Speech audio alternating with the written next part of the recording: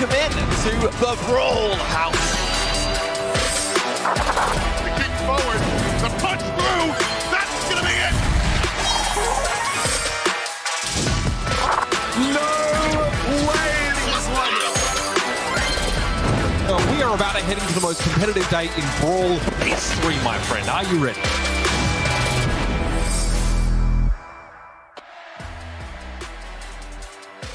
What an incredible, intense year of monthly finals we have had in the Brawl Stars Championship, ladies and gentlemen. It's almost with a heavy heart that we come to our final Brawl Stars Championship monthly final between North America and LATAM North. And for the occasion, they've dusted me off, they've wheeled me out, they've thrown me in with these two fine gentlemen. I'm Mitch Leslie, everybody, joined by Kenny and Ready Set. Kenny, mate, it's been a while. How are you? It's been too long, Uber. It's good to have you back, and honestly, you came back at a perfect time. This is going to decide some world finalist spots, and it's our home region for me and Ready too, so this is going to be a really fun one today. Bro, this is like an episode of Game of Thrones. All the sort of possibilities that could happen through this bracket is going to be high. Ready, Set, you and I were in the same building last night. We passed like ships in the night while I was in Dallas, but good to see you in the flesh, man. How you doing? Yeah, it's great to be here in the flesh, or even in the pixels a little bit as well, but it's great to be here in whatever sense for North America to be here with you all, and the players too, because this is the peak of competition here this year. It's the very last monthly final as well, and wow, with one spot left up for contention, it is going to be a super, super close one, and the specifications on how that is going to happen, it's just going to blow everyone away, I think. Yeah, you guys are going to give us the riot act with that in just a moment. But of course, for those of you, probably plenty of you at home, pretty familiar with how the format works. If you're just joining in for the first time, then you've picked the perfect time to be checking out our monthly finals. We are playing the power match format here with a top 8 single elimination bracket. 8 teams, single elim, only one chance. Otherwise, you're going home. The quarterfinals, 4 of them, of course, will be best of 3s. And then Kenny, it gets a little bit spicier as we head into our semis and our finals. Yeah, that's when things really start to heat up. A best of 5 at that point. And here's kind of the points breakdown that we've got for today. A loss in that quarterfinals gets you 70 points. Semifinals, that's where you hit that 100-point threshold, and winning that grand finals, 200 points. It can go a long way. And remember, too, this is kind of that double points kicking in. But in all reality, this really only matters for 2 teams here today. Yeah, no doubt about it. Okay, Ready, Set, lay it out for me here. We have 2 teams that are locked for the World Finals. Vanguard nipping at the heels of Vatra Gaming. It's all on the table for them today. And also STMN. They are an outside chance, but they are a chance all the same. What do they have to do to make it into that top 3 and represent North American LATAM North at the World Finals? It's a really, really tight competition here, but it's going to be so entertaining to watch as well. For STMN to clutch this final spot to qualify for Worlds, they have to make it to the Grand Finals. And if Vanguard Gaming don't make it through the quarterfinals, it ends there. STMN have qualified by making it to the Grand Finals. But if Vanguard Gaming win their quarterfinal, not only will STMN have to face them along the way in the semis, but they have to win the Grand Finals. They have to win the whole darn thing if they want to qualify. It is such a huge challenge that STMN is going to have to take on today, and it's one that we've seen teams take on in the past, but they haven't succeeded. STMN will make some history today if they're able to clutch up this one spot, and even in the Grand Finals, awaiting them could be Tribe Gaming NA, or Vatra Gaming, or a couple of others.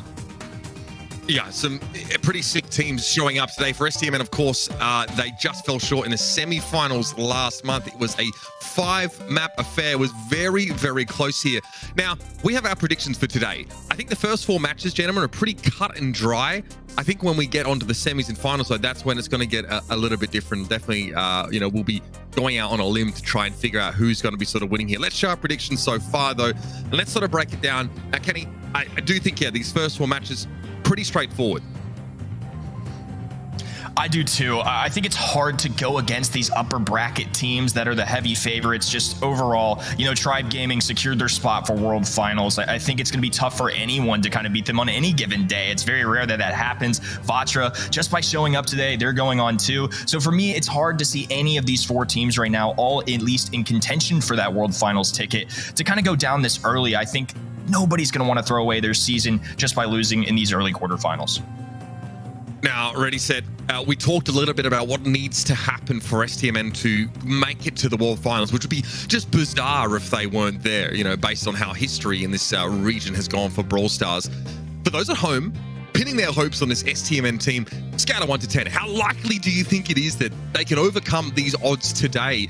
Especially they've been looking kind of good lately. What do you think, 1 to 10? They have been looking good, especially with the Queso Cup happening just this past week and finishing up with STMN actually taking first place and taking down all of those upper bracket teams that we've seen today. That said, I'm still going to give it like a solid 6.5 out of 10 for STMN to make this happen, because this is a challenge that they have not been able to complete for the past several months with such strong teams standing in the way. And every step of the journey today is going to just ramp up that much more in terms of how challenging it is going to be. It starts off in the quarterfinals as well. Reconic, a team with absolutely nothing to lose by taking STMN down here. So much glory, so much fame to be won by taking on this task. And to finish it off once again, I think STMN can get this. It's more than a 50-50, but it's still at odds really stacked against them. Look, must be nice for them to have their fortune or their sort of destiny in their own hands for now, but they have to run a gauntlet. It's a mountain to climb, there's no doubt about it. Ready, set, we're going to catch up with you, of course, for our second 2 quarterfinals, but for now, it's time to wet our whistles and jump into this first matchup. It is STMN versus Reconic. And Kenny, just just like Ready Set kind of outlined it for us, STMN recently have been on a bit of a tear. The rest of the teams in the Queso Cup are Tribe, Vatra, Vanguard, Chasmat Gaming, now Obey Alliance. Reconic was also in there as well, West Coast. STMN got through all of these teams, only with the exception of that Obey Alliance squad. They really ran the gauntlet themselves, in the Queso Cup. It's possible that they can do it again here, Bobby, and of course OG there looking sharp. They know what's on the line today.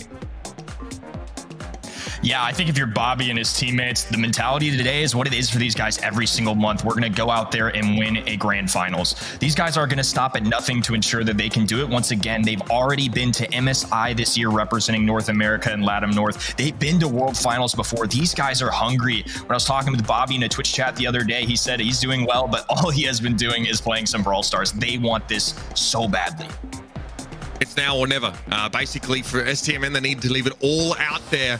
And standing in their way is Reconic Esports, a team, like you kind of pointed out here, they're not in a position to qualify for the World Finals here. They definitely are in a position to make things awkward for the rest of the teams in this bracket. Now, talking Queso Cup, not a great outing for Reconic there. They are -13 in map differential. They win 0-7. And if you think back to last month, they had the unenviable task of facing up against Vatra Gaming in those quarterfinals. So this team's no stranger to having to deal with the very best in NA LATAM North. They themselves hope to become one of them in time, and today is as good a time as any. Well, I do know one team that's going to be falling for them, and that is absolutely going to be Vanguard Gaming. A takedown early to STMN for Reconic would have definitely put them in the history books of Brawl Stars. And look, these guys are no slouches. They definitely are some seasoned players. They've been to several monthly finals throughout the year. There is definitely a more than 0% chance these guys win. They're professional players. They did not make it to this top 8 by accident. Anything can happen on any given day, and STMN are still going to need to stay on top of things if they want to win. I mean, not going to lie, though, vote of confidence from Ready Set. He says a 65% chance that STMN can run all the way. So that is a big deal, but like we've discussed, it's the right time for STMN. They've been peaking already. They're in great form. I think that, once we jump into the map pool, there's definitely a couple that favor them here in this first best of 3. And again, this is a team with so much history in this region, right? Guys like OG and Bobby, Zara, all these guys been around for, a heck of a long time. And I think even at the start of the year, the last time I think they won a monthly finals was April. So they've spent the rest of the year grinding and dealing with a fair bit of disappointment along the way here. That's the kind of stuff that's going to forge you into a team that can hold up under pressure. I think they'd do anything to have another shot at playing internationally, right? There's so much on the line just to get to Paris for those World Finals. For sure. I mean, this is a team whose ceiling is so high. They had a great run at World Finals last year. This year, then MSI, they opened up by beating Tribe Gaming EU, who just finished yesterday as the #1 team in EMEA and one of the craziest monthly finals I've ever seen. These guys, it's hard to bet against them, right? I see where Reddy's coming from with that 6.5 out of 10 confidence, because sure, they've had some adversity throughout the year, but I think it just kind of goes to show how good this region has become. We've had teams like Vatra, Vanguard especially, step forward and really provide some insane competition throughout the year. I just think it's really hard to bet against these guys. It's a good story to believe in. At least for quarterfinals #1, I definitely can't bet against them. Okay, Bobby making some moves there on the table, trying to keep that camera up. Again, he's looking confident. You can see there's plenty of movement there. But let's be honest, if last month, our last monthly finals hadn't gone the way it had, right, where, you know, I guess with Vatra and Vanguard having such good games and Tribe losing, I think it was to Vatra, STMN unable to beat Vanguard, things could have been in a very different place, right? If Tribe had just sort of blown through and Vatra and Vanguard weren't able to pick up 200 and 140 points respectively, this margin, this gap would be so much smaller. I think STMN don't want to think about that, right? They definitely want to look ahead, and start thinking about how they can really start on a strong foot. We're not too far away from getting into our brawler bans and picks and our first map, and there's going to be a lot to discuss there as well. I'm coming back in after a little bit of time off here as well, and we're in a situation now, Kenny, where broadly tanks are not the go-to, right? A lot of the brawlers that are strong against them. I mean, Colette's still extremely popular. There are a few other picks that kind of shut them down. Some teams may be risking like a 6th pick, if there's nothing that counters those tanks there, but definitely a sense that those brawlers are a little bit susceptible right now to being counterpicked. Yeah, I think that's very fair, right? In terms of a game theory, if you will, it's really difficult to implement tanks just given how many counters there are, especially in North America too, where there are so many players that utilize those tanks so well. You have to be very careful when drafting them. So I think it definitely makes teams reconsider what they're going to do, but there's still a few that are really popular. Looking at this though, it seems that the world is also buying into STMN getting a win here, at least in this quarterfinal. Reconic at 9%, I think they deserve a little more credit than that, but as our good friend F. always says, this doesn't necessarily reflect the odds. This is just what the people have voted for a straight up win. And, going into Shooting Star definitely plays into STMN a little bit. The lore of Bobby is he's a very good sharpshooter player. Piper being one of his favorite brawlers of all time, one of his most played of the year. Brock, definitely somebody that could show up here too. I'm very excited to see what the other team ends up banning in this. Okay, now STMN actually banned the Piper away here, knowing that Reconic has first pick. Bell also banned away. Both teams opting to get rid of the B, so already trying to control some of those brawlers. And Gus picked up here straight away by Nando. Yeah, Gus is starting to become more popular. I'm kind of curious to see how the NA and LATAM North region adjusts to Gus being in the game. If this is your first time maybe watching this weekend, he showed up quite a bit in EMEA yesterday, and I see why. I'm starting to see the appeal. He was actually banned on this map even yesterday too. Otis, our little starfish friend on the right, also a very popular one right now because he can mute any brawler, and especially in Bounty when it's a mode based on kills. If you can use that super connect the opponent, someone like OG or Bobby, it can go a long way to just rendering them useless. I mean, that's huge, right? Especially when we get towards the end of the round, being able to shut down an all-in from a team that's maybe behind in stars and is looking to catch up and just see what they can create in the last few moments. A pretty insane way to shut that down. Lola obviously hits like an absolute truck. Very, very scary, especially when when she's throwing out that copy and getting extra damage. Nani going to be the last pick here for Sands here. So we definitely have some sharpshooter elements on the side of STMN. Going for a safe brawler in the max here for OG, and of course you can always make the play with that magic hand here. STMN definitely have the tools to come back from behind if the early round doesn't look too good for them.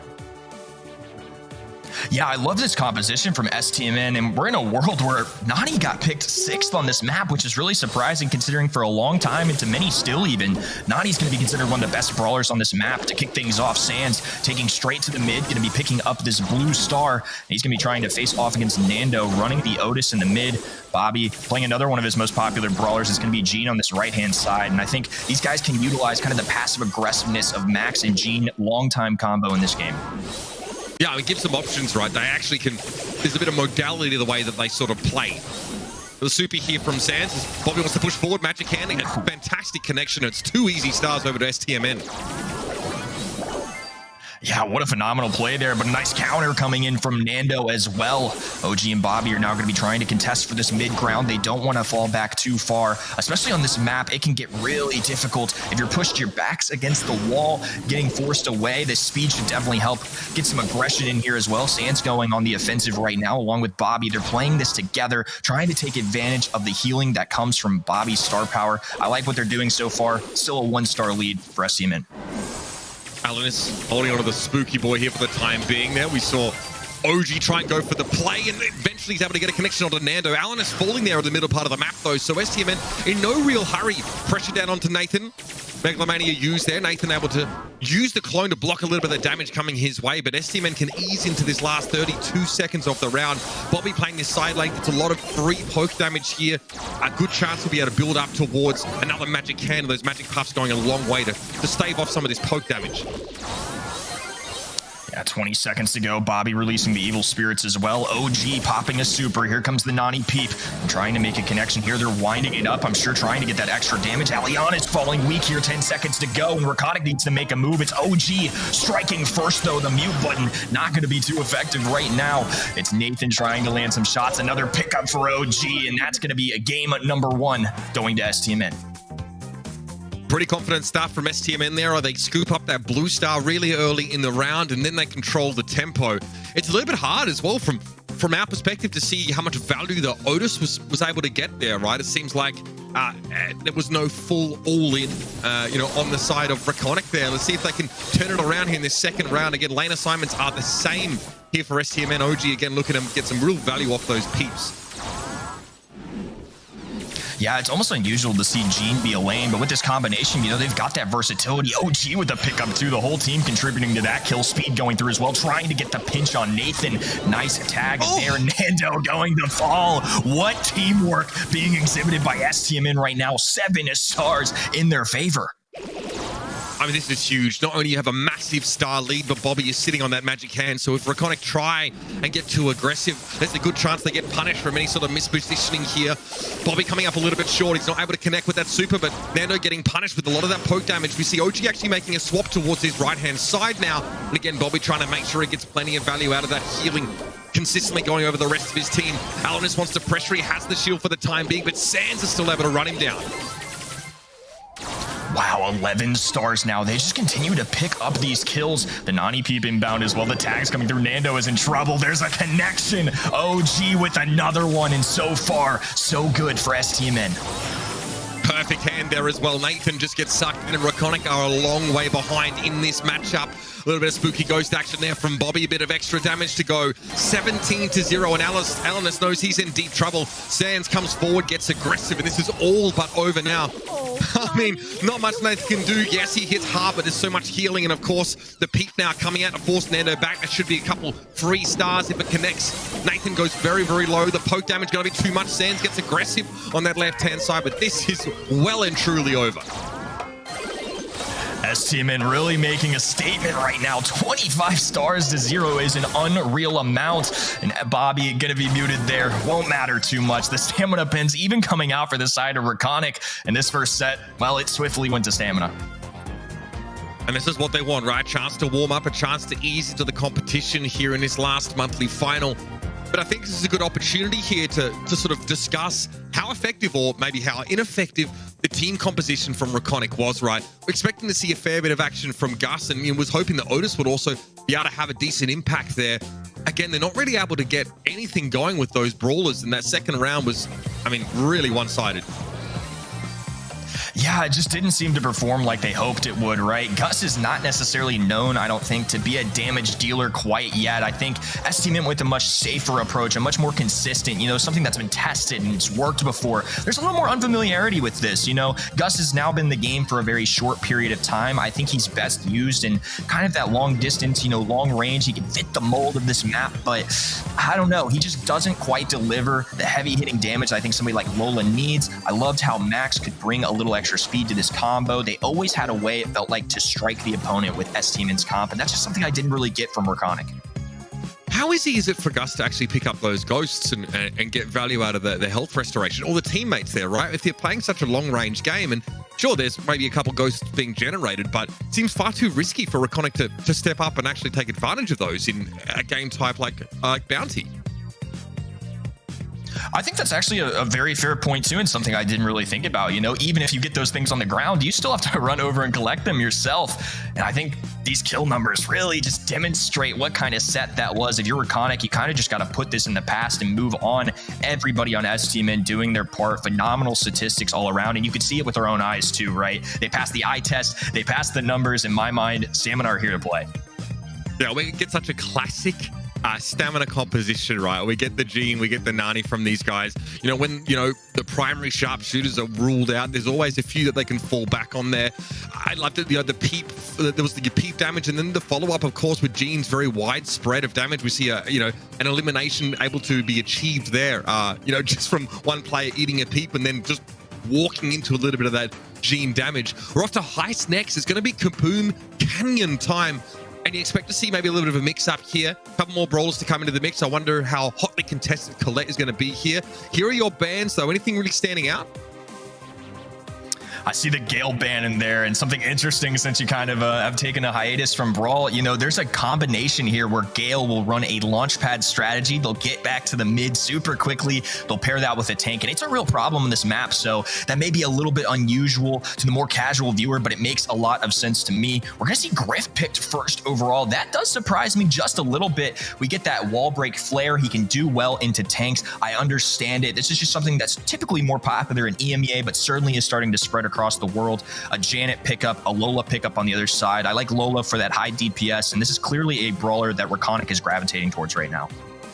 Definitely a sense here that STMN want to make use of Griff's ability to take out some of that terrain and maybe play some long range, maybe more poke-oriented gameplay, just keep that pressure down.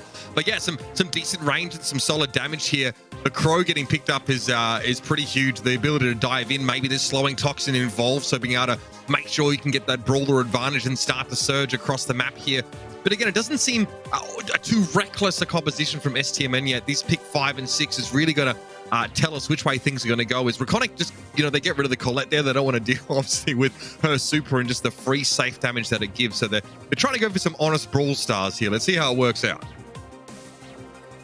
Yeah, honestly, 3 kind of tank counters on the side of Reconic that come through on the ban side. We even see 8-Bit, which was actually played yesterday too, which is really interesting. Somebody that's not used to often. They're going to pick up Carl. I think this is actually going to play into STMN's favor. Carl's still in a great spot in the game. Colette is banned out, which is typically going to be a great brawler into Carl. On the other side, they could respond with something like a Daryl, but I'd be super concerned because they back this up with a Crow and a Griff on the side of STMN. So if they risk running one of those Carl counters like Daryl, well, they've got 2 brawlers that can deal with it quite well to help out the team. The final selection, the sister, it's going to be another one of our circus acts. It's going to be Bonnie. I like this pick. Bonnie's solid.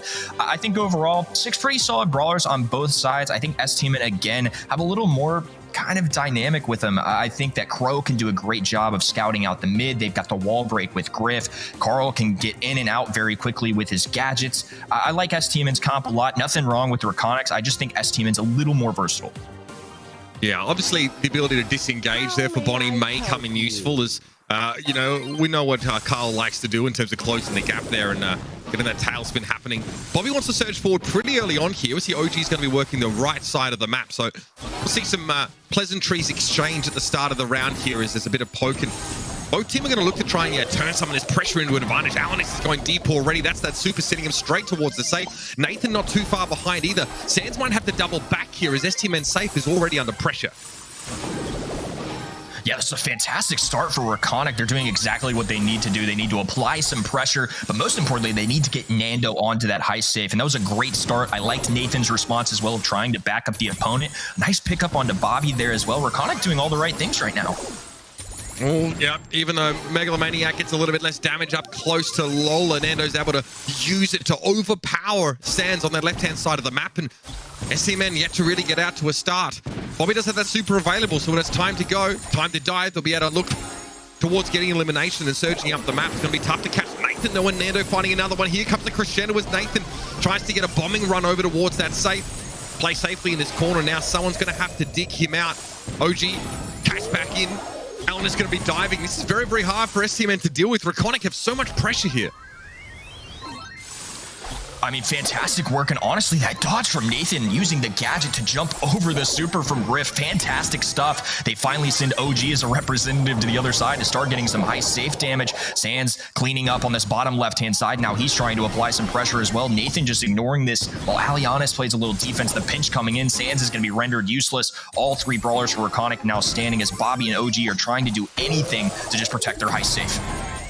There it is, another dive in there from Alianis. Bit of extra damage, more than happy with to give up his life for the time being. Bonnie's so durable as well. It's tough for Bobby to really to break through that little cannon. until Alianis goes for the dive, and then it's a little easy. But STMN now, they've moved up. Yet to fully commit, though. They know they've got 22 seconds left. Maybe an all-in on the sake could yield some results, but so far it's been pretty bleak for this STMN roster.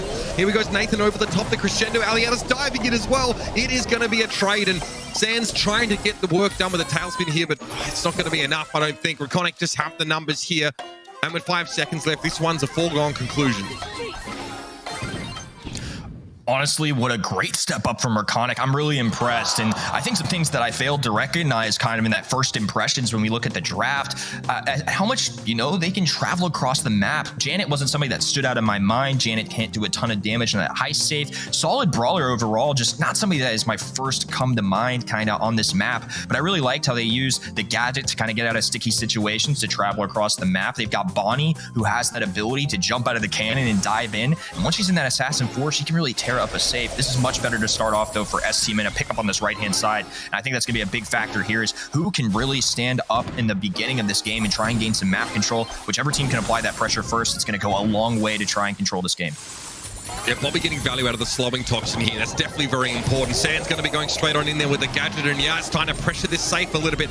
OG a little low, definitely having to deal with some aggression of his own there. Alianis going to get picked off on the right side of the map here. Cashback used, but Nando able to get out of the arc of fire there. Bobby going to run straight into Nando through the grass, and classic, this is pretty typical stuff for Janet. Diving on deep here, getting some free damage, but Reconic are behind, and here's the dive from Bobby. This time STMN, they've got the killer instinct, Kenny. The adjustments have been awesome to see here from STMN. They've really stepped up a ball game as well. Nando looking in a really pinch situation, needs to be careful here. It looks like they're going to be able to fend Bobby off for enough time. The Lola ego, here comes the freeze frame action, and they're going to be able to get a pickup on Bobby there. Nicely played. Nathan going to be falling weak, though. A super from OG, letting it rain with the money. That's going to get him a kill. But Alianis, little chip damage, not enough to give themselves a lead. STMN now with mid control and a 20+% lead. Alianis trading their durability for a bit of extra safe damage here. Doesn't really get much time alone with it now, and 2 players from STMN are going to push forward. Tailspin yielding a heck of a lot of damage, and Bobby going to help Sands out here. Looks like he's happy enough to start to peel back and interrupt Reconic, but they haven't done nearly enough damage on this push towards that safe, and Alianis is going to get picked up here. Up close and personal, good damage. Megalomania going to come out from Nando. Most of that Ego's damage is going to be blocked, though, and STMN in good stead with 35 seconds left in the round. Yeah, they don't need to do anything crazy here either. All they have to do is play a pretty solid defense and just somehow get this chip down from 15%, and OG Super can go a long ways, or even just getting Carl on that safe might be enough for them to take this one home. Now he's going to activate that Super, close the gap a little bit. Nathan going to take to the skies, though, but Sands very close within striking distance. 15 seconds to go. Bobby getting the remaining damage along with OG there, and now Stamina have tied things up. We're on our first match point. Yeah, much better looks here, and it looks like STMN more than happy to actually set the tempo in that round. You can see them went on the back foot. Janet, Crescendo's great to get out of trouble there, but when your safe's under so much pressure and you're so far behind, it's very, very hard to have an impact on the round. Look out for those slowing toxin uses here from Bobby. They're going to want to use it to secure an early elimination. I like this lane assignment on the left-hand side. Having Carl go into Lola when they've got that ego, at least his shot pierces, but for now it's not going to pay off at all. Alianis with the dive, 4%. Not a ton out of his life, but at least a little bit, and it will continue to apply this pressure. Nando, though, having to step back with 3 brawlers from STMN really approaching this mid. Slowing toxin used there. Nathan actually able just to hop on out. Fortunately for Reconic, not losing a brawler there, meaning STMN can't really pressure this advantage themselves. Alianis now working their way in, more teeth flying than a bar flight as Sands goes in, tailspin to get rid of that Bonnie, and it's on for young and old now. Crescendo here for Nathan to try and get above Sands, and a lot of those bombs coming down. Nathan low, though, it's going to be tough. It was a swoop there from the Crow as Bobby deals with that potential aggressor to STMN safe. And Megalomania, though, a little bit tough. Bobby having to use the cover of the grass to get away from the Lola. Nando starting to apply that pressure on the left side lane, and another suicide run there from Alianis, diving in, getting a little bit of damage, but not a whole lot to write home about. Yeah, they really need to take advantage of this. It feels like Reconic are taking strikes at this high safe, but just haven't done quite enough to just secure control of the map. Both sides really showing their stuff here as kills are being traded all across the map, and this one's really close. Still, though, 11% goes a long way. A minute to go, though, plenty of time left. STMN just got to play it patiently and find their final opportunity to kind of strike this high safe. Oh, they've caught Alianas. This could be dangerous. Catchback here for OG. A little bit of damage on Nathan could go a long way. They're still not certain they want to pressure here, but two low health brawlers on the side of Reconic might be the opportunity they were looking for. OG wants to spray in Alianas' direction again. Interesting to note, he hasn't really used that gadget to try and blow up this map at all because of the sharpshooting potential of Reconic with these brawlers selected. Nathan again able to disengage. Now the bombing run. Bobby forced to swoop away but gets caught out. 96% here to 73. STMN, they have to make a play for the safe here. Yeah, gotta go all out right now. Sands taking some heat from Alianas. Bobby with the assist, though. A lot of damage raining down. OG super as well. 73% to 88. That's only 15%. There is time for this. OG doing whatever he can to get some chip shots. The Lola ego being eradicated immediately. Sands needs a pickaxe. Bobby with a big jump, and they've taken the lead. STMN come down swinging. They are going to be taking game number 2. This match, and the world's dream stays alive. Okay, they keep us on our toes there in a big way towards the end of the round. But again, the all-in potential was always going to be there, right? We talk about some of the ability to disengage, from their opponents here. But again, when your safe's getting dove, that's the last thing you want to do. Great patience there. I think there was actually an attempt from, their opponents to try and dive their safe in those last few moments. But Bobby's able to circle back, make sure to get that brawler elimination and move on. Fantastic stuff here. Again, Reconic looked pretty good on this map type. I think that they do really well out of the draft, right? But STMN, they're so cool under pressure. I love how composed they stay. That's what you want to see out of this team if you're a fan of them today. Look, they were faced with a little bit of adversity in that second set. First one was smooth sailing. You're coming out cool and confident. Everything's going according to plan. And then all of a sudden, Reconic step up to the plate. And I think overall, great set from them as well. Wasn't quite enough to get the job done, but certainly more of a showcase of how good they can really be, challenging just about anyone in this region at times. Credit to Reconic as well. We're seeing them dabble in a lot of these newer brawlers, right? With, mixed results, I think it's safe to say, but there's definitely no shortage of ideas there from them. You can see here the kills are, much less convincing, I guess, than what we saw in our first set here. Sands having a really good run of it here with the 18 of those kills. And Nando did really well trying to hold that left side lane. The Lola was quite oppressive quite often, and it really took a lot of coordination for STMN to be able to set up eliminations on her, to be able to pressure that left-hand lane. It was balanced on a knife edge until the last few moments, and Reconic, maybe that lack of experience there, just hurting him in the final moments. Good looks here from Sands. Oh, previously known as Zulon. Okay, sweet name change, bro.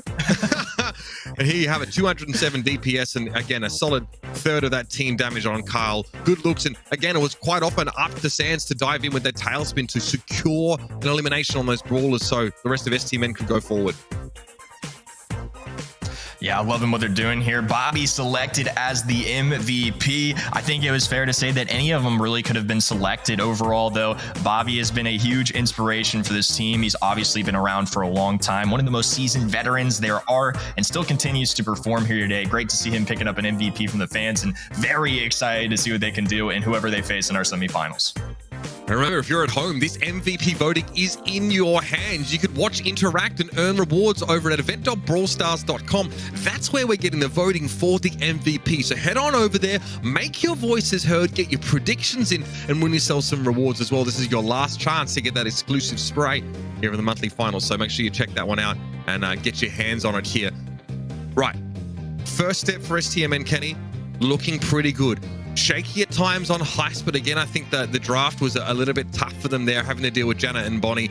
And of course, that Lola, pretty oppressive setup. They've got time to sort of collect themselves now as we move on to our next match. Vanguard Gaming, fantastic September monthly final. They get into the grand final. It's a 3-1 result, but they've got to be happy with that. It puts themselves in a position to be the more likely team to get that third spot here in NA and LATAM North. That's definitely going to make them feel good. They come into today with 645 points, ahead of STMN by about 50. So it's a good start, but they need to convert. Like you said, they need to advance to that semi-final. Yeah, we've talked a lot about STMN having the opportunity to reclaim this third spot. They're in control of their own destiny, but so is Vanguard, especially at this point. If they win this quarterfinal, they can move on to play STMN once again in the semifinals. If VG wins, hey, they're going to Worlds. This is a big day for everybody, and just like STMN, these guys are looking to win a grand finals as well, and just go ahead and secure themselves a spot for those World Finals. I mean, this team pretty familiar names. They have just gotten better and better as the year has gone on. And West Coast FA looking to try and spoil that as well. They know what's at stake today as well. Think back to last month. West Coast got knocked out by Vanguard Gaming in the quarterfinals in that September monthly final as well. So they're definitely looking for a little bit of revenge. They're looking to turn this thing on their head. And this is the team, obviously, that's able to get a win against Chazmac, who was the only team to beat STMN Esports in the KSO Cup here. So here it is, Alec. Okay. Yeah, shout out to Alec. I think we know what these guys are setting out to do today, just from the jersey flash from your boy.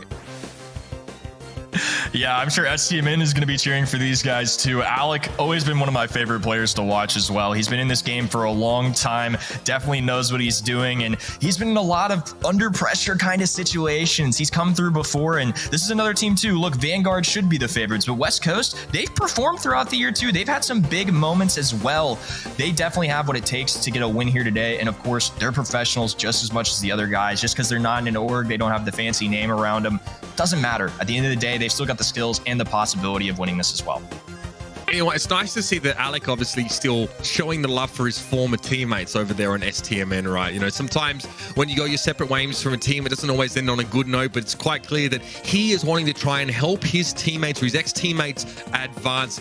And so good luck, of course, to them. They're going to be up against this Vanguard team. Again, has been looking pretty scary. 2 grand finals appearances so far, and then a few of their players are on Avengers, and they also had an additional grand finals appearance. So you over at event.brawlstars.com vote 86% here in favor of Vanguard. That is pretty convincing as we head in here to our first map. It's going to be Gem Grab on Double Switch. Double Switch is looking like a really interesting one right now. We've seen a lot of Otis here, Stalwart, another World Finals team, rock this. Yesterday, we saw him get banned when SK and Craze played on this map. There's so many things that can go on, and I think I have to mention it too. Vanguard are one of those teams where if they get their hands on some tanks, it can get really scary. Squeak, Amber, Stu on this left-hand side, a duplicate Amber, Janet, and Otis on the other side, and another first overall pick of Gus. I am a little bit surprised to see that. Not a bad brawler, but just not what I'm used to seeing on this map yet. Now, again, for Gem Grab, maybe there's a better justification than on Heist, right? Especially because you may well be spending some time in your opponent's side of the map, or you may be looking to get some value out of those ghosts. Also, I guess, being able to shield up your gem carrier, make them even more durable, even more safe when the enemy team tries to all in them, seems like a pretty nice approach. It feels like at times, you know, what people were trying to do with Byron, right? Really safe mid, also with a lot of healing available and being able to keep his team topped up. So curious to see how this, you know, relatively new addition to the game, this Gus Brawler pans out. On the other side, Crow and Bo. So a lot of good, you know, sort of mid-range pressure, high damage as well, and some decent zone control, of course, from Shine. Yeah, it seems like Bo is their choice of mid here. There's a lot of really good options, such as Gene still left on the table, so I'm a little surprised they don't roll for that first, but this might just be more comfortable for them. I think this Crow pick is actually kind of a sneaky good one here to try and prevent them pairing a tank on the other side. It gives you a lot of visibility on the map as well. There's a lot of things that Crow can do really well. Another brawler that I was kind of looking out for was Poco, but now that I see Crow on the side of West Coast, that would be a little bit scarier of a matchup if Vanguard elected to select that. And West Coast even have it open too, knowing that Vanguard likely won't pick it. We see the Penny selection as well. I think this can be solid to apply pressure onto the other team. You just have to be able to get down that turret. So charging supers, very important for Penny. Gus, Penny, Lola here. So rounding out our picks for Vanguard Gaming with a nasty damage threat. We already saw what Lola was capable of in that previous set here. It's going to be up to West Coast FA. Alec, especially, to make a solid pick here in this 6-1. Again, looking to get some revenge now on Vanguard Gaming and stop them from being able to topple, to unseat STMN on their run here. I'm very curious to see how you sort of round this out, right? It definitely is a sense that you may want to be trying to get aggressive. And yeah, okay, this team really wants to get up in your face. The Carl is the last pick here from Alec. Yeah, I imagine this Carl pick is not only because he's a good brawler, but once again, we're seeing this matchup go down. A Lola selection from Vanguard Gaming really encouraged West Coast to kind of pick this up. I like that matchup because, again, it can shred right through the Lola ego. It does that piercing damage and can hit both at once. So I imagine they're going to be looking to try and get Carl on to the Lola. And then from there on out, they're going to put Bo in the mid, Crow likely on this right-hand side just to try, or excuse me, our left-hand side because they're on the other red side. But they're going to be trying getting that open area exactly like like you're seeing there. They're going to use this Crow to try and gain themselves some visibility. As the slowing kind of toxin that he has, it takes time to hit. You can get those multiple shots in there too and just really show what the other team is doing. Super Totem used straight away here. So Shine wants to put that pressure on immediately, but that takes too much damage in coming forward. Trip Mine there is going to catch Bertucci's out, and a couple of shots from Alec is going to secure that elimination. The gems fall in the perfect place for West Coast. Chepo knows he's not the one to pick them off. He wants to go aggressive, so Shine scoops him on up, and it's a 5-1 lead already. That could have been really scary for West Coast, but Alec is there when they needed it most. The bow mines come through as well. And look, pro players are susceptible to them too. I know it's kind of memed on all the time and people mess around with them, but when there's pro players shooting at you on the other side of the field, it's easy to forget about these bow mines going down. Luffy going to be tripping all 3 of those up, and still a nice lead here for West Coast. Shine up to 8 now. Frixie's done have a lot of pressure here, and yep, Chepo definitely wants to close the gap on that Lola. We saw the Spooky Boy shield earlier there from Luffy. Bertucci's able to hang around in that matchup for a little bit longer. Alec there with the slowing toxin to make it hard for Bertucci's to round that corner. And this gives plenty of time for Shine to back away with those 10 gems. It's going to have to take something special here from Vanguard to actually get these gems back. And what a great start from West Coast free agents. Not the only team, I guess, trying to play spoiler here in this last monthly final. Great start here on Gem Grab. Yeah, West Coast have done this before, right? They have ruined some fun for a lot of teams, and they're a great candidate to do so. Again, a lot of talent, a lot of potential with this team. They've now played with each other for a pretty long duration of the season. I loved what they did there. I mean, from top to bottom, that entire game, it really felt like they were in control. Chepo again just wants to build up that tailspin and get in the face of Frixie. That's definitely where Lola feels a little weaker. Alec though gets absolutely rolled there. A lane swap here, but Bertucci's actually towards the middle part of the map, and now Luffy's able to collapse on Chepo a little bit more. But Chepo gets what he came for. Pushing Frixie back, Shine though needs to be a little bit careful. He'll need to regen here. As Bertucci's wants to continue to apply pressure through the middle of the map. It's a much better start, Kenny, for Vanguard. Luffy taking advantage of the shield there too. Nicely played. Alec once again going down. Shine finally able to grab a couple of these gems. He's going to be forced away. I think West Coast are doing some good stuff still. Despite being down, they're opening up this map immediately with those bow mines, and that's part of the appeal to kind of running bow here and why he can be so valuable. Bertucci's now really stepping forward, grabbing that gem on the other side. That's really going to help them take advantage of this situation, and they're going to continue to lead here as Frixie gets aggressive. Yeah, this is where Carl's going to come into his own now, though. If Chepo can get towards Bertucci's, use that flying hook to get up close and personal and finish the job there. The turret's pretty annoying, though. I mean, West Coast need to keep moving here as Bertucci's is able to apply constant pressure now. Like you said, that he's able to get that turret ready. Chepo wants to go in, but he just pulls up a little too short there. The durability of Vanguard going a long way. We see Alec try and swoop in on Bertucci's, but that looked like it was the last chance there for Vanguard to really put real pressure on West Coast before we get close to countdown time. Yeah, and Gus is going to be hanging around this left-hand side. Shots being fired on the Shine too. Alec being forced away because of the Lola ego. Vanguard really stepping things up here in game number 2, and now they've instigated a countdown. Yeah, and Luffy's holding on to this super, Kenny. It's going to be very, very hard to get these gems out of Bertucci's hands. Swoop, that's not an issue as Alec is going to only be able to trade out his life. Chepo getting close here. No tailspin available right now. Bertucci's taking that shield away, or getting that shield reduced, rather. We have an even game, though. Pretty smooth sailing there for Vanguard. And that little lane swap there, getting Gus now onto the left-hand side, and using Penny in the middle seems to have paid off. Yeah, Bertucci just looks locked in. I mean, unfazed by anything that just happened. They're once again going to be sending him towards the mid with Luffy on this left-hand side. Alec, same lane positioning as well. Shine going to be striking first and grabbing a gem for his team, while Bertucci holds one of his own. And so far, just a lot of contention right now. You can definitely feel the tension a little bit as both of these guys are looking to try and get their first kill. Chepo preemptively popping a gadget, actually, and they're going to be trying to tear open this map a little bit more, backing them off of this mid. I actually kind of see the appeal of running that gadget. Yeah, flying hook. I mean, yeah, I guess he was trying to get in there and get some decent damage done. It's not going to be enough there as he's not able to close the gap, and Bertucci just walks away with 5 gems, looking pretty happy. Again, that super is available. Of course, super token thrown down right at the start of the round for Shine. He definitely wants to try and control Bertucci's movements a little bit there, as well as just be able to sort of blow up that annoying turret by throwing them over the wall. Bertucci's able to definitely step back, though, now as Shine wants to play more aggressively. That cover's been taken away from Penny in the middle of the map, and West Coast They're getting a little more aggressive. They know they need to go soon. Yeah, they made it a real point of emphasis to try and take down that Penny turret. That's one of the appeals of having Bow as well, is they can just tear open this map a little bit, less positions where Penny can take advantage of that. Shots being rained down to Alec, nearly a kill too. They're going to have Gus there to try and protect Penny just a little bit more. They can feel a bit more comfortable going in. Alec getting sneaky here though, jumping as well. Ooh, and it was a close call, but they're going to be able to walk away from now. 282 HP, finally going down there. A team wipe coming in from West Coast, and they have complete control of the mid. Vanguard are going to have to make a comeback. Right, tell a lie. Was heat ejected picked up as the gadget here for Chepo? Excuse me. Again, using that to try and again help shine zone Vatushis away from being able to pick up these gems. I love the idea there, and that ticking poison is going to get the gems out of Vatushis' hand here. 10 gems on shine right now, and it's 6 for Vanguard. West Coast here ready to upset. Chepo going to get in there, find the gems. He's going to juke that turret out. And in 3 seconds, West Coast are going to lock up this first set. Unreal. As Alec is looking to run interference for his homies. So far, so good. He's pointing straight at that STMN jersey too. You can see the little smirk on his face. He knows he's doing good work out there. I gotta respect it too. Look, we have hyped up STMN that the ball is in their court. They have to control what they're doing.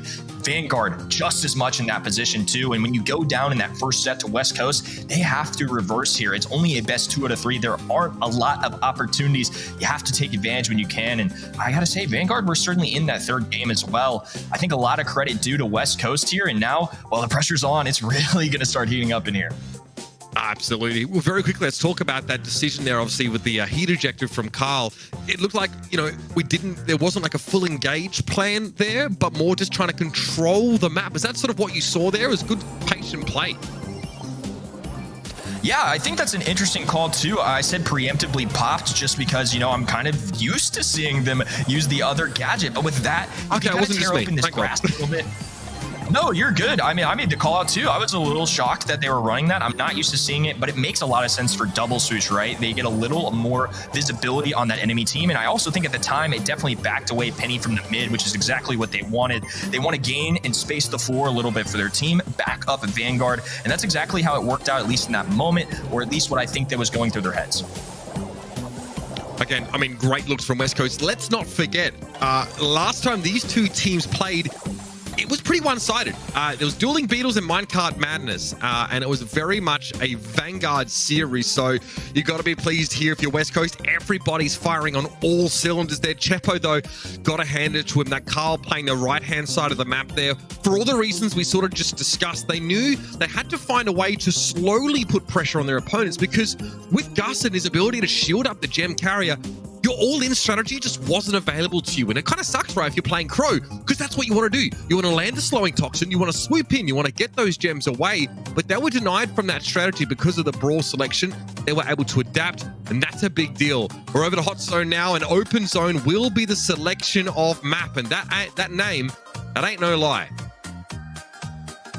Yeah, I mean, it's in the name, right? It's a wide open map, but don't just expect sharpshooters. This map is very unique in the fact that it's hot zone, right? You could see some really crazy things come out here. Look, on the other side, you're going to see a Stu ban and a Lu ban, right? Vanguard understand that Stu can bring a lot of value with that speed zone. There's Maxes in play here. Poco, a brawler that's certainly not a sharpshooter, banned on this right-hand side. They're going to follow up with the Penny selection as well. You see Otis on the left. There's more to this map than just picking some Pipers and Bells. No doubt about it. There are a lot of sharpshooters that you can choose from here, but maybe, you know, what you give up in range, you gain in damage, right? You bring the Lola in there. The ability to shield yourself with your ego is pretty big if you're low on health and you feel like you're going to be under pressure and you have that super available to you. And that raw damage means it's pretty scary to try and get in your face. Again, West Coast really want to play like a mid to long range composition. They just want to make it very costly for Vanguard to approach. So Vanguard have to make a decision here. Can they outrange, or they're going to go for a bit more of an aggressive play here and, yeah, try and use this max to speed the team in, or a little bit of both? This seems like a longer range setup for both sides. So, you know, the sharpshooter skills of both these teams are going to be tested. Yeah, we see Max come in for Luffy as well. You know, not necessarily any true synergy. We're used to seeing Max paired with things like Jean, Ems. They could go for a more area control kind of thing, but they're pairing this with Janet and Otis. I think they're just picking 3 strong brawlers, right? I think what Max brings to the table is giving your team a little extra speed, a little more utility. I think overall, I don't have a problem with this. The response from Alec, though, I do love. Picking Crow into Max makes a lot of sense to me. Again, Crow is still a really solid brawler, despite the nerf he got a couple months ago. His gadget going from 5 seconds to 3 seconds definitely makes a difference, but it still slows down any Max offensive, so they have that kind of in their back pocket to try and make a difference here against Max, specifically on the side of Vanguard Gaming. If Vanguard lose this map and therefore the series, their destiny is no longer in their hands. They have to hope that STMN don't make the grand finals. And conversely, STMN, if Vanguard lose here, just have to make it into the grand finals and they're headed off to France. That is insane. The stakes could not be higher for this Vanguard team, and it's a bit of a slow start for them here as West Coast get the positioning early. Yeah, last month even, I mean, West Coast lost this matchup and they've really learned from their mistakes of last time and are here to play 30%. And they're well on their way to just taking a lead. A gadget going down too to protect himself from Luffy. Alec scouting out this left-hand side. There's really nowhere Batuchas can hide. They're even going to pop a gadget here, slow him down. Luffy's going to take a lot of heat too. Low HP. Frixie trying to make up for it in the mid. And Shine picks up a kill there too. Meanwhile, Alec has just been able to hunker down on this hot zone. 3 brawlers standing strong right now for West Coast. This penny's going to be a huge problem for Vanguard. It's so hard to dig that turret out. Batuchis gets slowed. Fantastic toxin used by Alec there. Luffy able to outmaneuver though, and finally Vanguard are in a position to pressure this point down. Frixie now can heal up and try and play towards this right-hand side, but it's a huge deficit they have to make up. This is a very difficult map to regain control, though. Vanguard doing a great job of trying to take this back.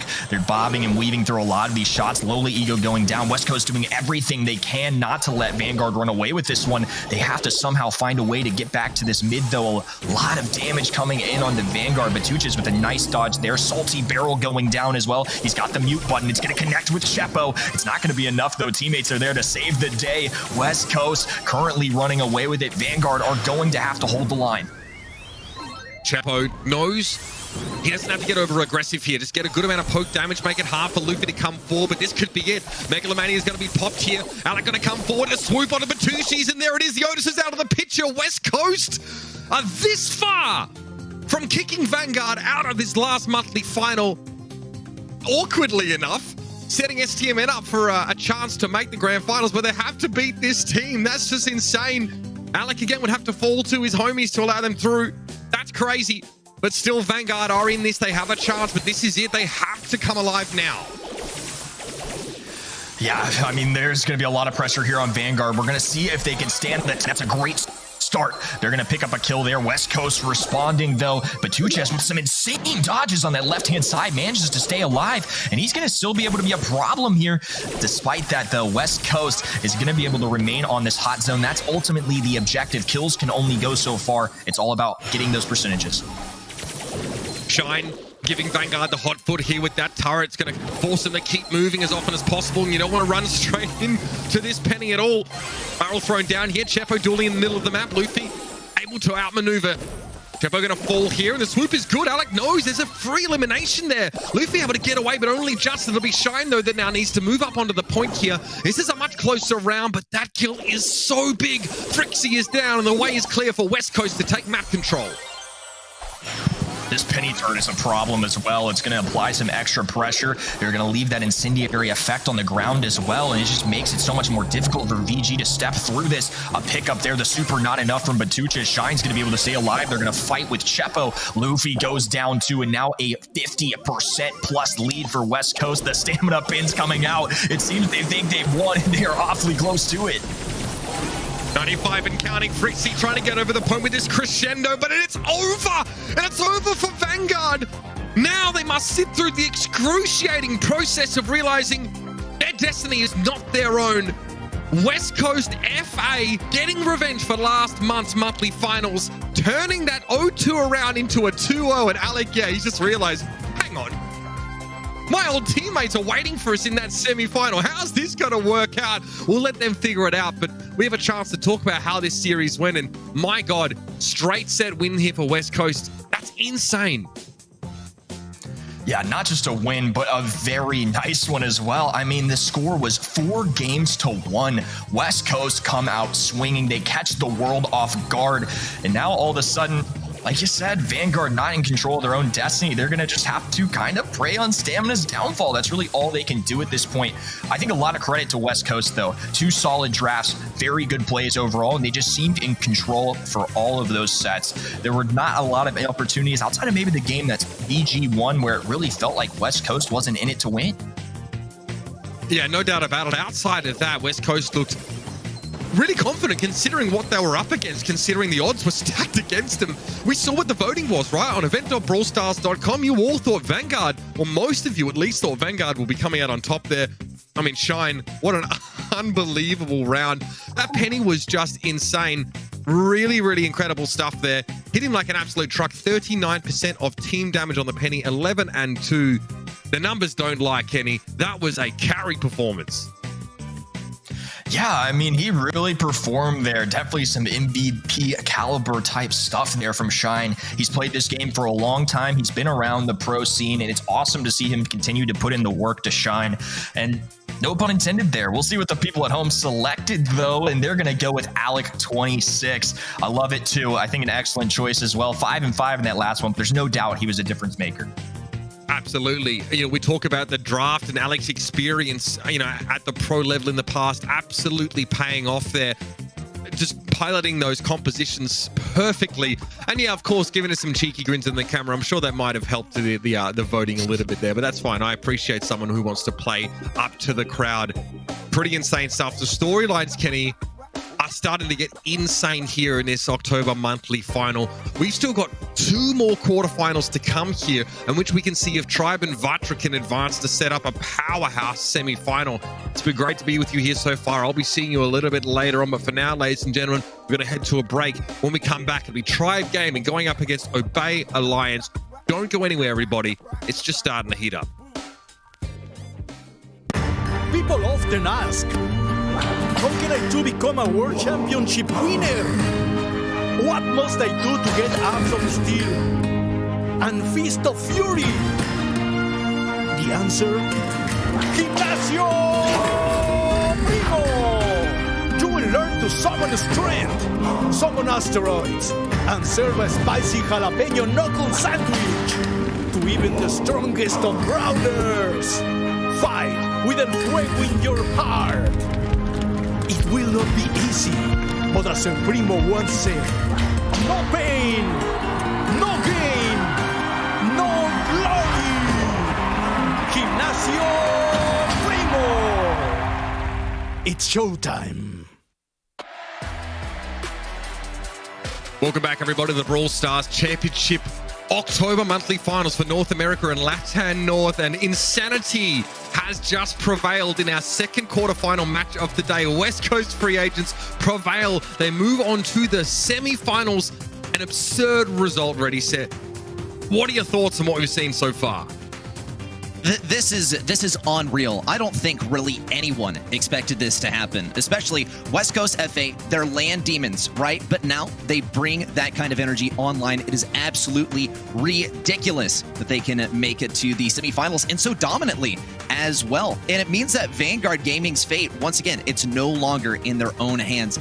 They have to rely on West Coast FA, the team that took them down, to take down STMN and stop them from making it on to the grand finals. So the face-off in the grand finals, it's not imperative for STMN anymore. This bottom half of the bracket, of course, decides who goes on to those grand finals and who would have to face the winner of that first semi-final. But the stakes are still super high. It's the last monthly final of the year. There's fame, there's glory, there's cash money on the line as well. But it no longer hinges on the fate of STMN and what this last spot for Worlds will look like.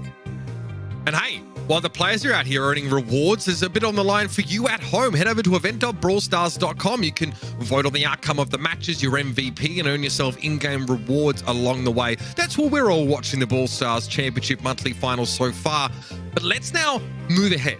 We're talking about the big dogs, the undisputed kings of North America and LATAM North, winning 4 out of the 6 monthly finals so far. It's Tribe Gaming NA. They've already secured their world final spot just by turning up today. Already said they're here to remind everybody who the boss is.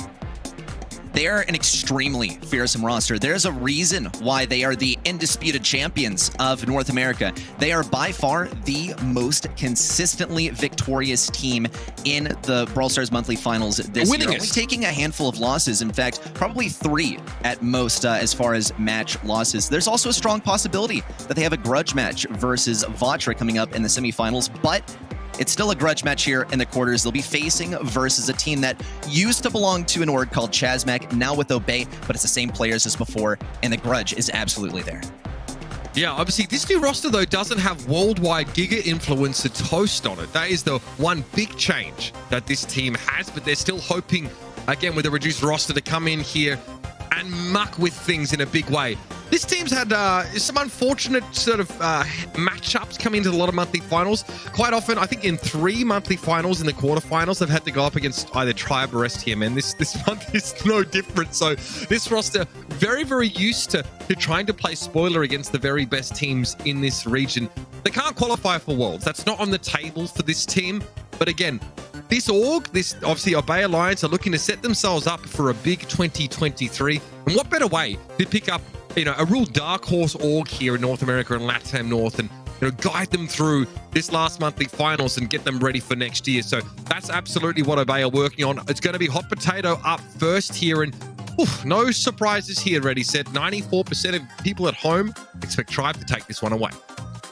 And I'm not going to lie, I'm not surprised either at the confidence, right? The predictions looking this dominant, but I don't think the game is going to go like that at all, because in previous matches, we have seen that Chazmac is, or rather now Obey, but these group of players have been very difficult to face in the quarterfinals for Tribe, or anyone that they go up against. They bring out very creative drafts, and they're very mechanically gifted as well. When it comes to hot potato, it's going to be heavily invested in that draft as well. Tribe Gaming, they do have that 6th pick, so they'll be able to counter things. They'll also be able to address any tank ideas on Obey's side. And Obey will be starting off with an EMS as well. Going to be great to control some tanks around mid, but does kind of rely on those bushes as well. So as long as the wall breakers are gone, then Obey Alliance can make some pretty big things happen with this brawler.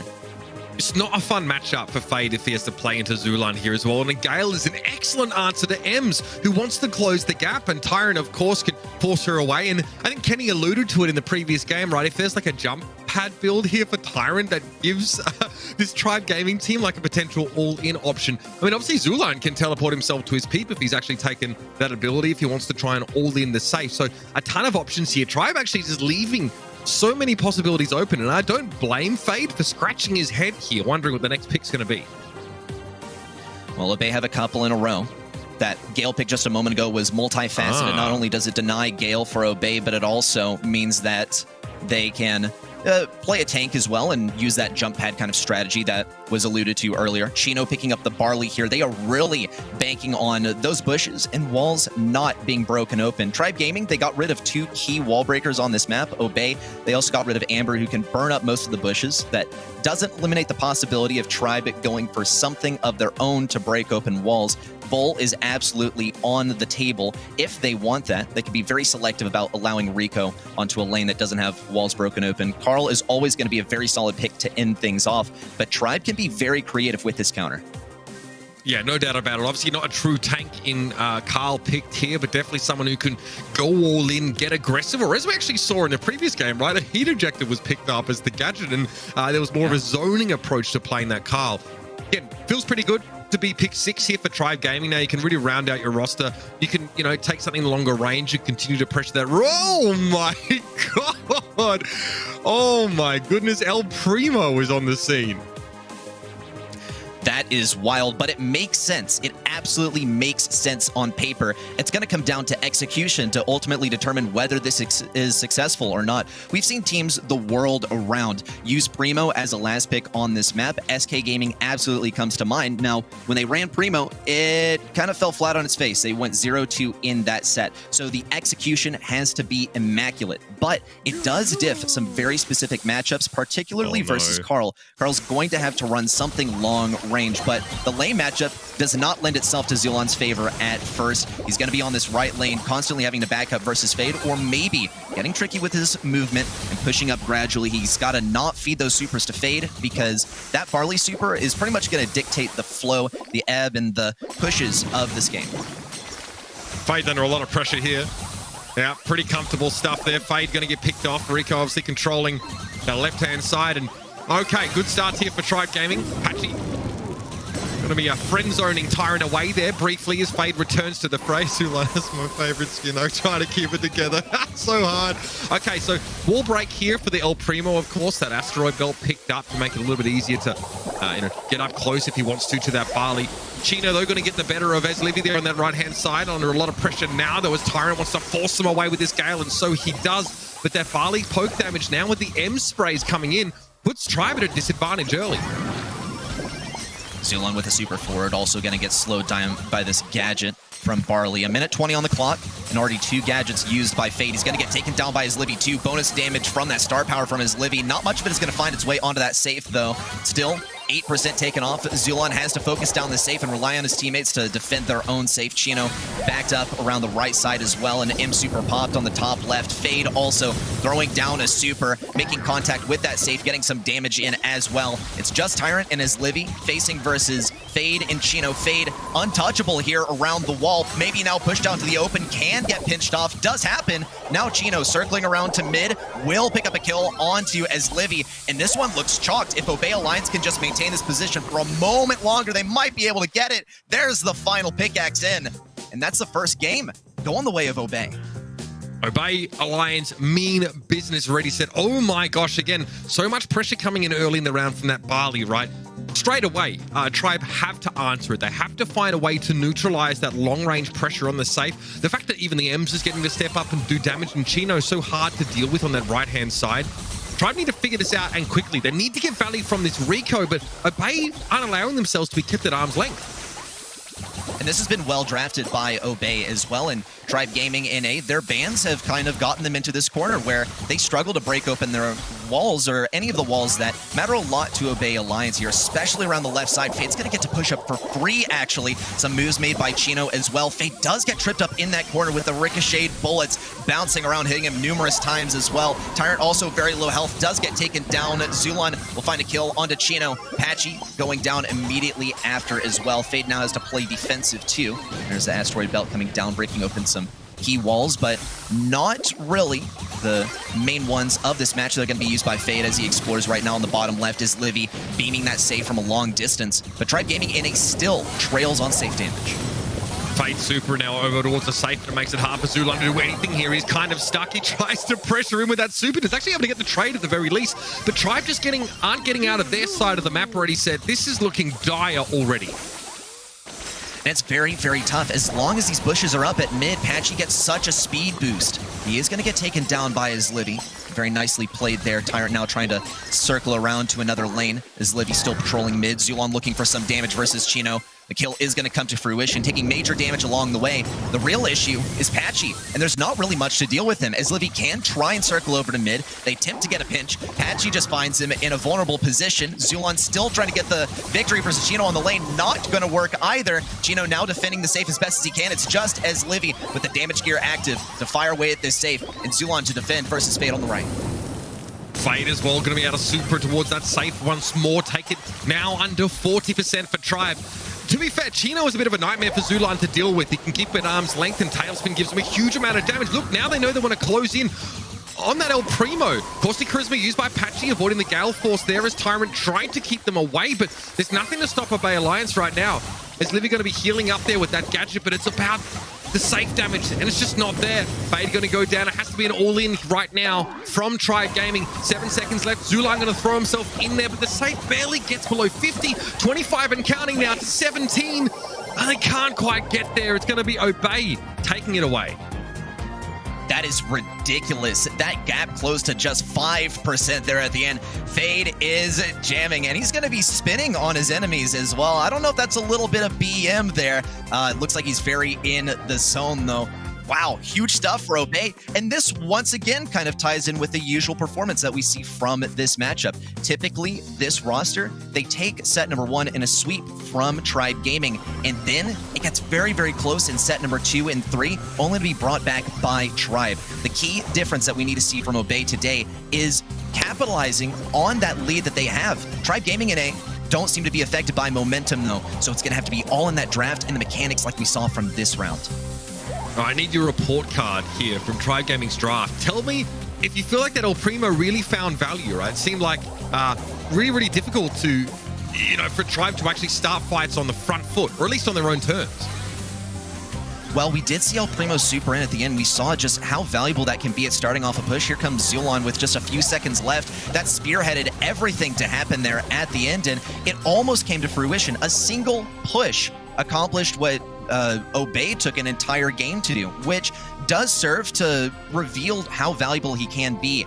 However, I think that really the trouble started happening earlier on in the draft, and I almost want to say in the bans, because Tribe Gaming in A, they chose to ban out 2 wall breakers, and Obey Alliance banned out Amber. There was no way to get rid of any of the bushes or get rid of any of those obstacles without sacrificing a whole lot of potential for defense and offense. I think Primo was definitely a good shout. In hindsight, maybe the ban phase would have been where Tribe Gaming could have improved and drawn a victory from there.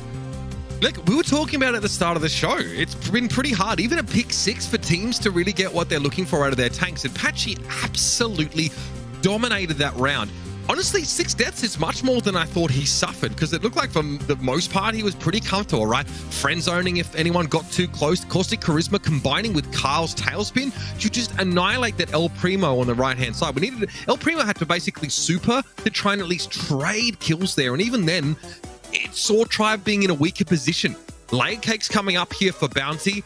Definitely expect to see maybe a little bit of a different feel here, but for Tribe, I mean, the last thing they want heading into the World Finals is to go out in the first round of a monthly final. They're trying to strike fear into not only their own region ready set, but the whole world. They're trying to say, hey, Tribe's coming. Absolutely. And Tribe Gaming, they're going to start this off with some bans. Poco, Janet, and Sprout eliminated on their side. Obey also getting rid of the Janet, but a Penny and a Jean too. Now we can see where that Sprout ban really starts to tie in. A first pick of Tick. Now, that can leave you open to a few things, one of them being Bonnie, but Bonnie's actually not going to be picked or banned here, at least not yet.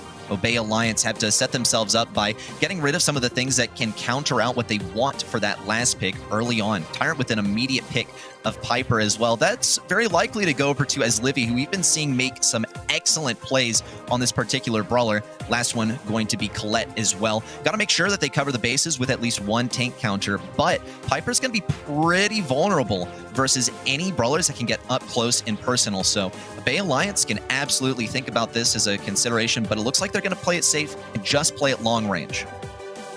So expect to see this round play out pretty slowly. Both teams looking to play fairly long-range brawlers, right? We've got Otis.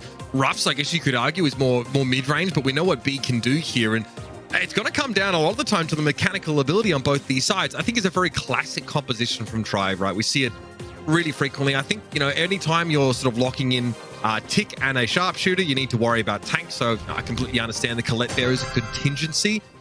But again, yeah, you're right. As Livy picking up the Piper here, looking to really make a mark and hand out some free haircuts.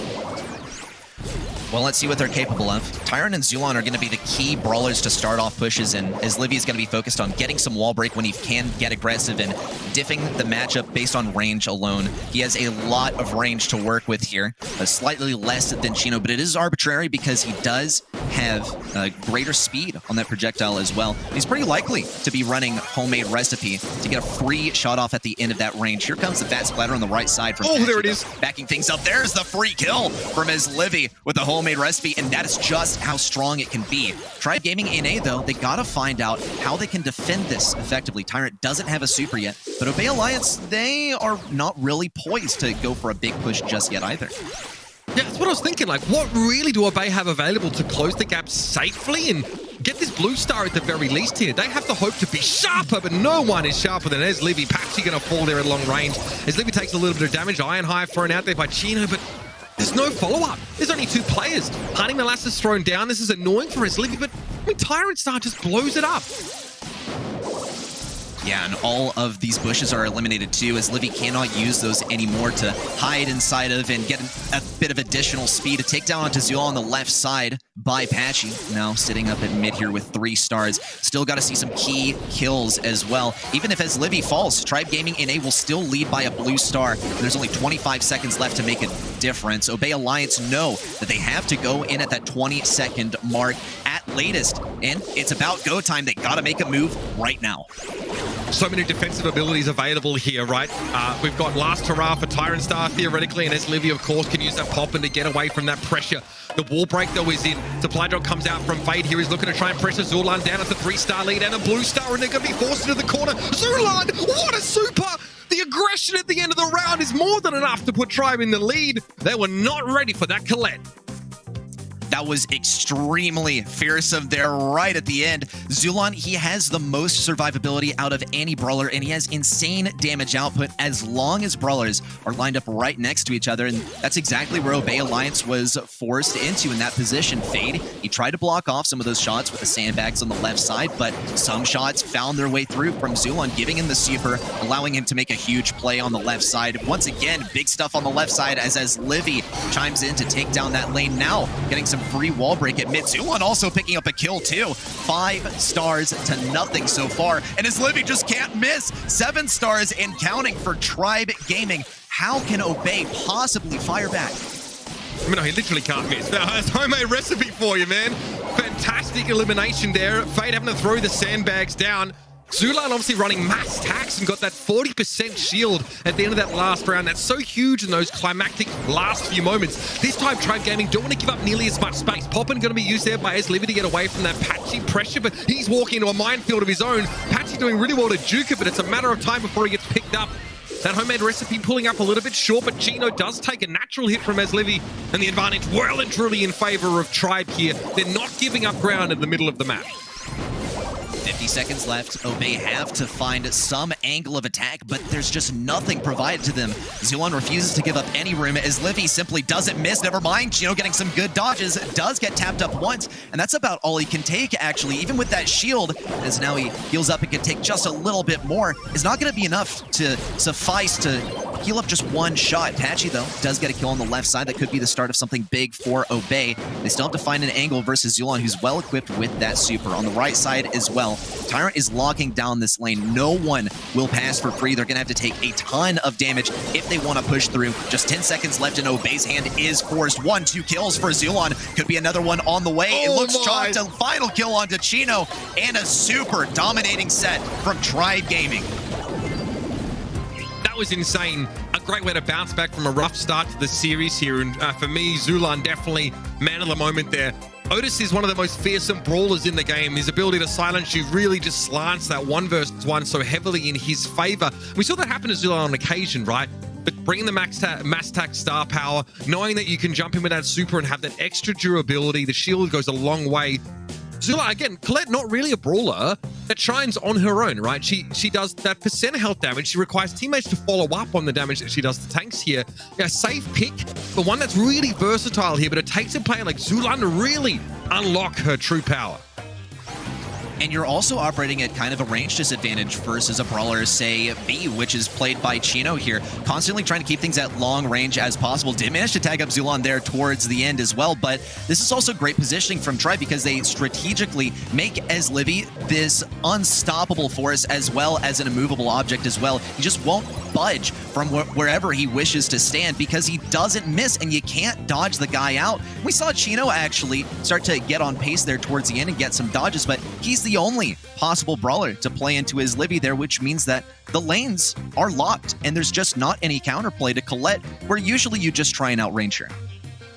And here it is, Patchy coming out with the only kills on the side of Obey Alliance. And you kind of understand it, right? The other matchups were so heavily Tribe favored, right? The Piper was just dominant in the middle part of the map. As Livy, yeah, again, almost 40% team damage. Patchy again is able to really put pressure on Zulan, but I mean, he's not the star carrier, right? They don't put the blue star on him. Tyrant obviously is really hard to all in because of last hurrah, and there was no easy targets. There's so much disengage and so much survivability on the side of Tribe NA. And the composition was kind of general, right? They take tick. Everyone wants to try and secure that first pick tick on bounty maps, and they have a really good sharpshooter there. The draft was just very straightforward, but the execution, Ready Set, that's where they're really shown great stuff. They've evened up this best of 3. And that's also where I personally think Tribe excels. They just have the mechanics. They have the execution down. They specialize on certain brawlers, and more than ever, actually, lately, they've been focusing down on which brawlers can be the real power players, and also they are talented on sort of throwing caution into the wind, getting rid of those ideas of, well, I just got to play what's most meta. Piper is not the most meta brawler on that last map, but as Livy is cracked at her, and they're going to draft around it the best they can, and that they did. Now we move into Knockout as well, and some key brawlers that can make a difference here are banned out as well. Fang is a huge one, and look at Obey getting rid of the Piper as well. They're better brawlers to play here in terms of mid, but Obey know that they just cannot suffice to play into as Livy's Piper again. Talk to me about the Gus pick here as well. We've seen him now on a few different game types, sometimes working really well, sometimes not having the impact. What are Tribe looking for here with this pick? He just has a lot of sustain because he can pop up that shield. He also has quite a bit of range, and he can outrange a lot of brawlers that are in the current meta. Griff is absolutely one of them. He has the same range as a brawler like Jesse, for instance, but slightly shorter by like 2/3 of a tile, shorter than Piper. So that kind of paints a picture of how long range this brawler is. He is weak in close range, which is where Tribe Gaming need to be cautious because Obey do have pick number 6. They're not going to do too much in terms of protecting themselves at close range, but they should be able to defend themselves at mid very effectively. Obey can still be pretty tricky here. They've countered out tanks already in preparation for permitting one for themselves. Buzz is totally on the table for these guys. I can absolutely see Fade picking up that brawler for himself and making the switch from there, but it's definitely a tough decision as they're going to run down the clock on this one. The high risk to pick up the Buzz here as well as, yeah, okay, something much more middle of the road, something a little safer. It's going to be the Colette locked in here for Patchy. And I definitely see Patchy making some big differences on the Colette because we've seen Patchy is sort of a lone wolf power player. We saw it in the Heist getting, you know, pretty much the only kills, or rather on Bounty, getting pretty much the only kills on the team as being kind of a solo brawler, and he can absolutely commit solo as Colette, and then the team just follows because he can pop that gadget to heal up from any damage he does to the enemies and then fire away from there. He also does fairly well versus Bonnie, so he's going to have to find some way to move over to Tyrant's lane, and he's still trying to move over there. In fact, it's going to be Fade playing the Colette this time, looking for an angle, gradually switching over to the right side. Also, sussing out where those enemies are because they're going to be hiding in those bushes for as long as they can. Not only does it give them speed and by proxy, effectively more range on their attacks, but it keeps enemies from seeing them. The Obey Alliance are going to have to abandon post and move back to the next run. Tribe starting to take a little bit of map control. Here you can see as Livy is just inching up that right-hand side. Patchy wants to remove some of his architecture here as both teams have pretty long-range brawlers. They're more than happy to try and play this skill-based matchup.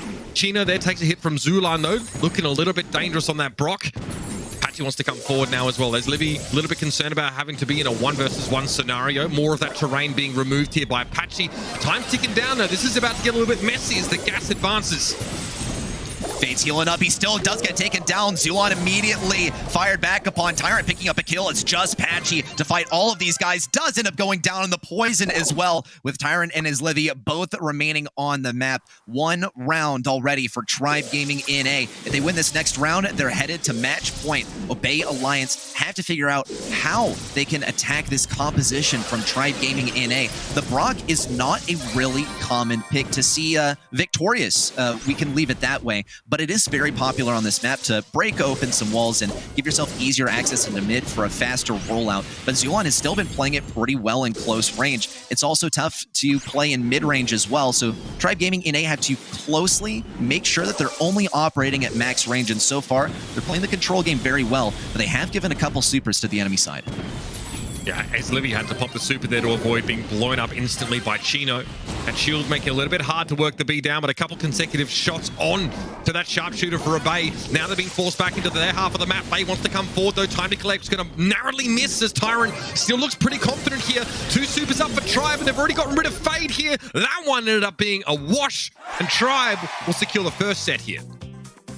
And right there at the end as well, this is one of the reasons that Gus is so strong. You can pop that gadget immediately after the ghost spawns from your 4th attack, and that catches enemies off guard.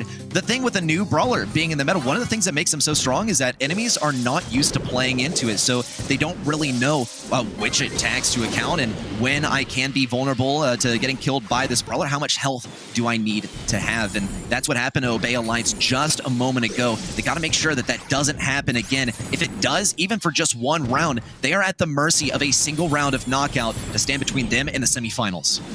Yeah, that's scary stuff, right? Winner of this set will be advancing. Tribe already go up a game. Back into the left-hand corner, Obey pushed here. This is going to allow Tyrant to quite comfortably fire this diagonal. Super available there. Patchy getting pressured down pretty heavily. Fade taking tick damage from Zulan's aftershots.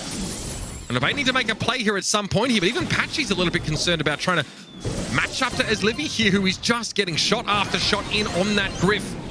And here comes the gas. Fade also struggling. Pop the gadget there, but didn't have a chance to use it. Zulan's going to be picking off the Colette, and Chino's in deep trouble. Shield comes up for a brief moment. It's just long enough. Rocket Rain comes down. Zulan now forced into the back corner by this Griff, and Chino is going to stand tall, somehow staying alive. And Obey showing signs of life themselves. What a comeback there by Obey. It was a series of mistakes on the side of Tribe Gaming that really kicked that off as Livy supered to the side to try and get a shield onto Tyrant, but it didn't connect, and as a result, Patchy was able to push forward. You also saw he was on full health, just gradually moving forward, trying as much as he could to tank for Chino. It came to fruition with a super from Chino, and now they might be able to make it happen again. 3 supers on the side of Obey, an early takedown onto as Livy. It's a 3v2, and Tyrant's in such an aggressive position. He's going to be looking for a retreat here. Big damage. He's going to have to escape as well. It's just up to Zulon to deny the offensive here. Does get slowed down as well. Narrowly avoids the attack from Chino. Tyrant also looking for something in close range. It is not looking good for Tribe Gaming NA, and it's not possible. Rather, it's not impossible, but it's definitely not plausible. Tyrant able to get back here into the cannon. Did have a little bit of cover to try and get close in that unmounted form, we'll say, but no opportunity presented itself. A 2v3, always tough to fight back from here from Tribe, and yeah, Zulai gets pasted to the wall there. Tyrant tries to dive, but it's not going to be enough, and now this third set is evened up, 1 game apiece. It is a tale as old as time, or maybe just over the last few months, but regardless, a double match point between the Tribe Gaming roster and this roster of Fade and Patchy and Chino. It is a very storied situation, and this is why both teams report that this is such a difficult matchup to face. Even Tribe Gaming NA, the undisputed kings of NA, say that this roster is so challenging to face, and we see it unfolding before our eyes once again. Early takedown to those walls on the right side. Patchy suffering huge damage. Zulon now gets to push up around the left side as some lanes are traded out as well. Patchy needs to get good dodges versus Zulon in order to push up, and that's really going to be the main thing in anyone's toolkit when they're playing into Brock, is dodge out those rockets in mid-range, because they actually do travel relatively slowly compared to other projectiles. He's still going to get tapped up on the left, though, and Obey Alliance allow some things to close it around the right side. It is going to result in a kill by Chino, though, and now Obey boasts a 3-2 advantage. This is getting dangerous now. So hard to fight back from this brawler disadvantage. Somehow you have to make a play, but between the Gus and Bonnie, those options are a little bit limited. Tyrant forced back here. Might have to super away. Doesn't he have the opportunity to do so? And as Livy just goes and breathes in the green stuff. That's right. Tribe Gaming are 1 round away from suffering their first quarterfinal loss this year. That is absolutely insane. Could it be possible? They have to go to another round, and they have to make it happen there. Zulon's going to kick things off with a super of his own. Chino also firing away, does get one tap on a Tyrant. He's a very powerful B that he can fire away at Zulon on the left side. It's not going to be enough to take him down, but it's going to get him darn close. Meanwhile, Fade and Patchy taking serious damage on the right side. Zulon firing away as well. No kills just yet, but Obey are backed into their left side. Tribe Gaming NA have to be extremely careful not to overcommit like they did last time. Zulon was the one who got tapped up with the most damage, and he is going to stay just out of range of that attack from Chino. Still, though, a 3v3 and no clear advantage for either team. Such a dominant start, though, for Tribe, but they are only ever one double tap from B away from losing this Brock, so Zulon needs to be extra careful with that 3,600 health points. Patchy's going to suffer. The tooth connects there, and Patchy, he's off to the dentist. Great look here for Tribe now. They've come alive just when they're on the precipice of defeat, and Fade is going to have to do something pretty crazy. Realizes that that's not really an option, and Tribe are going to even things up. It all comes down to this last round of knockout. We saw Fade pop a gadget as well. That could have been a huge resource to use here in the final round. Thankfully, he still has one more left. And once again, that could be the difference maker, especially towards the end where survivability is everything. He's still trying to get some damage on a Tyrant, and he will succeed as well. Zulon's carefully deciding whether he wants to go for Patchy or Fade. Patchy's on super low health, so he's the ideal target, but he can't get greedy. It could cost him everything in the end. Tyrant still taking major damage to Chino on the right side, getting hit by yet another shot from Izlivy. Izlivy might be close to getting that super. Here it is on a Tyrant. Big damage, and he has to escape. Zulon's left on his own, but he is able to make it through those broken open walls on the left side. Nonetheless, Obey Alliance have shoved Tribe Gaming NA all the way back into their spawn. And it's scary as Liberty lost that super there. In fact, the entirety of Tribe are without them. They've lost Tyrant. This is dangerous. Zulon's going to get caught out. I can't believe it. Obey Alliance have knocked Tribe Gaming out. In the quarters, and Fade, does he realize what has just happened? He's in disbelief himself. He's like, am I dreaming? Someone pinched me. Eyes wide as the dinner plates that I'm sure he serves a popcorn on, because the popcorn, it'll be dearly missed this month, but we do get to see the victorious Fade on the screen, and that is huge for them to finally take down some of the upper bracket teams that have, for the most part, stood in their way for the entire year. That is a huge accomplishment for this roster, and what a way to start things off as they just got signed by Obey. Oh, out of a total of 7 monthly finals, including this one, Tribe have won 4 of them, and now the first time they're getting knocked out in the quarterfinals by this upstart team. Obey Alliance got to be feeling pretty good about this pickup there, and honestly, there was no cheese. There were no gimmicks here. It was just really solid Brawl stars from Obey Alliance. You've got to give them credit, man. They had such a sick composition in this last map, and the B, I mean, I've got to be honest with you, the B really made the difference for me. Some fantastic double taps. The connections were just picture perfect. That was beautiful there towards the end by Chino. He did suffer a little bit at first, getting comboed out by Izlivy, but that sort of fresh face on the field, Gus, did sort of start to lose its charm there towards the end as Obey Alliance got a feel for how to play into this brawler and mostly use the range to their advantage to play into him. It did succeed more than it failed because, well, it's a win in the end, right? But Tribe Gaming NA still competed toe to toe with Obey Alliance for this entire set, every single round played. And it goes to show just how close this matchup is and how close it has been for the entire year, only now resulting in a win for the Obey roster. Yeah, again, still going to feel pretty good again. This is the kind of team that's had to go up against either Tribe or STMN in the quarterfinals of now 4, I guess, monthly finals. So it must feel good for them to finally overcome that challenge now. Sort of, you know, no matter what happens for the rest of this tournament, that's a huge, win to hang on your mantelpiece. They've got to be feeling very, very happy with that. And now they're playing with house money ready set. Again, for Tribe, they've got plenty of time to sort of recoup and think about their strategies going into the World Championships. But Patchy is going to be your MVP in this series. And, I can't argue with that one. From start to finish, it's been absolutely incredible. Patchy is a player that just entered the scene this year with the dissolution of a roster belonging to Blood Diamond, and every single one of the players from that roster has gone on to make huge waves in the competitive scene. Sands absolutely comes to mind there on the top side of the bracket, now in the semifinals, and Patchy and Chino also now making waves and finding themselves in the semifinals for the first time in a few months, which is, once again, just a good, refreshing thing for them. From the top of this bracket to the bottom, the storylines have been absolutely astonishing. Really, a lot of our expectations being turned on their heads. I should have just flipped a coin for my predictions now, because I think we're like only, what, 2 out of 4, all of us in that first round. That's pretty insane. But again, that's the fun part about Brawl Stars, and that's why it's so great to see the improvement in this region across the year. And if you want to talk about improvement, I mean, we have probably one of the most improved teams in this North American LATAM North region in this next game. Vatra Gaming coming off a high, right? Last monthly finals, they were victorious up against Vanguard. They've got to be feeling incredible about that. And again, they know just sort of turning up here secures their spot in the World Finals. I mean, it's easy life right now for Vatra. They've got to be feeling pretty good about the future. But in the here and now, their opponents are Daddies. Yeah. Daddies is their opponent. Okay, yeah. Well, it's a Daddies once again, especially if you kept up with the Queso Cup. You know these guys, and if you kept up with last year, you know those guys as well. But these faces should be all too familiar. Yeah, there we go. There's a Vatra mascot. I'm sure there's no copyright issue with that. Vatra, though, I absolutely agree. One of the most improved teams over this year. In game, they're still called Vatra Amaterasu, right? Still that that feeder roster for the main Vatra team at the beginning of the year, and now have just made such waves in the competitive scene, all the way to a grand finals victory last month, and no doubt had their eyes set on the prize this month as well, because now Tribe will not be standing in their way, but is likely that STMN or West Coast will.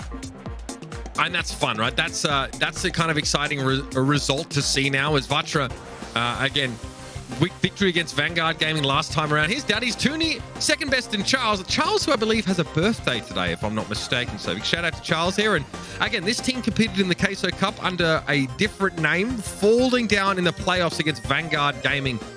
But honestly, in the group stage, they had a really strong performance. They beat Tribe, they beat Vanguard in groups, West Coast, and Reconic. So this is the kind of team that out of nowhere can sneak a win against you. So you have to respect them.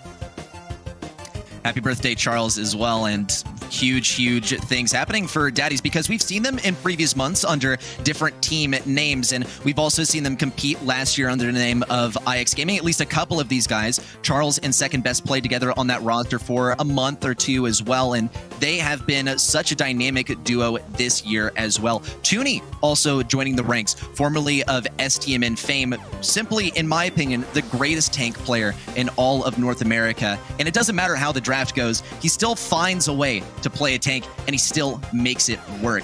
Vatra, though, of similar status. They kind of got their claim to fame at the beginning of the year, being able to draft tanks and just draft overall very successfully. They've diversified things now, and now they're very talented at all of the meta brawlers and not just the things that can upset the other side. I also want to point at this prediction, 79-21. That is less confident than the Chasmec versus Tribe, and well, we know how that went.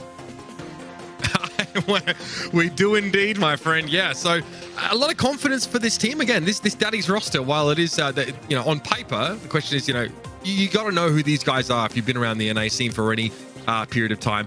One of my favorite things to watch Tooney play, I mean, obviously you talk about tanks. I remember watching him play Frank a lot, basically whenever he possibly could, sort of earlier on this year. Was pretty darn impressive, able to overcome obviously his weaknesses in terms of mobility, and also the Rosa was a big pick for Tooney. Now we'll see if that's going to be the case today, if either of these teams try and play tanks here. We're going to see Russ picked up to start off though here, so very straightforward, very solid, obviously with plenty of wall break potential. Otis going to be the response from Vatra. Wall break is going to be paramount here, because it could be extremely frustrating to fight an enemy that is on your side in your bushes, because you simply cannot win that interaction in a 1v1. You have to have an enemy come around the top side and pinch if, say, you are on the bottom side. And that means that your own bush is actually going to be a big point of contention for you to destroy yourself, and Tooney on the roughs will be capable of that. He's likely to be running the star power that will break open bushes, but if Daddies are creative here, they can pick up a tank of their own, swap that over to Tooney, and start breaking open the enemy side. Now, Vatra still have some ways of getting wall break too, and they can still counter out tanks. Griff has not been picked yet, but they would probably suffer on the ranged matchup. There's the Lou, and this is the lurking in the shadows brawler that we've seen more in LATAM than we have in North America, but it has been making waves in Hot Zone particularly, and especially as a counter to tanks. All right, I mean, let's kind of talk about it, right? I think For those of you that haven't had any experience with this chromatic brawler, you know that Lou is incredibly good at controlling space. Let's talk about a star power gadget combo and kind of why he's such a menace. Yeah, you're going to be running the star power that freezes your enemies faster. You're also, or rather, you could also weaken your enemies with a different star power. But most of all, you're going to be wanting to run the gadget that gets 50% additional freeze onto your targets if they're in your super. It can guarantee you practically an instant freeze on an enemy, which, let's face it, any kind of stun is a guaranteed kill for you and your teammates. We saw how Bo can operate when he's running the stun mines, and it's 2 seconds of stun, just like it is for Lou with his freeze. There's the Squeak to finish things off in this draft. It's going to be fantastic for controlling. The one area that Squeak is going to be pretty weak is if anyone gets right on top of him. He's just not good in close range, but this is why it's a safe pick for Vatra. No brawler on the Daddies roster is capable of doing that right now. Yeah, so that weakness of Squeak, unlikely to be exposed in this kind of matchup here as Charles copped a licking earlier on there, no pun intended. Being an ice cream, of course, as the sandbags are thrown down here by second best. Tooney wants to try and advance a little bit, but the poke's been pretty solid from Vatra so far. Again, Payne looking for an opportunity here. Try the wall break or just come in and get that elimination. He definitely has an all-in element to him now, and he's sniffing Charles out on this right-hand side of the map. Charles immediately trying to back away from him. Once these supers get online, though, Reddy said that's when things are going to get interesting. Well, here comes the first super. Charles on the left side. He does get tagged up by the super, but it's not slowed down. It looks like RBM's actually running the star power that gives you additional damage on your super if there are more enemies near it when it lands, which might be a mistake. We don't ever see anyone run this. RBM does get taken down, but not before taking Charles with him. Juan Carlos gets to set up at mid, and Daddies just have not been able to push onto mid. But with one supply drop now finding its way onto Charles, they might find some momentum. Here comes a super in. Big damage onto Charles, and that could be the final kill shot. 52 health left. Payne fires away from the left side, and they are firmly planted in these bushes on the side of Daddies. They don't plan on leaving, at least not without being evicted, as we saw just a moment ago. Juan Carlos, though, refuses to leave this point. He is tapping like crazy. Tooney goes down, and Daddies might actually go down here with only 12% captured. I mean, you made such a great point about an enemy brawler being in your bushes on your side of the map, and that's what Payne has been doing for most of this round, making it impossible for Daddies to contest there. Really hard to see where the value in Lou was supposed to be from the Daddies side as Vatra Gaming. Very straightforward plan. The Stu really looked nice when they were able to take some space, when they were able to get a little bit more aggressive. And hey, a lot of value from the Squeak there, right? Don't often find ourselves saying that, but in a matchup with no Squeak counter pick there, he can really hit hard. That 6th pick coming up clutch. We'll see if it happens once again. He's going to be playing more of a mid-roll this time. Second on the left side is going to be focused down mainly by Juan Carlos. You boast a range advantage, but his shots can still be blocked off by those sandbags. A little cross-eyed here. Juan Carlos cannot decide whether he wants to go for the mid or the left lane, but that is the role of a brawler positioned in the middle of the map. Big damage coming in from RBM. Charles trying to circle around, look for any shots onto enemies, but he just can't make those connect. RBM and Payne really had the dodges down, but Tooney continues to press in from the right side, now getting to get into these bushes, and this is where Tooney really finds his groove. This is where he seriously resides as a tank and as a brawler that can seriously harass the enemy on the back lines, but he's going to have to make a huge difference because they're already trailing by 50% on that point. RBM doesn't want to borrow this Lola. He's more than happy for Payne to just walk up, somehow forcing 2 brawlers away at the same time, and Tooney doesn't get any value for that foray into enemy territory. RBM avoids the Lola, and Payne just ignores her until she comes out of the bushes to try and start a fight up. This is disastrous for Daddies. Not the kind of round they were looking for at all, and Juan Carlos here going to put the pressure on, silences Charles, who is already going to bleed away from the damage on that super anyway. That's about as one-sided as you get. Brilliantly played there by Vatra, extremely mechanically played, and here's why. They dodged out all of the shots from Lou, giving some supers here and there, but seriously made a point of making sure they were never hit by those attacks and therefore never handed a super over to that side. They also got up close and personal versus Charles when he did have the super, forcing him to pop it in their own bushes, and instead of on the point where typically you want to place that super. That's how you dictate the pace of the match, but the main counter to Lou, of course, is to not get hit by those shots ever, because his main attack is not his strength. It's not really his gadget. It's not really his star power. It's just his super, and the fact that you cannot walk into it or else you die and you get dogpiled by the entire enemy team. And crucially, you know, Stu is in this game, and Speed Zone obviously makes it easier to dodge that weaker primary fire. And then when the super comes down, we just saw the Stu just super his way out of it, right? Very quickly get out of that Stu super and avoid himself from being frozen up. Pain's so slippery again. I mean, this is sort of how it went down. Look how hard it is for anybody to get any sort of purchase on this Stu. And that Speed Zone makes it easy to juke out the longer range shots that come in. Pain just dodging around, and he knew he only needed a little bit of percentage there. And the story is kind of the same in the second round, right? Despite the fact that, you know, Daddies, they get a Lola deep in enemy territory, Pain is playing the objective, just ignores her most of the time, and it's so hard to kill.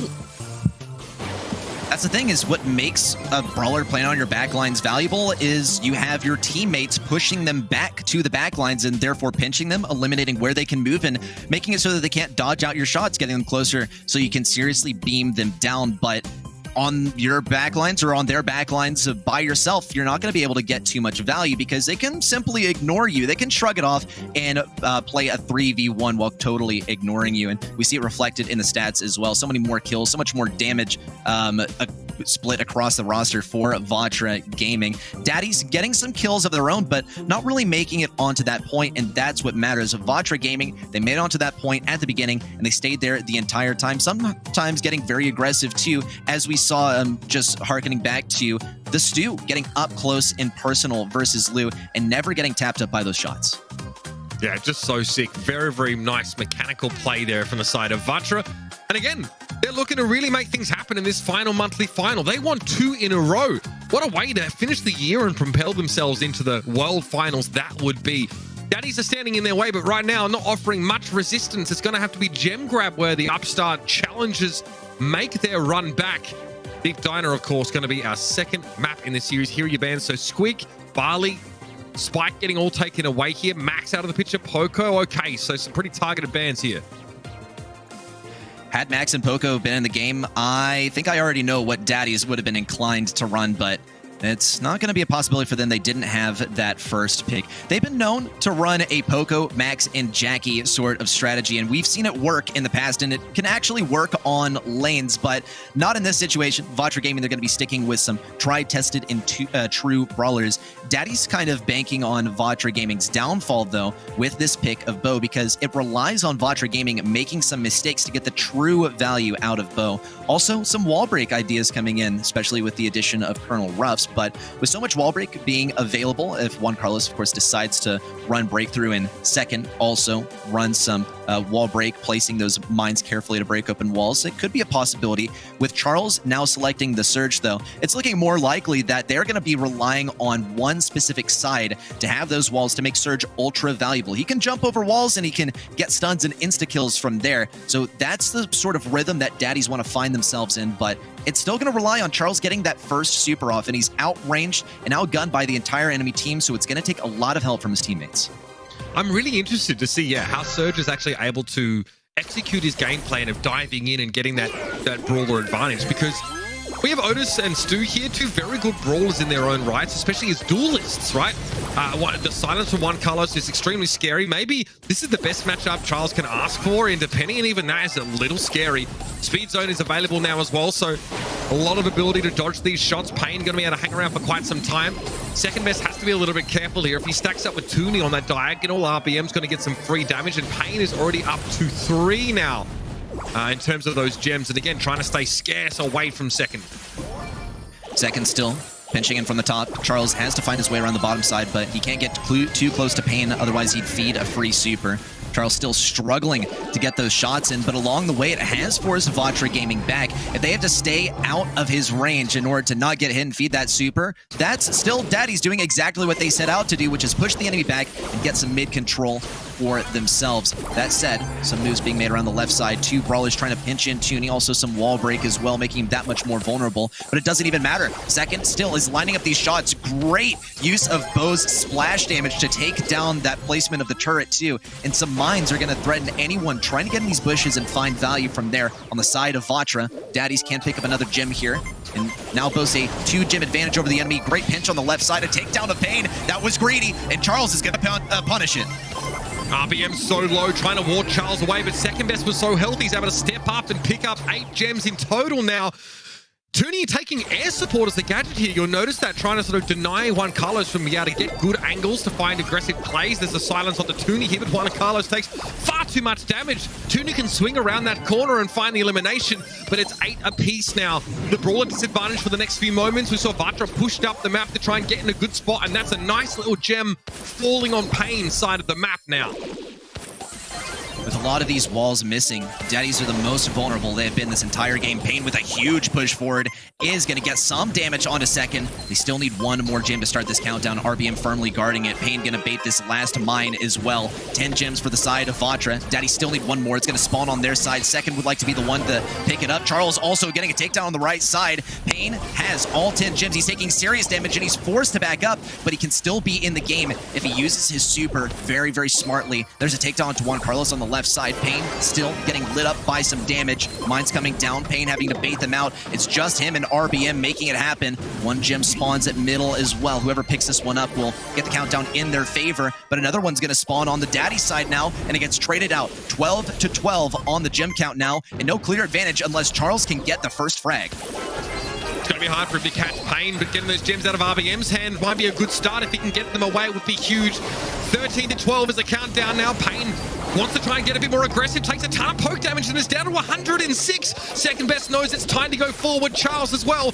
wants to try and collapse. Pain, 541 HP left, but he's entered the speed zone. Going to be pretty hard to catch now. As there's going to be a reset on the countdown. Daddy snap up that 14th gem. And they have to pick up this next gem as well to guarantee it. The clock is ticking down. This round's going to end. One gem picked up by them. Vatra at 14. No more can spawn. And it's just RBM to try and make a difference. There's simply not enough time. And Daddies will take this game in a super, super close one. Even going down to the end of that countdown within the game. Remarkable stuff. They can't let it get this close next time, though. But we saw some developments over the course of the game that look very promising for Daddies, especially the surge gameplay from Charles around the bottom right. Yeah, I mean, being able to reset that countdown as soon as Vatra got to 10, buy enough time for the rest of Daddies to get in position of pressure advantage. Great looks from Charles. It's high risk, high reward play style on that surge, and so far he's making it look good. Charles once again pinching in, has that gadget active for some additional speed. Pain now threatening him. He has the range advantage, but Charles can still peek around these walls, and he's in the perfect position to do so. Pain can pinch around the left while RBM around the right can make some changes. Second also going to be throwing down some mines around the left, opening things up, making a more clear 1v1 for Toonie and Juan Carlos, maybe even getting some stuns along the way too. Pain has to be forced out of mid as well, backing up as the asteroids come down. Second also laying down some suppressing fire, but Vatra Gaming have actually pushed all the way beyond mid. Pain almost suffers the consequences as well, and Second is going to lead the charge back in as they have weakened Vatra and might be able to upset them here and get that first kill. Pain gonna have to be on his toes here just in case Charles decides to try and pressure in Toonie. I think there's one more charge of his gadget available here to deny this space away from Vatra. Pain still at 5 here, so Daddies get into the lead gem-wise. RBM being pressured heavily. He's had a very difficult matchup against this surge for much of this set so far. Now with that turret down, able to force Charles away just a little bit more here. 7 plays 6, but this could be nasty now with Charles down. Second best is going to have to give up some ground and going to have to give up the lead to Vatra if this next gem falls towards the bottom of your screen, and it does. Pain sitting on those 8 gems, carefully backing up, super in hand. He can retreat very quickly if need be. Second also picking up the 8th. Juan Carlos missed super around the left side. It means that Toonie can push in if he wants, but he has to make sure he doesn't get tagged up. He does actually. Second's gonna feel the heat actually. Still getting a good defense, but Pain is gonna get to run away with this one. Charles doesn't have the range, neither does Toonie, and they don't have the movement to get forward versus Pain either. They're gonna make it through RBM and Juan Carlos, but they do not move. Pain sitting with all 14 gems on the back line, safe and sound, and pushing it to match point. Well, I mean, look, we have to live and die by the same sword, Ready, Seth. We're going to talk up the surge in that first round. We have to point it out there in the second. This time, Charles' gambit, the dive onto the right-hand side, blows up in his face. That's what allows Vatra Gaming to charge up the middle of the map. They get the elimination on the bow, and then crucially, they just take 2 gems. That's enough to secure the win from there. Great discipline from Pain, not to take any more than he had to.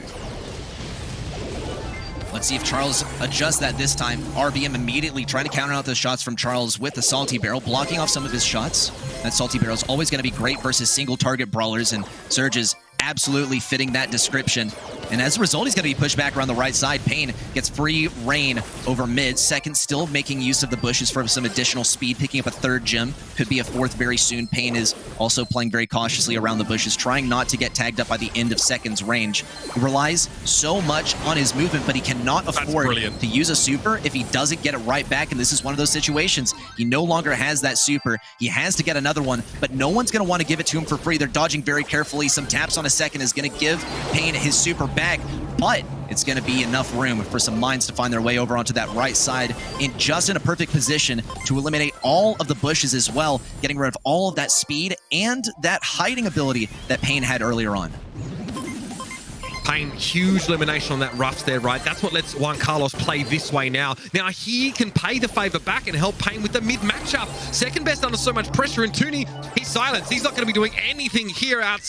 Okay, he actually manages to stay alive. Somehow Juan Carlos runs out of juice there. Tooney clinging to life, able to finish him off. But it's 10-0. Pain doesn't want to give too much ground too early on in this countdown. They're going to leave the penny here as a bit of a decoy, and my God, RBM does that job very effectively. And Second now cornering himself on the right side, does go down in the end. Some celebration as well from Vatra. Daddies know it's over, and it's going to be Vatra Gaming to take this match victory in a 2-0. But not without some stumbles along the way. There we go. Yep, going to the World Finals as well. Some berets and some mustaches as well. We love Ambrose too. Once again, congratulations to Vatra. They're going on to the semis. What a huge result from Vatra. After a little bit of a slow start, they turn around in a big way on Gem Grab, and they make this stew work for them so well. You know, just his slipperiness and being able to make a very quick play, a burst of activity, and being able to eliminate the Ruffs on the left-hand side of the map was huge. Look, I mean, Daddies were taking risks. They were trying to make use of that surge as often as they possibly could. Again, a bit of a shaky set to begin with for Vatra on Gem Grab, but they started to get the hang of it really nicely. And as soon as Juan Carlos didn't have to deal with that constant Ruffs pressure of either the gadget being used or the shots bouncing around the corner, that's when the Otis gets unlocked. He gets to come in with that gadget, pressure second best down, and all of a sudden that bow pick doesn't feel nearly as safe. And I think for Daddies, we saw very high skill gameplay on the respective brawlers, but Vatra, the counterplay to these brawlers who find their most profit on enemies making small mistakes, Vatra countered it with simply good team play, especially Surge. If you can afford to not give Surge a super for the entire game, that's a victory already in the bag. In both sets where they were able to deny Surge the super for the entire game, they took a victory, and swiftly so, especially in that third game, because Charles the entire time was face versus Penny, and at every turn that happened. Exactly what just happened on the right side. RBM pops down the Salty Barrel, instant kill with just a couple of shots onto Surge, and that times 3 as we see it happen once again there as the clock ticks down from RBM on that top left side.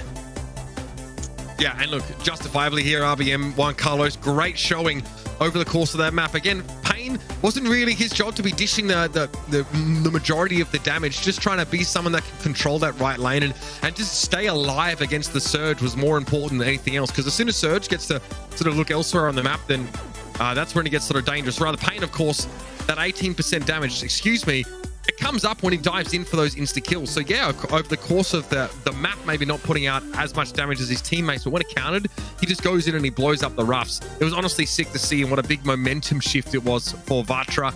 They're still looking good. Maybe another monthly final win in their future, and Pain's going to be your MVP. Well, they're going to have to take down another very storied team along the way. One that they actually defeated in the monthly qualifiers to get to this monthly final. Of course, we are talking about, or rather not in the monthly qualifiers, but in Queso Cup in the past week. It's going to be Obey Alliance waiting for them in the semifinals, and that is going to be a real treat to watch as well. We could see Vatra claim yet another monthly finals victory. We could see Obey Alliance end off the year with a new org that they're signed to and their very first victory in a monthly finals. Lots of stories to be made ahead. And that semi-final, oh, that's a crazy one. Alec going up against his old team, STMN. All they need to do is win against West Coast FA and then go into the World Finals. You said 65%. I thought it was far less likely than that, but somehow STMN have a path to victory and a path to international glory. I can't believe I'm saying that. So stick around, everybody. Quick word from our sponsors. We'll be back with those semi-final matches. What a close call. That came down to the absolute wire. And honestly, I didn't even know you could make a play like that.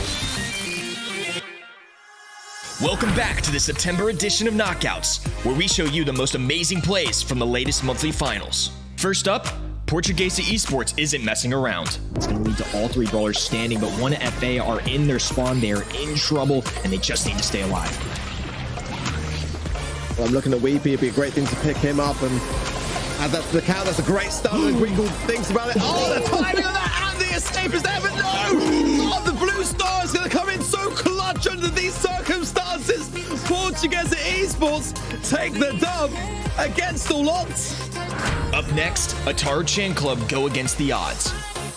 And now, Zeta Division are really closing down on the percentage, and they're going to take the lead.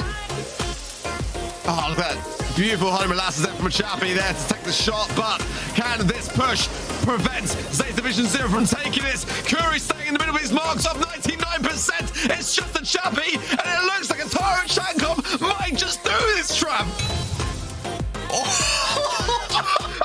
With Cubic, where there's a will, there's a way.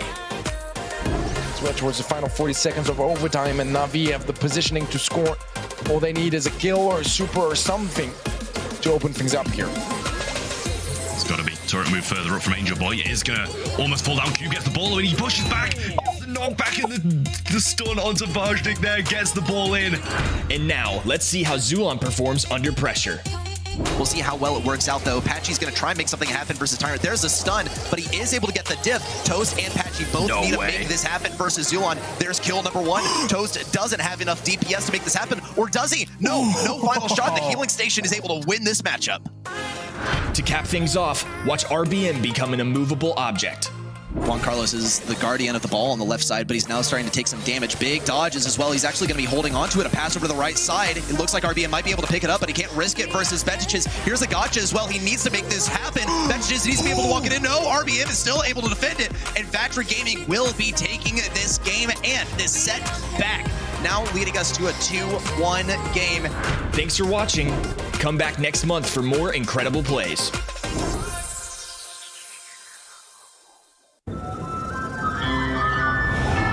Let's go beat up some bots. Show some respect. Oh, that was a low blow. Come on, let's go, gang.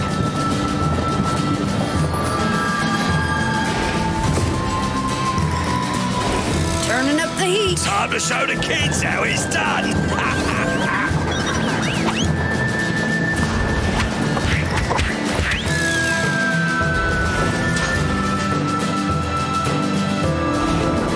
Does pay.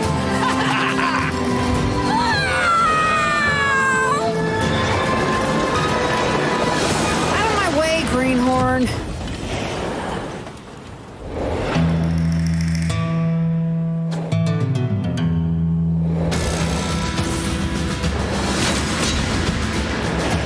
Double trouble. You messed with the wrong Ma.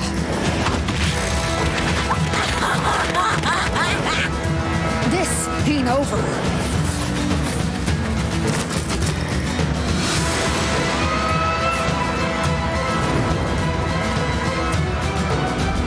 I'm the boss of bosses. Put on your jukes.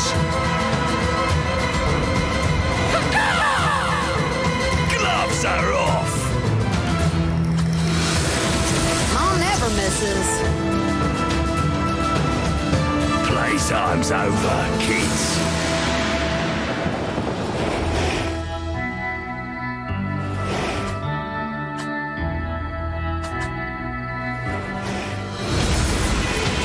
Come to mama! You got scrapped!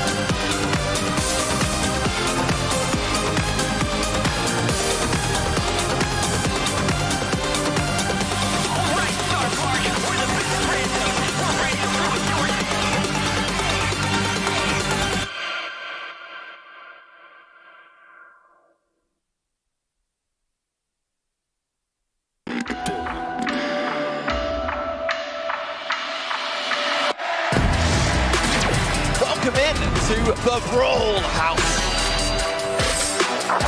The kick forward, the punch through. That's gonna be it. No way! We are about to head into the most competitive day in Brawl history, my friend. Are you ready?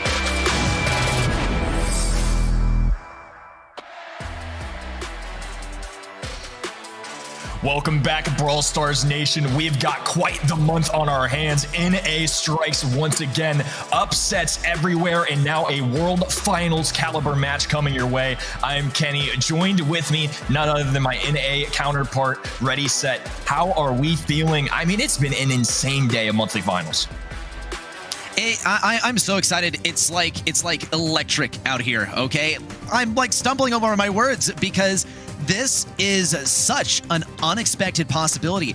West Coast FA making it onto the semifinals. I think a lot of people had this approach of Vanguard Gaming losing the quarters. Yeah, right. STMN are going to have to win the monthly finals. But now it really comes down to this match right here to determine who goes to Worlds, STMN or Vanguard Gaming. West Coast FA, once again, have the ability to play upset in that first semifinal. And in the second, unexpectedly, Tribe Gaming NA for the first time falling to this Obey roster. And for the first time, Obey making it on past that roster into the semifinals. It is going to be huge, huge history made. Even though we're wrapping up the end of the year, the surprises just don't seem to stop. It's absolutely been an insane year, and I feel like it's only necessary that this month be crazy too. Here's what the caster desk has selected. We're all rolling with STMN and Vatra. Ready? Why do you feel like STMN can win this one?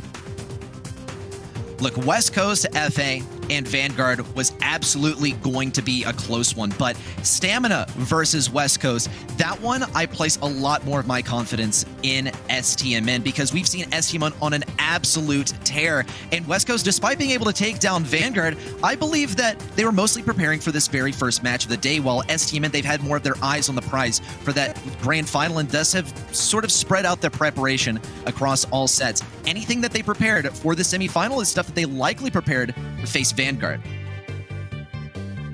Well, there aren't going to be a lot of perfect brackets left for a day, I can tell you that much. But if you want to continue to play around and try and get these predictions correct like myself and Ready, earn yourself that exclusive spray at home, go to event.brawlstars.com. It is for sure the best way to watch us interact, and your live predictions and results show up right here on the stream too. Best way to interact and play along at home. STMN West Coast, like we've said, STMN coming into today, the ball is in their court and their destiny is in their own hands. If they win this one right here, right now, they will be going to Paris in just a month or so. Bobby, Czar, Sands, an absolute unit so far today. And I definitely think they've got the legs to possibly win this one.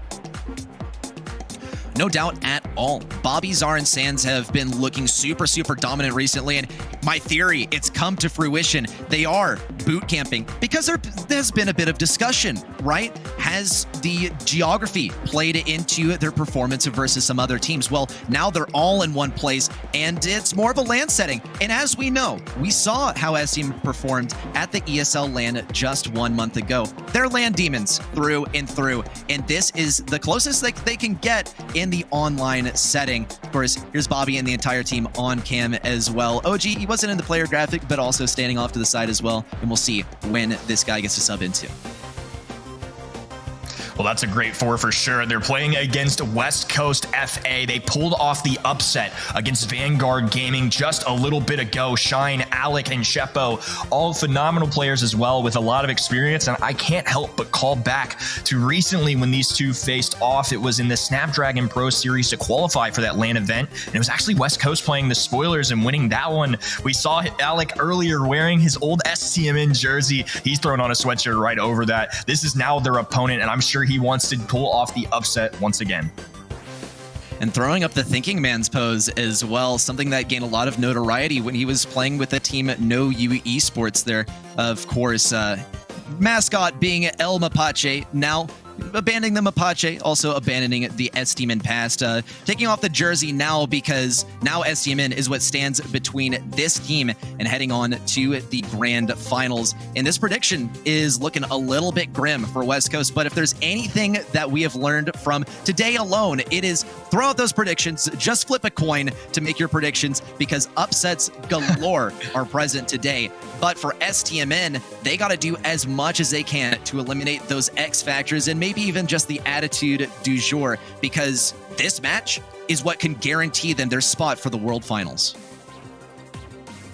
And this is arguably the most important match for them of the entire year. And their selections, Amber, Ems, Otis, are going to be the bands coming through for STMN. And we've got Gene, a Bobby classic on the left-hand side, but the follow-up of Poco. I do love Poco and where he's at in the game right now. And pairing that with Colonel Ruffs, they've got healing, utility, a lot of good stuff coming in from West Coast so far.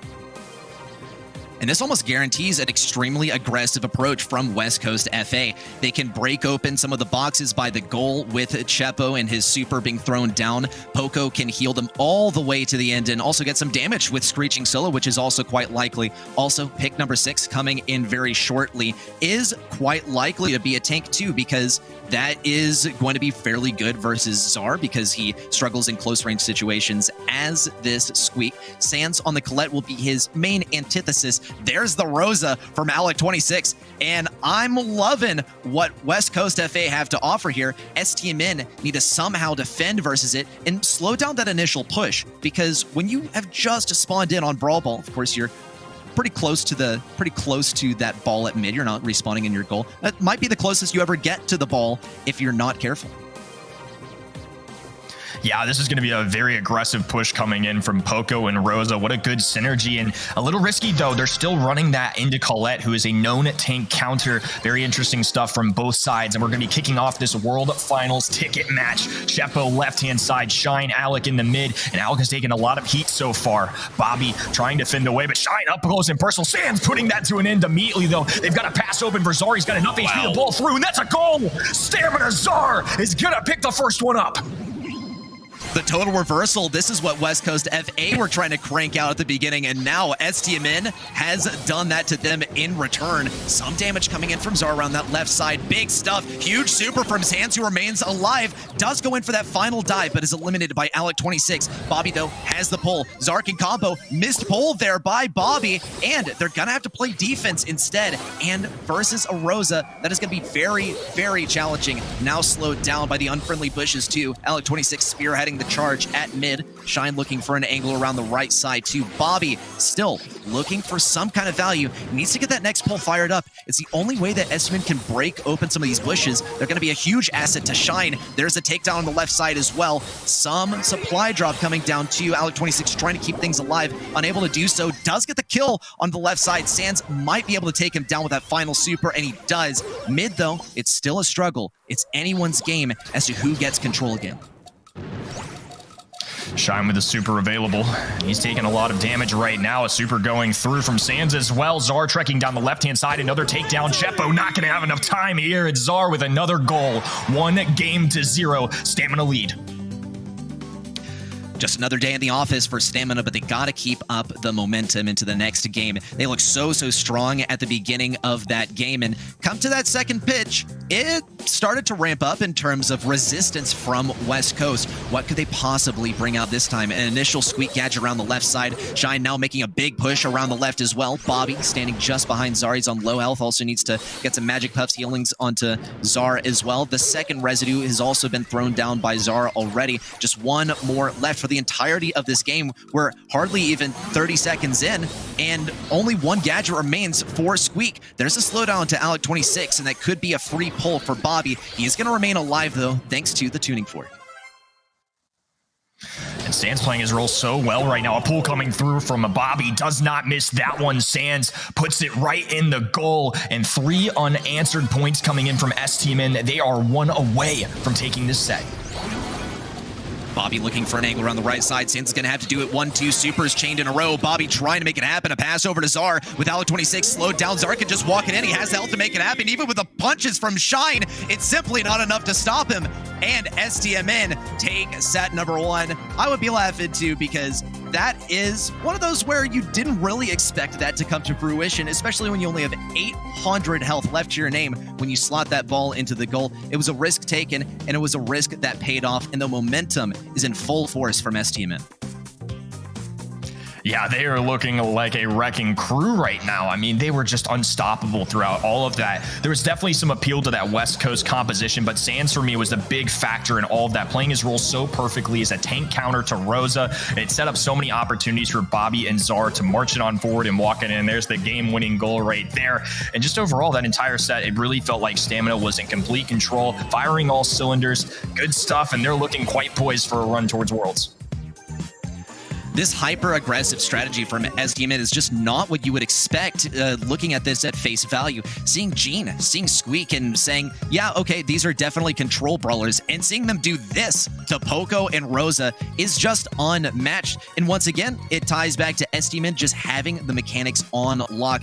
And it looks like the stats agree with you, Kenny, because 6 kills for Sands and 53% of the team's damage really put in the work on Colette in that last set. And surely this brawler is going to be one that West Coast have to fear in the upcoming games, especially when one of their power players is Tuni, who relies in a big way on some of those tanks. Wow, 532 DPS. I don't think I've ever seen a high enough number in that category. 53% of team damage as well.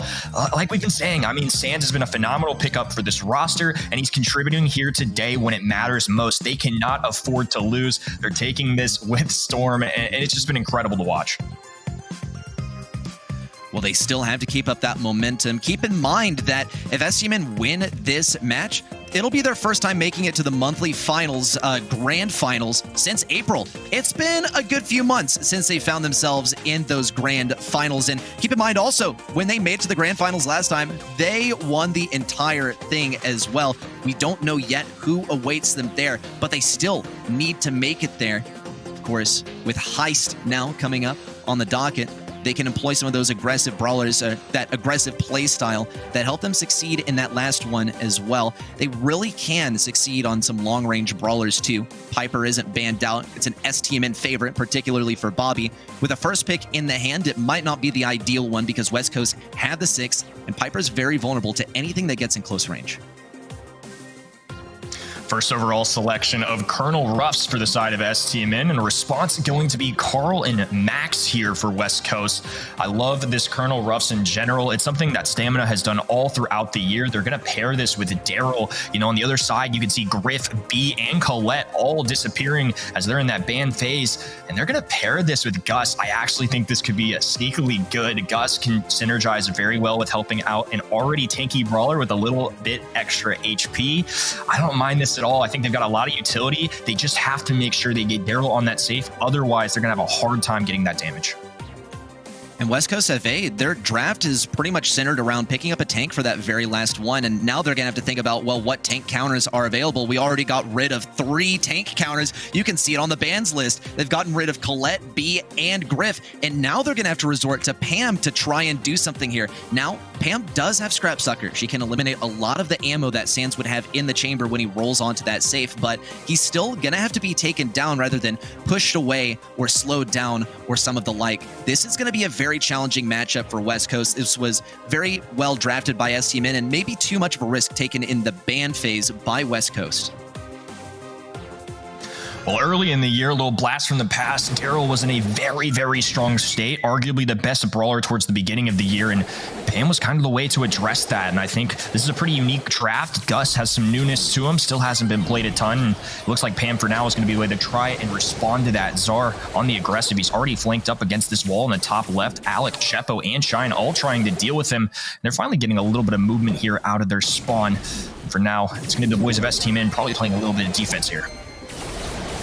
Zar's going to break open this wall on the right side. It's going to get rid of one of the main areas West Coast plan to use to play offense and do so safely. A big roll in from Sands as well, dropping that safe down to just a fraction of what it was at before. STMN safe also getting wailed upon too. Another supply drop coming down to play defense, but it's the entire team of West Coast versus this one safe. Sands tries to stay in the way and body block if he can. Shine with an aggressive super in. Here's a super from Alec26 as well. Bobby doing whatever he can in terms of damage output, but he is a little bit lacking given that he is playing Gus. The roll in from Sands is going to be enough to dispatch Alec26. Chepo still looking for some value here. Knew he was going to go down, but managed to secure that super with him as well. A defensive turret from Shine a little bit out in the open too is going to be swiftly taken down quite predictably. There's a shield onto Sands as well as he pushes in for that final bit of damage, but STMN safe is really tagged up too. I mean, that was a relentless push coming in from West Coast, and STMN doing a great job of at least keeping this close for now. A minute left to go. Still opportunities for both sides. A shield being placed on Zar for now. As Alec26 is going to be going down this left-hand side. Some speed coming through too, and this is where things get scary. Alec wailing onto the safe along with teammates, and that's going to be enough to take the game. It's going to be West Coast with the lead in our second set. The max speed really made all of the difference there because with that movement, they were able to get such free positioning. There was just not much that could be done by STMN. Sure, they had Daryl that could go to town on the enemy safe while all of this action was going down, but the damage output was just kind of lacking from these couple of brawlers. And from West Coast FA, Alec26, he reloads that attack right after it comes back to him, and Chepo just reloads to heck and back. He has 4 shots in the chamber and is constantly reloading him. The ultimate spam brawler here in the form of Max. He's going to get punished a little bit at mid by that last shot from Gus. Sands still trying to reside around this left side. Has that super ready to roll in at any moment. We saw that shield found its way onto Zar rather than Sands. Here comes the roll in and an initial push to try and open things up for his teammates. And good aggression right there, too. I like that choice of opening up the wall on the right-hand side. That way, Pam can't really place that turret as easily, and it's more wide open for Gus and Ruffs to land their shots. Shine trying to deal with the entire team of STMN right now. Some speed from Chepo trying to address this situation in the mid. Bobby staying healthy. Sands with a roll available, too. They're going to be looking for an opportunity to strike here very soon. Shine still trying to play defense versus Sands. He knows that he is the antithesis to this brawler. Throws down the super as well. Sands is able to get the takedown on top of that stun. Chepo largely ignored as well as Sands just needs to make sure that he gets that gadget perfectly on there. 5,600 damage and Zar to top it off too. A lightning offense there from STMN is going to push them 1 game away from winning the set. But across the board, 1 game away from it being swept out under their feet if they can't keep up this momentum. Yeah, great plays there from STMN, really stepping forward and doing their best in that second game. They just kept wailing on to that high save. There was just no stop from them, and they just kept it going, riding that momentum, holding their positioning, and just never really giving West Coast the opportunity to even advance forward on the map. And now we're going to get a little bit of a reset here as game number 3 kicks off. Bobby throwing a shield right onto Zar. He's going to be able to get more aggressive as a result. And Alec trying to space the floor for his team a little bit, but Shine a victim of that gadget. Chepo giving him a little extra speed so he can run forward. Now Sand's going to be in a tough spot here, and it's STMN on defense. Alec26 also in a very frustrating position to deal with. You have to pinch him. He manages to get both Zar and Bobby in 1 shot. They're both super lit up on the right side, and they can't really do much to deal with him. Sands is going to try and pinch around the bottom side. Here comes a super from Alec26. Not going to contact any brawlers, but does create a little bit of space for his teammates. Chepo still trying to escape, trying to at least get a super here. Bobby gets a super of his own. It's a free push in for Daryl once he rolls up to mid once again. Bobby and Zar still have to fight for that mid control. Sands might opt also to roll onto an enemy. Here comes a shield. It's a guaranteed push. Here it comes from Sands on the right side. Alec26 taking so much damage. Sands decides to commit, but it's just diminishing returns there. He is taken down and pinched on top by Chepo. Shine also with the takedown onto Zar. West Coast FA, they own mid, and they haven't taken any damage on their safe just yet. They're playing control so effectively, but they had to do so for another minute, lest STMN could find the opportunity to push once again. That was a monumental moment for this game. Getting the kill on that top right-hand side would have been so good for STMN, but a takedown and one on Zar following that makes a big difference. But STMN responding quite well at the moment. Chepo with the phase shift away. A little speed in hand. They can use this whenever they so choose. Not quite going to get there to Alec. They're going to be trying to utilize this for their defensive efforts. Bobby trying to connect wherever he can. Sands being patient here. I like this decision because they need to make this roll count. They have to rely on Daryl to get as much damage as possible, and at least 29%. Czar doing a great job at getting some chip shots in the meantime, though. STMN in a different formation now, and it's working so effectively. Sands coming in for one more shot, but he does get denied by the scrap sucker from Shine. Shine still is going to remain alive. Does actually get taken down by the threading of the needle there at the end of the range. We got to see a counter push from West Coast if they plan on taking this victory. Just a few seconds left. They have to get more damage on this safe. Sands tries to stay in the way as much as he can. More damage from Shine, but the body block is there, and just a 12% differential there. STMN will take the second set, and a third one is on the way.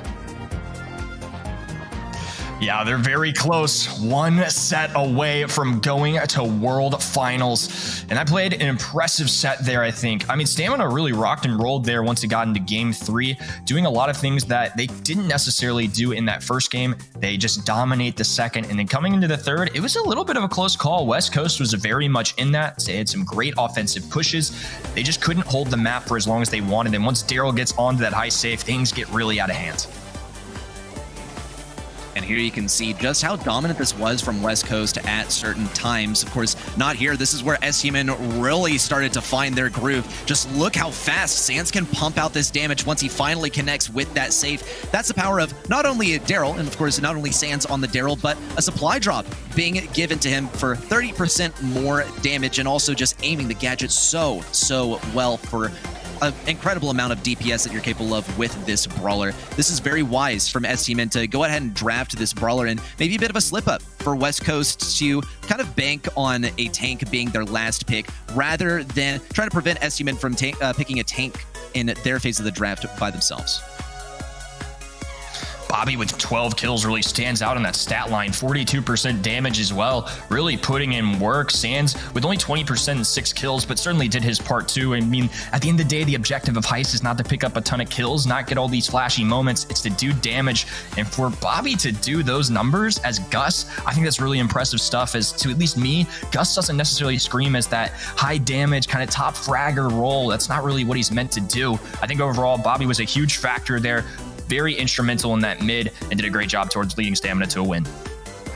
That's consistency right there, and that's what we really need to see from this team, and they are pulling it out so far. Not to say, though, that West Coast has not been doing some damage of their own. They took a game in that last set, and they're going to have to do that again and twice unless they wish to head to the mercy of the match point. And if STMN takes this set right here, they qualify for Worlds. In fact, if they take any of the following sets, they qualify for Worlds. They already have 2 under their belt. We're going to get started off with some bans as well. Triple thrower ban from STMN. From West Coast, something a bit more general, mostly getting rid of some of those brawlers that can be irritating as a first pick. STMN following up, though, with their classic Gene first pick. West Coast FA now playing a little bit of control as well with a Squeak, and now with Colonel Ruffs as well to break open some of those bushes and walls.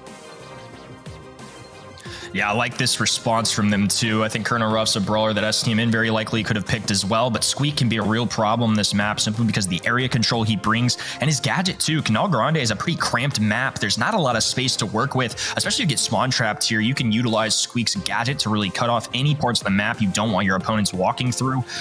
Now they get the Max coming in too. Look, STMN has really started to use this Max a lot in the second half of the year, and it's NA, bro. We gotta have some Ashe action. It just wouldn't be the same if in our final month of the year, we didn't at least see the guy show up. It is so characteristic of this region at this point. It became a popular pick, then a meme, and then simply an icon. But let's not forget that it still bears the status as a very powerful brawler, but one of those that you have to draft around really, really smartly. And STMN, what we've seen them do for 2 sets in a row now, counting this one, is pick a tank when they don't even have last pick. Alec26 is going to go for the Frank here, and that is going to rely on perfect execution, but it can be a counter. You just have to play it picture perfect. Leave it to Alec26 to pick up the tanks here and find value with them, but once again, there's just no room for error for West Coast FA. Ashe is a very unforgiving opponent. Oh, my heart is so happy right now. NA, let's get it. It's going to be set number 3 coming up. STMN 1 away from clinching their spot for the World Finals. We will see if they can pull it off. Well, Alec26 is going to fire things off on the right side. Not versus Sands. That's his ideal matchup. He might even think of pursuing it, but he does have the blue star now. There's no needless aggression from West Coast FA. At least now they need to defend it. There's the stun onto Alec26. He gets pushed back, and Zar picks up the kill. Sands also looking for value on the left side. Chepo going to get tagged up by some smoke, and that final shot from Zar as he dashes backwards. Now 6 stars in a total team kill for STMN. Could be super valuable. Alec26 does pop the gadget in the middle of getting pulled, preventing him from falling all the way to Bobby and keeping himself alive, but Shine still goes down on the left side. STMN, despite playing a pretty control-centric comp in some regards, especially with a Gene, are going to be going crazy aggressive around the left side. An amazing pull around the right side by Bobby as well. And West Coast FA need to find some way out of their spawn. Alec26, more than anything, is looking for some value with his super, but just no one will get close enough. It's very difficult to get out of your spawn here, and there's really no quick mobility on the side of West Coast. They don't have max speed or anything of the such to get them out of the situation. Shine, though, doing a great job of trying to help its teammates out, picking up a kill on that right-hand side before Sands ended him there. Chepo, lower HP, phase shift, not enough. He is going to stay up. All of a sudden, this is a much closer game. It's only 4 stars, and with 30 seconds to go, West Coast will have an opportunity here to win this one.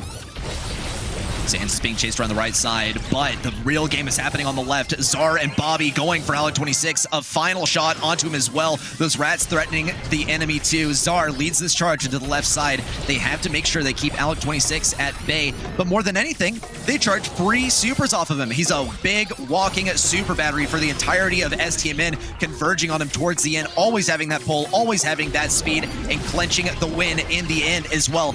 26-16. Expect nothing less of Canal Grand. Expect nothing less of NA. And now it's a match point for STMN. One more to go. Bobby geared up and ready to go, and they put on a show there in that first game of Canal Grande. They were so aggressive, and they just were relentless throughout the whole entire game. The stamina pins coming out, of course, representing their own org. Now Zar trying to fight against a very healthy Frank on this left-hand side, needs to be careful and recognizes this phase shifts away as Chepo drops a gadget in the mid. Alec chasing now, hunting down Bobby. He's going to pick up a kill there. 3-2 though, as Sands picks up one on this right-hand side. Blue star for STMN and a 1-star lead along with it.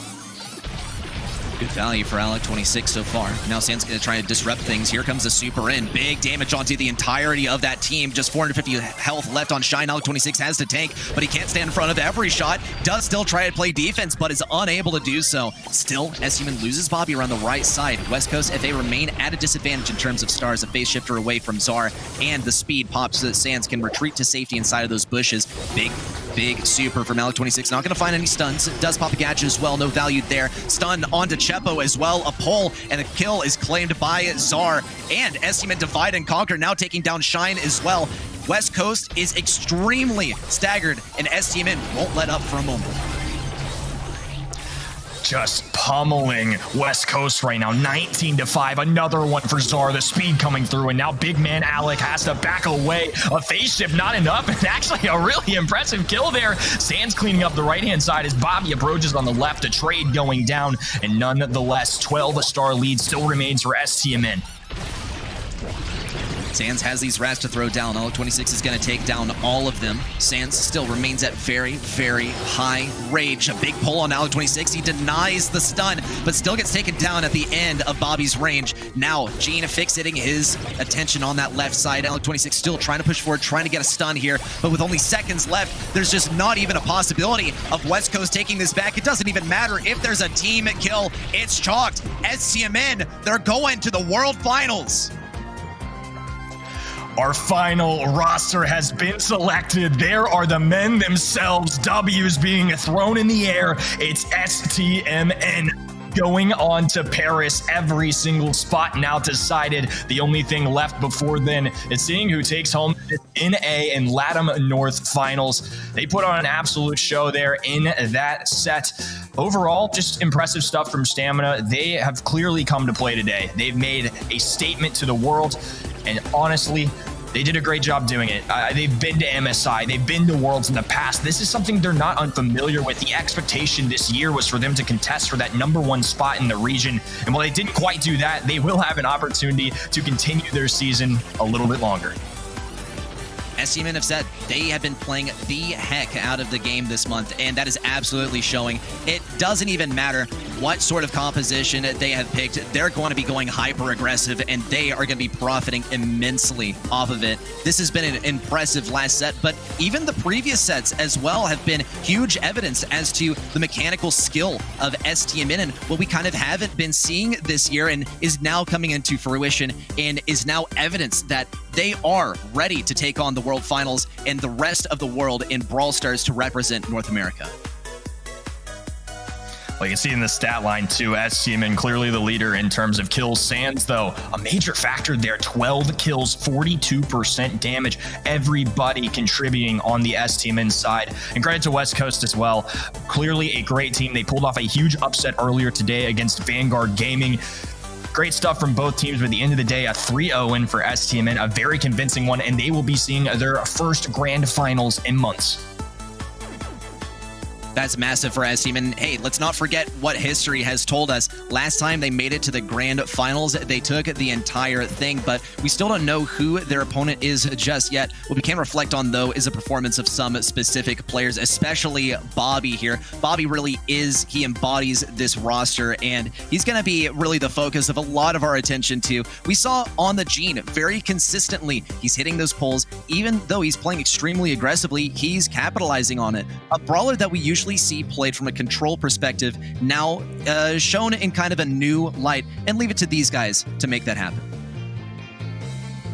Well, if you want to keep playing along at home, event.brawlstars.com. Make those predictions for that second semifinal coming up momentarily. And it's going to be another good one, too. This region just continues to impress me. When taking a look at this bracket, Tribe Gaming NA just a little bit ago, the #1 team in the region got upset by Obey Alliance, previously CMG, and they will be tasked with taking on Vatra Gaming, another world finalist caliber team. I think this could be pretty intense. We've seen kind of a renewed energy from Obey Alliance because their biggest enemy for the past several months has been taking on the STMNs, taking on the tribes, those upper bracket teams in this region as their very first matchup. Now, that's going to happen anytime you find yourself qualifying for the monthly finals through that lower bracket. But despite that happening this time, they still make it through Tribe, what we were calling the big bad boss of North America. And while we won't be seeing them today, we can see their successors, at least in this respect, Obey Alliance. Now, just being signed to this org, already finding some proud representation for it too, and taking on a very storied team, the one that took down the Kings of NA once again in the last month. Vatra, they won the last monthly final. Can Obey take them down and prevent them from going to yet another NA Grand Final? Well, Obey clearly picked up some good ones as they got a nice upset earlier ago. They'll be tasked with taking on this Vatra Gaming roster. Payne, RBM, and Juan Carlos have all been awesome players to watch this year. It's been so impressive to see how much growth they have had. A slower start to the first half of the year, but once those double points kicked in, MSI was over. They came to play in the second half. It's been 3 very impressive monthly finals since. They've even taken one of their own. They're even celebrating alongside STMN, saying, "We'll see you very soon in Paris." But for now, they're going to be tasked with taking down Obey. Two teams that definitely have a little bit of history playing against each other throughout this entire year, as they've both been around for a while. This is absolutely true. Little peepo smile there for STMN. We'll see if Vatra Gaming pull out something like that for themselves, because they are qualified for the World Finals as well. And for them to meet their, I guess, newly crowned World Finalist team there in the Grand Finals would be a huge, huge matchup and show maybe just what these NA teams stack up against each other like on the monthly finals stage. For Obey Alliance now, though, I am willing to bet that Obey Alliance placed their primary focus on taking down Tribe in that first quarterfinal. Now, come the semifinal, they're going to have to rely on instincts and just kind of their gut feeling and maybe some past stats that they can pull up on the fly to take down Vatra. Now, Vatra, on the other hand, have their eyes on the prize. They've made it to the semifinals numerous times. They made it to the grand finals a handful of times before, and they're ready to retain that crown of first place in North America.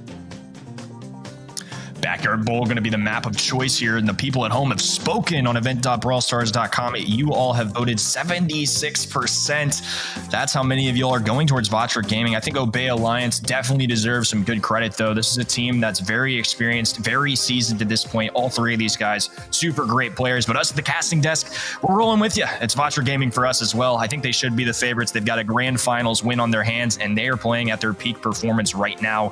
When this map comes to mind, Ready, are there any bands or players that you really expect to see from either of these teams? We already see some of them coming out. Otis absolutely comes to mind. He is such a strong brawler at the moment. He can deny tanks. He can deny basically anything that exists as well with his huge damage output. Some others being selected too. B, a first pick from Obey Alliance, a popular one for them. Now with Toast not playing with them at the moment, it's going to have to be picked up by another brawler, but it still is a very popular pick for this roster. Vatra Gaming going with their Penny and a Bow, actually. A bit of an interesting one. One that I wanted to bring up as well is Amber. Not because she's useful for burning open the bushes here. She absolutely can be, but it's more about establishing that long-range control. She's a very frustrating brawler to lane against, and she can get kill confirmation if she lands that fire fuel on you and sets it off right after. Yeah, it's going to be an interesting one to see. One thing that stands out in my mind is during this ban stage, you know, this is a wide open map. We're used to seeing a lot of sharpshooters, but if you take a glance, there's not a single one there. Fade so far, the only one to pick one up. B, you know, what comes to mind here, it's the Pipers, the Bells of the Worlds, but that's just not the reality we live in for Brawl Stars anymore. They're going to pair this with a Crow. I like this, a sharpshooter paired with Crow. When you get that slowing toxin gadget going, you can just halt your enemies from really moving, and that's the opportunity for the sharpshooters to land those easy, heavy-hitting shots. I like this combination here from Obey Alliance. Not only that, but Crow could be an especially frustrating brawler to play into as an Amber. So this is a bit of a ban and a pick in the same go. Vatra Gaming, though, they've decided it's going to be Sprout for their final pick. Sprout can get some good value at long range, especially with Overgrowth active. Does expand the AoE at the end of his attack for once in every few attacks. It's on a cooldown timer, but still, this brawler is going to be quite vulnerable to Patchy if he jumps in. In any other case, though, the walls being thrown up, they can deny an entire lane. They're going to be fantastic for playing into B, and they're going to be great for playing into Amber as well. Vatra Gaming, though, once again, it's going to come down to how they can execute it. Juan Carlos is trying to get some shots started off on that left side. Pain is really getting lit up quite literally around that left side. Does feel the heat, but Patchy still struggles to capitalize on that kill. Big damage down the left lane. Patchy remains alive with some expert dodges. Does end up going down, but Juan Carlos is going to fall to that fire, but no one on Obey has the position to slot it in. This is a very tough map, really, unless you just get some crazy positioning or some big-time kills. It's very difficult to take that ball from the mid, and with that long wall towards the goal side, it's hard to get around it completely. That's just one of the big factors of this map, and why oftentimes it can be very drawn out and long. It's very difficult for professional players to take that opportunity. For now, Juan Carlos is going to be taking advantage of this wall. He's going to keep it with his gadget, going to be cycling that one out once again and really force Patchy away. The Sprout pick, a risky one. I think when you look at this map, you see a wide open range and definitely not what throwers are catering towards. But when you can cycle out walls like that and kind of cut them off, you know, against sharpshooters, Sprout can be phenomenal. And so far, Juan Carlos has played this brawler quite well. Juan Carlos is a professional lane menace, and he's putting that title to use too. Now blocking in the left side again. Patchy can't even get in the corner either. Juan Carlos can get some free shots here, but Patchy still has some room to dodge them. Pain, though, waiting for just a moment to get some wall break onto the left side, and this is going to be devastating. Tripwire down. Patchy's going to be the saving grace if possible. Still needs to get that kill onto RBM. Here comes the confirmation, and he's not going to get taken down by the end of that shot either. A follow-up onto Pain around the left side, and now Chino can start to work an angle versus Juan Carlos, who does have a hedge, but he cannot block in his team to their own spawn. It is a tricky situation to find yourself in, and it's going to take some brains to find out which placement of the wall is going to be the best. That was fantastic stuff from Obey. Patchy staying alive with low HP. Fade with the jump in to end that. And I mean, they had so much momentum riding with them for Vatra Gaming. The tripwire going down to open up the walls. And Juan Carlos poised and ready to go get himself a goal, but they put that to an end immediately. Another wall coming down on this right-hand side. They're going to be trying to take down Patchy. RBM creeping forward too. Vatra looking for more opportunities. And with these walls broken open, it's not going to matter too much here, as in about 15 seconds, they're all coming down. Chino advances forward with the super. Does get the slow on Pain. No shot there. Patchy also getting some dodges on the right side. Needs to dodge just one more shot from Juan Carlos, but it's not a possibility. He is locked in the hedge prison on the right side. Juan Carlos finds a kill. Slow onto everyone on the Vatra roster. Fate still has one more gadget to spare. He can still slow this down despite them being in overtime. Chino also has one more gadget left if he needs it. Pain can use another tripwire. It might be tough to find a use for that with no walls active. Chino still trying to defend this left side. Juan Carlos has a wall to use as well. Turret up is firing away at Chino and making Obey Alliance have a lot of trouble pushing it past this mid area. We still have to see the first kill onto either of these teams. Backyard Bull is notorious for having draws. We could have another one on the way. RBM will be taken down. A super from Chino. Not gonna find its way into that corner. It might be a recovery from Obey though. Super over to Fade, and he walks it in for a win. Obey Alliance take the first game of this match. Great plays overall, and it was all because of a good momentum swing earlier in that game. Everything contributing there. Obey just come out and put themselves up a goal in the final moments. They stayed patient, they stayed disciplined, and that's the name of the game on this map. I mean, it is one that, like you said, it does come down to draw sometimes just because of how patient you have to play it at times, and especially when there's no wall break super easily acquired for either of these teams. You know, you have to really take your time, be calculated with it, and do it as a team. And start things off in game number 2. Obey continuing to pummel down on the enemies. They're going to be trying to ride this momentum and move forward, but Vatra step up real quickly, pick up a kill, and now it's them that are trying to find themselves a goal. Ouch, Juan Carlos finds the angle once again. Not going to block off that corner, but maybe doesn't need to either. Still trying to find those shots versus Patchy. Pain would like to have a super here. He's going to toss that ball away and try to farm it up for some wall break. This is where Vatra Gaming can trap in the enemy. Fade is going to try and dispel this possibility. Juan Carlos protects himself with a hedge. Despite getting slowed down, it's not too much of an issue, but Pain is going to be super, super vulnerable. Fade also has to find some sort of way to pick up this ball. Instead, takes down Juan Carlos. It's 3 versus 1. Pain is the only one in this goal. And with RBM respawning, as soon as Obey saw that it was RBM respawning, they turned back immediately. They know that there's just nothing that they can do to push into the salty barrel with about 4,000 damage headed straight into their face. Vatra on their back foot right now. RBM branching out, trying to keep Fade away. Pain and Juan Carlos tag teaming the right-hand side. They picked up this ball. They're going to kick it off to the left and just trying to keep it out of the hands of Obey. I like this choice here to flank it right behind this wall. The mine's going down as well, which will open up the map just a little bit. Hopefully this can allow for Vatra to kind of play some good defense here, and I'm sure that wall will certainly help. One more mine as well for Fade to take down around the left side. Chino hanging onto the super. Needs to make sure that he doesn't trip this mine. Looks like the positioning was a little unclear. Here it is. Chino does manage to bait it out. Still looking to line up those shots onto Pain. No goals scored just yet. 35 seconds left till all those walls are broken down as well. Fade has a super that he can use versus Juan Carlos, but the lanes are just not matched up properly for that to happen. We got to see some kind of lane switch from Obey. Once they get put under pressure, they might be so inclined. Now dropping below 20 seconds. Vatra continues to inch forward. They only have one super on their side, but that's all it's going to take to slot a ball into the goal. That plus positioning, which Obey is now recovering. This Obey roster is really built for overtime with the B, Amber can land the easy shots as well. Fade now getting aggressive. Juan Carlos forced to box himself into this right-hand corner. RBM trying to do everything he can to get the damage, and Patchy lighting things up right now. Kickoff to the left-hand side. That's a goal for Obey, and they are going to be taking a set number 1. They're trying to continue the streaks of upsets today. Well played there.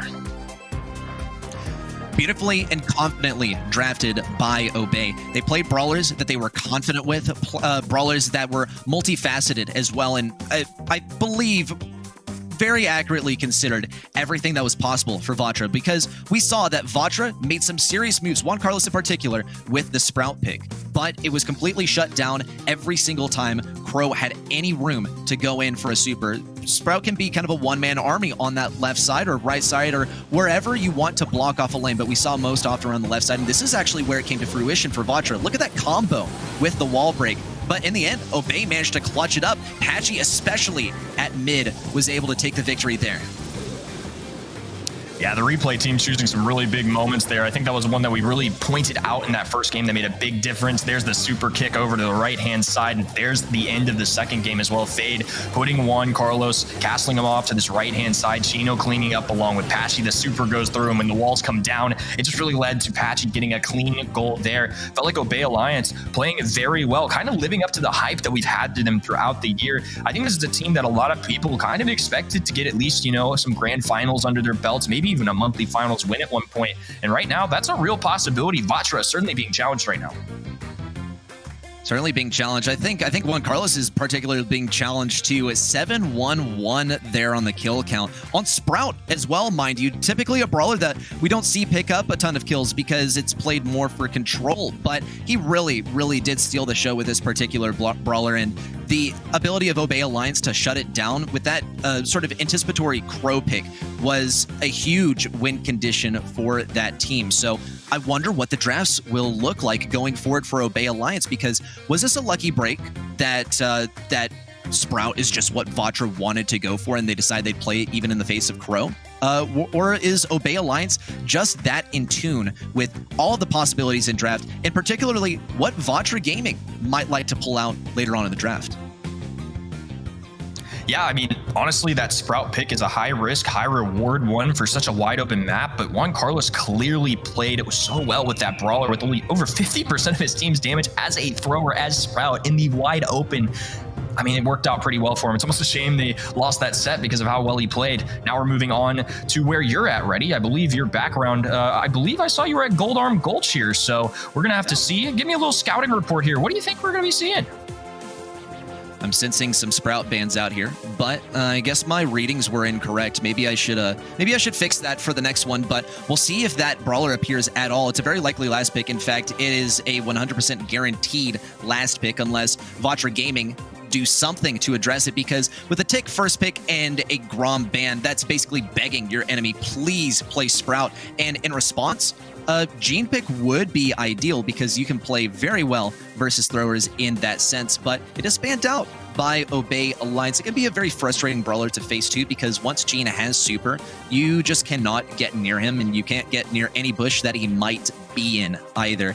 Speaking of be in, here's B in the draft for Vatra Gaming, their fourth pick, and a fifth one coming up along the way. Still have to be thinking about the possibility of a thrower across the way for Obey Alliance.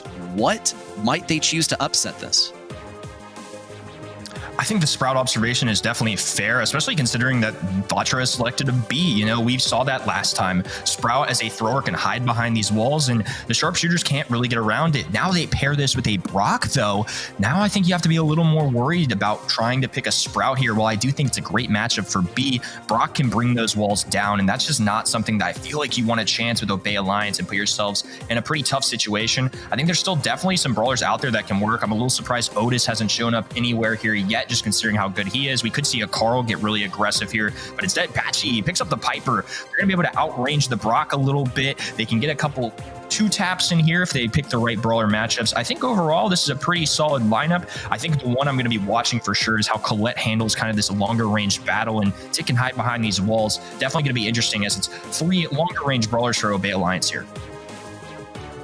Exactly the thought on my mind too. Colette is definitely going to struggle versus the long range. Also, she's facing versus enemies that don't really have high health. And well, the way that Gotcha Gadget works is you take a percentage of the damage in healing that you do to the enemy in form of damage. And when your enemy doesn't really have much health to go around, you lose value there.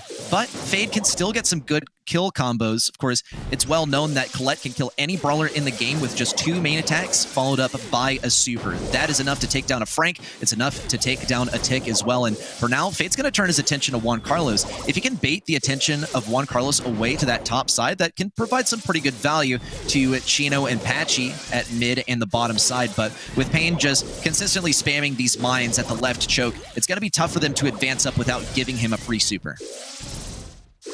Ooh, Chino slides a nice shot there into RBM. It's going to force him away for now. And this is how a lot of the times Knockout starts out. Each team with a clean reset is trying to give themselves those supers like Pain's got on the right-hand side. That way, when the fog starts to close in, when close quarters begin, you're really going to want to take advantage. Chino with a big-time kill right there. Well played to give them the numbers. And now they're going to be opening up the map too. And that's really where this Obey Alliance composition can just do so well. The more wide open it is, they're going to be able to take advantage. Chino popping another gadget. No connection there. Pain trying to fend back Patchy. This is looking a little scary. Pain with a chance throwing down the super, but it's going to go to waste. I think that's a little bit of a tough call there, right? You want to be the hero for your team and get the win, but also he just burned himself a super when it was looking really tough for his team. And Pain very nearly killed Patchy early on, but Patchy positioned himself really well. That way, when he did get knocked back by the tick super that was dropped down, he wasn't bumped into the poison, and he wasn't bumped out into the open where he could be taken down by Pain's teammates. It's very smart positioning from him, and it ended up, even though Pain pretty much output the maximum damage per second that he's capable of on this brawler, still denied him the ability to clutch up that game. Now, with some wall break early on, Obey Alliance get to walk all over mid, and this is actually Vatra's choice here. They're looking for value with Juan Carlosson. They're relying on Pain to not just work on the chokes, but also out in the open too. Yeah, there's a moment there where Chino could have popped that gadget instead onto B, but I like that choice of not using it, as B does have the honeypot that she can drop down as a projectile to kind of take that hit for. I think a wise choice, and Chino clearly showing his game awareness there. A tick super going down, trying to help his teammates out. Patchy, though, going for a risky dive. Juan Carlos prepared to deal with it, though. Chino now weak. Fade trying to pop the gotcha gadget. Pain going with one of his own. It's going to be a 1v2 now. Obey are the ones with questionable numbers. Juan Carlos picks up the kill. Vatra stepping up. Juan Carlos blocked that last shot with a honeypot too. That is wild, but it goes to show just how valuable it can be to hang on to those, and maybe how Chino could have afforded to take them out a little earlier on, but that's not even a consideration for him now. Chino does not have any gadgets left. He's going to have to do things the old-fashioned way by lining up these taps and having them connect. RBM and Pain on the right side, trying to demolish that duo, or rather that single brawler on the back right side. Now retreating over to the left, Patchy looking for some value here. He needs to get that super to get in close range versus Pain, but Pain's waiting for him on the other side with a tick super. What he doesn't have is that last hurrah in close range that he can use for knockback and some shield and also some additional damage as well. But still, no takedowns on either side. Obey Alliance playing carefully around the top with Colette, who seems to be doing fairly well, even in face of the outrange. Patchy taking massive damage on the bottom side, going to get taken down by B as well, and it's a 3v2. Chino and Fade gonna be left to win it for the team. Gotcha gadget being popped. Juan Carlos deletes him. Piper falls too. Vatra Gaming taking game number 1 of our second step. Look, this is a team that I feel like gets a lot of credit for being an insanely good tankier combo, right? They've got people like RB and like Pain who play some of these brawlers like Ash, like Daryl so well, but they can do it with the other ones too. This is very different and definitely a different skill set as well, and they did it quite well in that game right there. No doubt, and they got to replicate that success once again. It doesn't look like the momentum from Obey Alliance has really gotten to them. Let's see if they can get this next one as well. Knockout is well known as one of the least consistent modes, given that it is the newest in the competitive map pool, and seriously enforces long-range matchups where just a hair's width can make the difference. We'll see if Obey Alliance make an effort to enforce that too, because they are retreated into the bushes here, kind of waiting for the enemy to come to them. Rather than going to the enemy. Pain throwing down a spray as well. Some more sprays coming down from Vatra too, as they really are not fans of the waiting game that Obey is asking them to play, but they will play along. Really, the value to be found here for Obey Alliance is that they don't feed any of those valuable supers to Vatra, especially Tick's super, which has been pretty much the main thing preventing Patchy from going in, but they are going to end up giving to him in the end. And with the poison closing in, it's going to become that much more useful for Pain to pop right now. Obey in a tricky spot right now. The storm closing in. Fade can be weak, but the gotcha gadget at least giving him a little bit extra. Good attempt there, but Vatra, all 3 brawlers still stand. They'll be taking round number 1, and now they are simply 1 away from tying things up. Pain took down 2 brawlers at the end there with just 1 use of his attack, and it shows that if Tick is safe and sound, he can be pretty valuable as that clock ticks down and the poison closes in. He's well known as such a strong tank player, and, well, you put him in a position where he's got some spawnable that can tank damage for him, as well as a gadget that can tank some damage for him too by popping up a shield and get some knockback. He's going to fare fairly well, and Obey Alliance are acutely aware of this. They know that really the only great place to fight Pain is going to be in mid-range, but even then, Juan Carlos and RBM have Pain's back in that regard. They're just not going to let it happen. The AoE and the high-range projectiles, as well as this high damage one that Juan Carlos is camping on for the time being, is going to be really the main thing keeping Obey from pushing in for right now. Not sure what Chino's thought was with popping that gadget a little preemptively. Oh my goodness, the teamwork there between RBM and Pain. They're going to pick up a kill on the Viper. Another one for RBM too. It's just Vade left standing, and they won't be enough from him. 3 brawlers still standing for Vatra Gaming at the end there. It's 1-1 overall, and they're showcasing why they deserve to go to Worlds there. Great job at making a comeback a little bit in this match, and now, well, it's an even ball game. It absolutely is. 2 2-0s in a row. And I'm really surprised that we made it through Backyard Bowl without a draw, but it goes to show just how confident and how successful Obey were in that very first set. And to accomplish something like that versus Vatra, a very accomplished team in this region, says a whole lot. If we just focus on that last set, though, this was extremely dominant for Vatra. Even in a mode that is supposed to be a little bit more 50-50, it is possible that we've just had it in the map pool for almost a year now, and that sort of status as an inconsistent mode has worn off because Vatra really played the objective here. They played for survival rather than kills for the most part, and as long as they were able to survive until the very end, that is where they found their value, by backing enemies into corners. This is almost a huge clutch by Fade, though, but it was shut down by some quick thinking from Juan Carlos, and from that game forward, Vatra Gaming were just on a roll. Very true, and now it's a tied game, 1-1 overall, and that was a big one for Vatra to get to. You know, you never want to go out with a loss in the semifinals, especially approaching World Finals, you know, preferably not just for their pockets, not just for the money, but also just showcase that they can do it. It's a confidence booster, especially in the last monthly finals of the year. They're on their way to Paris here very soon. They want to get a win here. They want to prove that even though they won't be the #1 seed in NA, heck, they could do it with 2 monthly wins in a row. They could definitely be in that kind of consideration for a lot of teams out there. We'll have to see if that happens because we're just 1-1 here, all tied up, and the stats are looking quite good for both teams. Once again, Pain doing a phenomenal job on the tick of all brawlers. Chino also popping off. We've seen Patchy and Fade play quite a bit lately, and Chino is the latest addition to this roster, just happening a couple months ago, or actually just 1 month ago, and this guy has had it locked down when it comes to mechanics, when it comes to movement, lining up those shots, and scoring goals, as we saw in that very first set. Now it's all about just existing in a circle. It's existing in a circle. The game mode, Open Zone, is the next map up. And this one is another heyday for some of those long-range brawlers that we've seen being so characteristic of Obey. Yeah, this was a really interesting one. I mean, again, Open Zone is a wide open hot zone map, but just like Backyard Bowl, it's not all sharpshooters these days. You know, there's a little bit different of a feel to it when we've got a draft. You can't necessarily just pick all of these long-range brawlers because there's other ones that are very solid as well. You know, we've got the Otises of the world now. On this map in particular, brawlers like Poco show up quite a bit. You know, our a circus act of Janet and Bonnie, they're certainly available in Griff. He's really made splashes in EMEA. He was played here yesterday, even in one of the craziest monthly finals I've ever seen. I think overall, there's just so many different choices here. Not to mention, Gus could show up. He's been here quite a few times today. He absolutely could.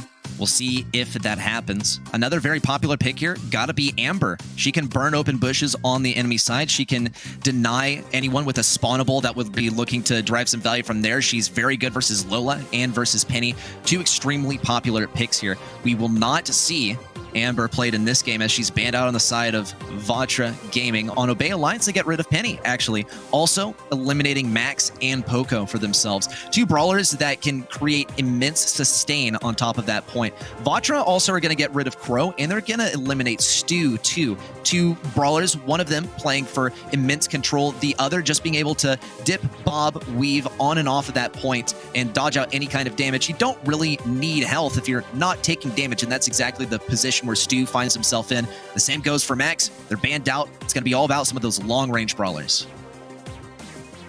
Yeah, definitely quite a few brawlers that we mentioned showing up in that band stage. And there's the Griff that we talked about too. I like the selection of B. I like this combination so far. They can really bring down the walls. It's going to pair with the B very well. You know, a long time ago, early on in the hot zone kinds of days, when a different map like Parallel Plays or even Dueling Beetles, which still remains, a lot of teams would pair Griff as a wall break option with B, because once that map opens up, B can really let loose and play to her strengths. They're going with Squeak here. That's a good area control one, and one that might help keep this opposition off of the hot zone area.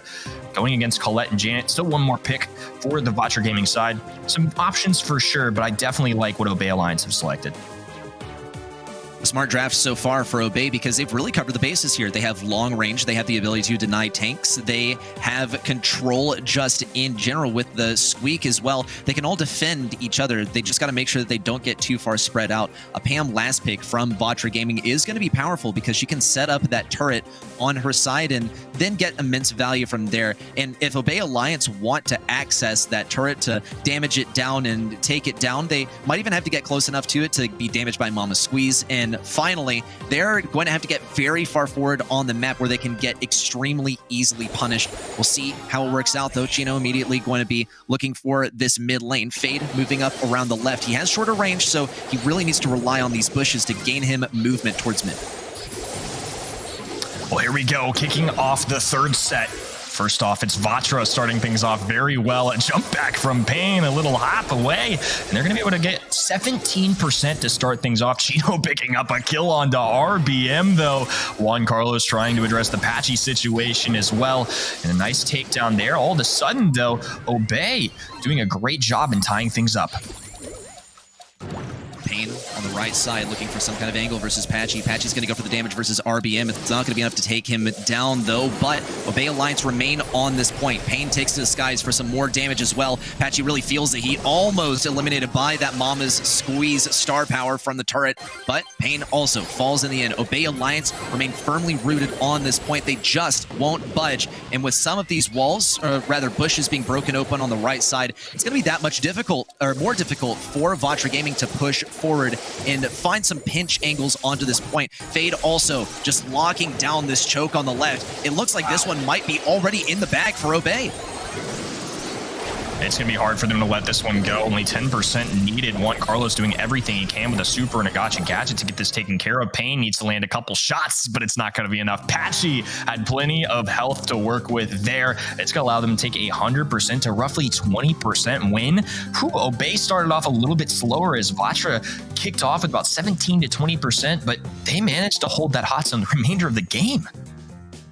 The counterplay from Obey Alliance is extremely present, especially around the left side. Pain is going to find most of his value from popping that super and then rooting himself in the bushes on the left side, and then maybe finding some angles onto Chino and Fade from there. But Fade doesn't seem to mind playing outside of the bushes. It is his preferred area, but he can still succeed once he finds his way onto mid, especially because he has health to go around and to tank for his teammates. Amazing combo on the right side there as Chino and Patchy take down Pam. Another elimination in the form of Pain on the left side. Juan Carlos still hiding in the bushes, not quite going to get that takedown onto Patchy. And Obey Alliance will own mid, at least for the time being, and especially with Fade slowing things down around the left side. With this map opening up too, they can only gain more visibility for Obey Alliance, which is definitely going to help the B out. I actually liked their choice of not using this piggy bank on the 3 to 4 pronged wall right where Chino is for exactly that reason. They're going to be able to put the honeypot down and slow down the enemies. It's going to make things really difficult for them to get out of their spawn on this right-hand side. They either have to go along this skinny little grassy area on the right or just completely swap and go to the left. And now with the addition of Fade getting shots into, a pickup from Chino there as well. This is getting very out of hand for Vatra. Once you're spawn trapped on this map, sometimes it can be impossible to get out. RBM gonna fall to the elements again. Obey Alliance, of course, the force of nature in question. Gino gets taken down, though. Vatra can be fighting back. Pain circles around the left, and RBM tries to spearhead this charge into mid. He has health to spare, but it's quickly being ticked down by Fade. Good dodges of that one shot from RBM. Pain takes to the skies for some more damage. Good defense by Patchy as well. Massive value on the super. He has another one to go round 2, and there is the presence of the turret, but it's not going to be enough to keep Fade off. There is the win of this game from Obey Alliance, and a set win incoming for them too. They're up 2-1 in the match.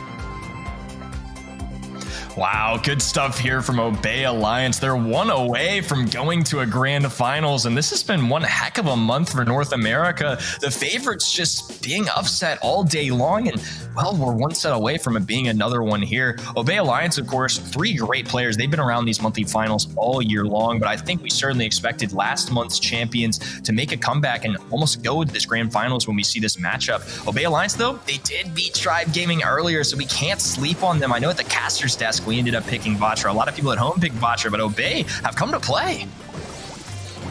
No doubt they have. They are refreshed and renewed, representing this new org with a representation pin of their own to advertise as well. And wow, the representation has simply been off the charts. Vatra Gaming also seriously struggling in this matchup, still playing at their usual caliber as well. But more than anything, the drafts from Obey Alliance have seriously stolen the show for me. What Vatra Gaming has made up for in terms of mechanics within the games, Obey Alliance has fired right back in the draft phase. The picks from them have simply been impeccable, but the gameplay, I think, speaks for just mechanical ability of them as well, especially Patchy here with 10 kills.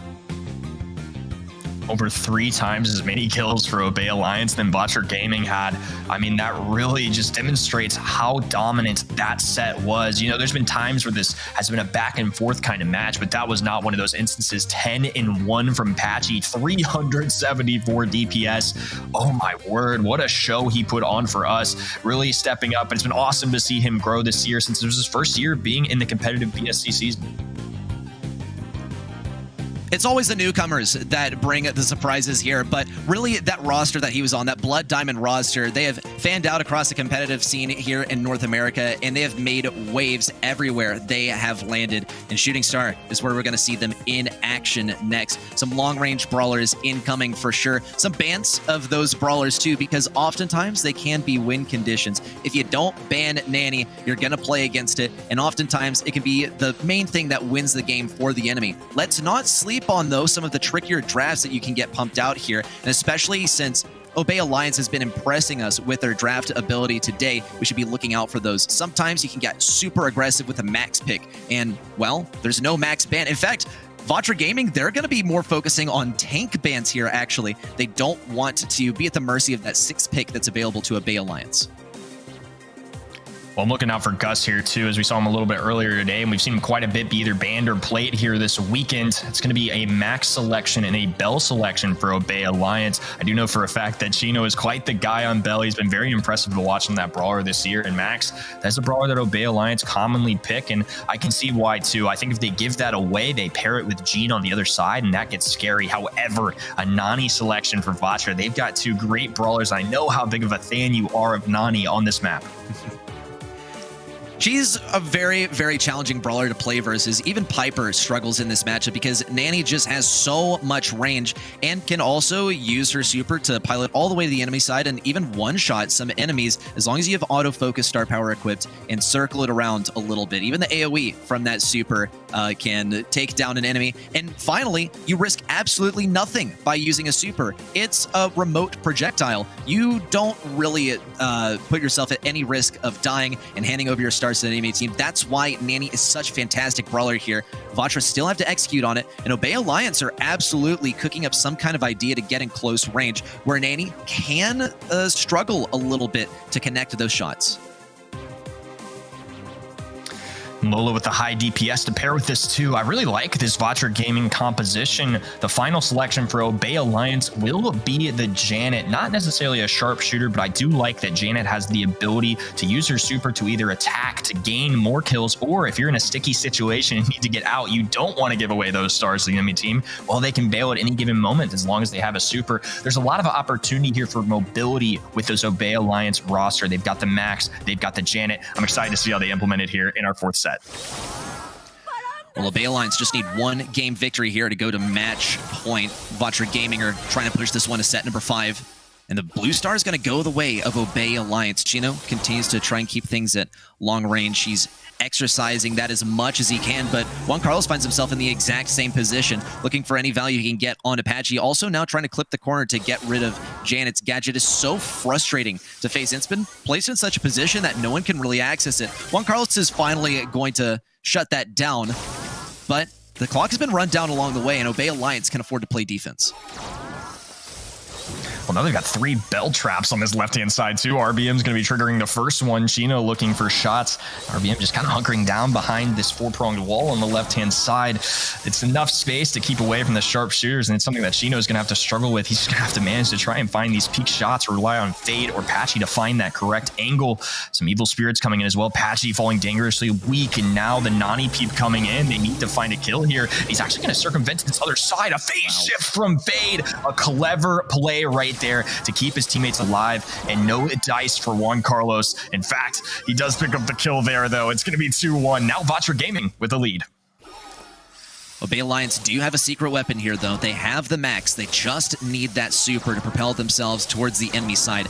Patchy can also land behind some enemies, and he can throw down that super to block a gene pull. There's plenty of counterplay for both teams here right now, but there's not a whole lot of time to craft what the strategy is and execute on it as well. Just 20 seconds left in this game. Obey Alliance is trailing by just a single star. Here comes the Nanny super in. Patchy is going to remain alive, does get pulled. Pain is taken down. Obey Alliance is in the lead by just 1 star plus a blue star. 10 seconds remain. Juan Carlos can still make a difference. RBM has a super as well, but there's so much room for Obey to back up. They're going to retreat around this left side in the corner, and a missed ability as well. Obey Alliance are going to match point.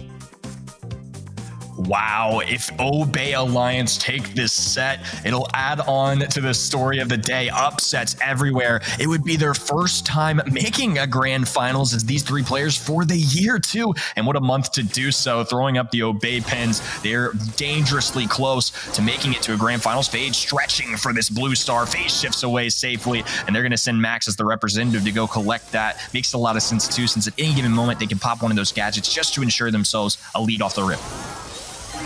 Fade having to retreat a lot around this right side. Those tracks are going to be covered by Patchy. Once again, placing down the very troublesome turret. Juan Carlos has to find room around the right side to take it down, but Fade is still going to be lurking in these bushes. Pain also tries to find some shots with the end of his range. That smoke will gradually charge up his super, but it takes quite a while. RBM ends up taking down the turret. Vatra Gaming can afford to push forward, though. Obey Alliance continue to cover their tracks. In fact, some bushes have little bear traps in them, trying to trip up RBM. He's trying to bait them out. Here comes the speed from Fade, and could be a dog pile on that left lane. Patchy taking a lot of heat, but does manage to find the kill onto RBM. 169 HP. Woo, it was close, but he survives. Fade still with the blue star. 3-0 right now for Obey Alliance, and they can control the pace of play a little bit. They don't have to get overly aggressive. They can afford to play defense, but at the end of the day, they can't afford to give up too many kills, and that's why Patchy's going to pop this super to help his team branch out. Pain and Juan Carlos just waiting to pull Patchy. There it is, but Obey Alliance are still in the lead. Juan Carlos can make some serious things happen here with the peep, but he wants to stay away from Fade. Fade is going to charge into it, but Chino still takes the damage. It's a good thing he diffused that early on. Chino still is going to have to play defense around the left side. RBM closely encroaching. Pain taking major damage, even being marked up by Bell, but the takedown still goes the way of Obey. Vatra Gaming have to get just 1 kill here in order to take it back, and they have 10 seconds to do so. The clock ticks down. Chino has a super, does mark Pain. Fade and Patchy on relatively low health. A pull on the right side, and no takedown. Not at least enough to take Vatra down, and it's going to be a tie in the set. 1-1, still at match point. big time clutch from Vatra Gaming right there. The final seal in the coffin for that game was the gene pool and the assist coming in. Oh my goodness, that right-hand side, everything went down. They simply just walked away at the end when they knew they had it. And sometimes that's the risk reward you run with those last second pushes. And once again, they're going to have to do it. Obey Alliance taking a 1-star lead early and already to the back of their spawns. I wonder where I've seen this before. This happened 2 games in a row already. Now, whether Obey Alliance can push this kind of defense further up to midfield might be the game-winning question. If Obey Alliance can, of course, make that happen. Patchy is seriously getting pushed back. Masterful tag there from Chino. We talked about the bell play from this guy, and he tags up Pain at long range. He's got to play extremely defensively now, which is not ideal. Vatra Gaming, they still need just 1 kill to push things in their favor. And gradually, Fade creeps up this left side. He has a super in hand, is ready to power up his teammates, give them some speed, make a big push in, or at least reclaim some ground. Pain is suffering the most damage of all, especially because he has that mark hanging over his head. But Vatra Gaming maintain their position. They are not backing up anytime soon. They have 50 seconds left to get a kill and push things in their favor. You make a great observation with that damage amplifier. That's one of the benefits of Bell, right? You can get a little extra utility for your side. You've got a sharpshooter on your team too. But right now, Pain is the one dishing out the damage. They actually managed to pick up the kill onto Chino as well. Patchy trying to keep RBM back, and Vatra applying the pressure still. 30 seconds to go. I'm sure they don't want to back up too soon, as it would allow for Obey to make 1 final push, and 1 kill could change things up. For now, though, Obey are simply 1 kill away from still moving on to grand finals. Now it gets a little bit more difficult. 20 seconds to go. 4-1 Vatra Gaming. Pain still has a super. His entire team can converge on 1 point to take down a single enemy. Patchy's gonna have to play super, super carefully. He could bait it out, but he's having to use that turret for that express purpose. RBM also gonna take things down. Freeze frame popped too, just to drive the point home. And Vatra Gaming will take this back from a match point twice and then push us to a set 5. Vatra Gaming with a nice win there. It's going to go to a set number 5. And, you know, from the player cams that we've seen this year, these guys are some animated characters. And you saw it right there. You know, a little bit of a smile, but they are locked in. Very serious moment here, as they are going to want to go to another grand finals and an opportunity to play against a future rival at the World Finals in STMN. Obey Alliance keep things close there still. It was a very intense set, probably our closest one yet, I would say, as it was 2-1 after all. But now it's all going to come down to the wire as we go to hot potato. It's going to be much more aggressive gameplay this time. There's not a whole lot of room for what we saw in this last set. Obey Alliance usually started things off by getting that blue star and brought the pace of the set in their favor, but they were not able to retaliate versus the fire rained down by Vatra there at the end. Most importantly, those gene pulls. Those were the game-winning plays there, and Juan Carlos usually finished things off with a kill of his own. It goes to show just how much of a difference having Nanny on your team can make, because there were numerous times where Obey Alliance had close calls with the Nanny supers, and a lot of those game-deciding kills, or at least momentum-shifting kills, came from Nanny, and we see it reflected on the stats as well. Juan Carlos with 5 kills here. Yeah, you can just see on this right-hand side, at the end of the day, Vatra Gaming had more kills, and, you know, a lot of the game modes, we talk about how kills aren't everything. Well, in Bounty it is. That's just the way it goes, right? I mean, that's the name of the game, and Juan Carlos, RBM, and Pain, very even distribution on their side in terms of damage. Everybody playing their part. I liked their draft. I think they had Nani as the sharpshooter. Gene is that consistent brawler that has the game-winning types of plays with that Gene pull, and then you got RBM. He's just a damage dealer as a Lola. Overall, great stuff, and I liked what Obey Alliance drafted too. I definitely think it was a solid draft, but giving away Nani can sometimes be a problem, and once you have Gene on the other side too, well, it's just kind of a lot to handle. It is a little bit too much to process at once, and I don't think it'll be happening on Hot Potatoes, so at least they can take a breath for the next few seconds of draft. Heist, it's going to present us with some of those tanks that are so characteristic of Vatra, but the question before we get into the draft is who ends up getting that 6th pick. We've also seen that Obey is very, very capable when it comes to drafting some of these brawlers. In fact, they were super creative and for the most part successful on the execution of that last draft where they implemented some max, but we'll see what the bans are this time for Hot Potato. Surge and Nita getting banned out by Obey Alliance. Those are 2 brawlers, well, Surge less than Nita, that are kind of new threats in the sort of heist space. But Vatra Gaming getting rid of some of the all-time greats of this map in particular, especially Colonel Ruffs, who can break open some valuable walls and vastly change the way that this map is played. They see that M's band on the right-hand side. Obey Alliance played this a little bit earlier against Tribe in their quarterfinal match. Start things off, Griff. They're going to be going for some more wall break, I imagine. I'm curious to see what brawlers they select to kind of pair with that. Payne going for the Penny and Otis on the right-hand side too. And there's that combination. Once again, we got a Griff and a Max. They're going for the wall break. It pairs so well with B. I'm assuming they don't really want to deal with any tanks, and they're actually going to select Patchy as a Barley. I'm a little bit surprised.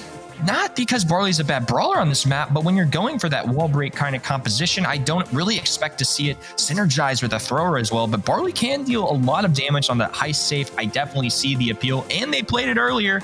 I guess we'll have to see what happens.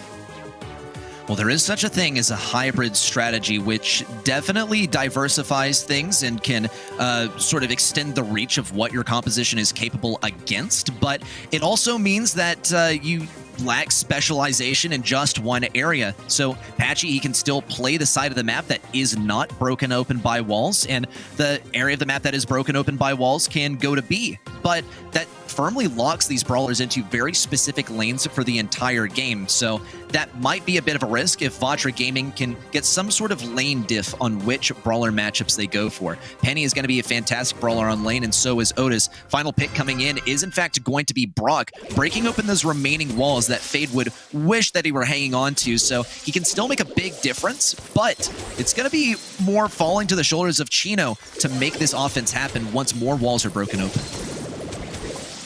Yeah, Brock was somebody that came to mind for me there. I was curious to see if it ended up being selected. It looks like it does. Not necessarily because he's the best for heist, but I think when you get the ability for just 3 free wall breaks again, when you add that up along with Patchy being on the Griff, I mean, that's just plenty of opportunities to give Barley some problems. The risk they definitely ran with that in the draft. It's not the 6th pick. Payne going to be falling to Chino there. Nicely done and a great start here, but now it's Obey Alliance's turn. They're on the top of the screen putting in some work as well.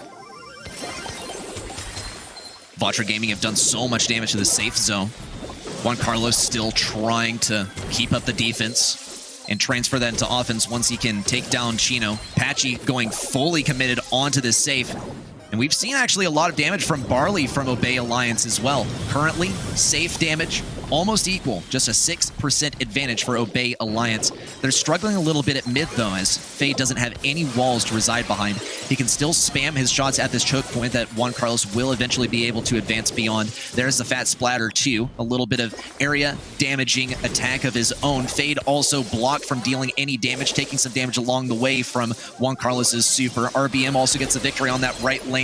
Here's some damage on the Payne, but Chino still, barely hangs on by a thread, and Payne goes down. It's a close call right now, 5% being the difference maker. Juan Carlos dodging those Barley shots, and another risky run with going with Brock here with Penny. You know, you can't utilize that turret as easily. They're going to have to just throw it on whatever walls are around, or even in the wide open like you're seeing here. RBM letting it rain on this right-hand side against Patchy, trying to fight against him right now. Payne being pushed back as well. That super landing for Chino is going to make things difficult for them to get any aggression. Ooh, 148 HP. Brock's going to survive, and there will be an opportunity for Vatra to get some damage on this heist safe. They get to rain down from the right side, especially Brock, but now it's all about playing that defense. They only lead by a small margin. Just one big push from Obey Alliance could send them packing, and to a match point as well.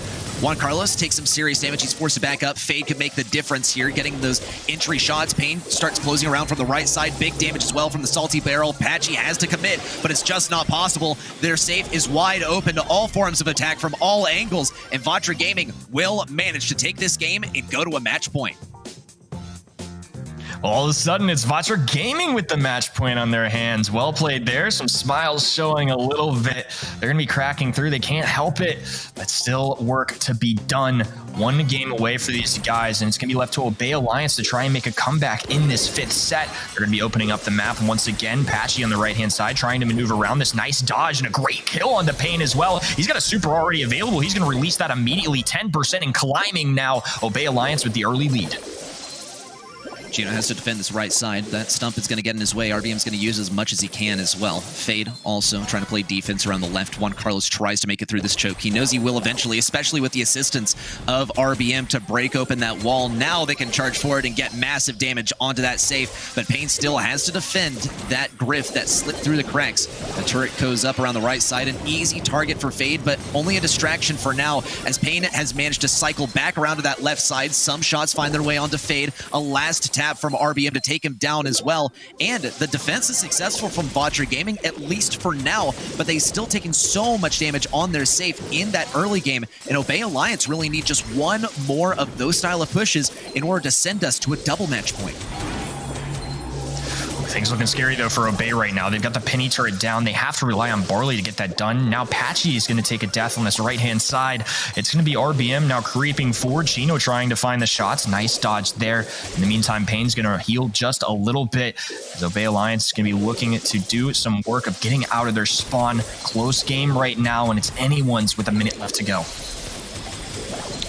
Patch around the right, taking so much damage. RBM with the takedown. Now it's a 2v2 at mid. Chino looks for some slow into RBM, but he's just out of reach. You just can't tap people when they're inside of those bushes, and speed gear is active. And every single one of these brawlers has the speed gear equipped for this map specifically.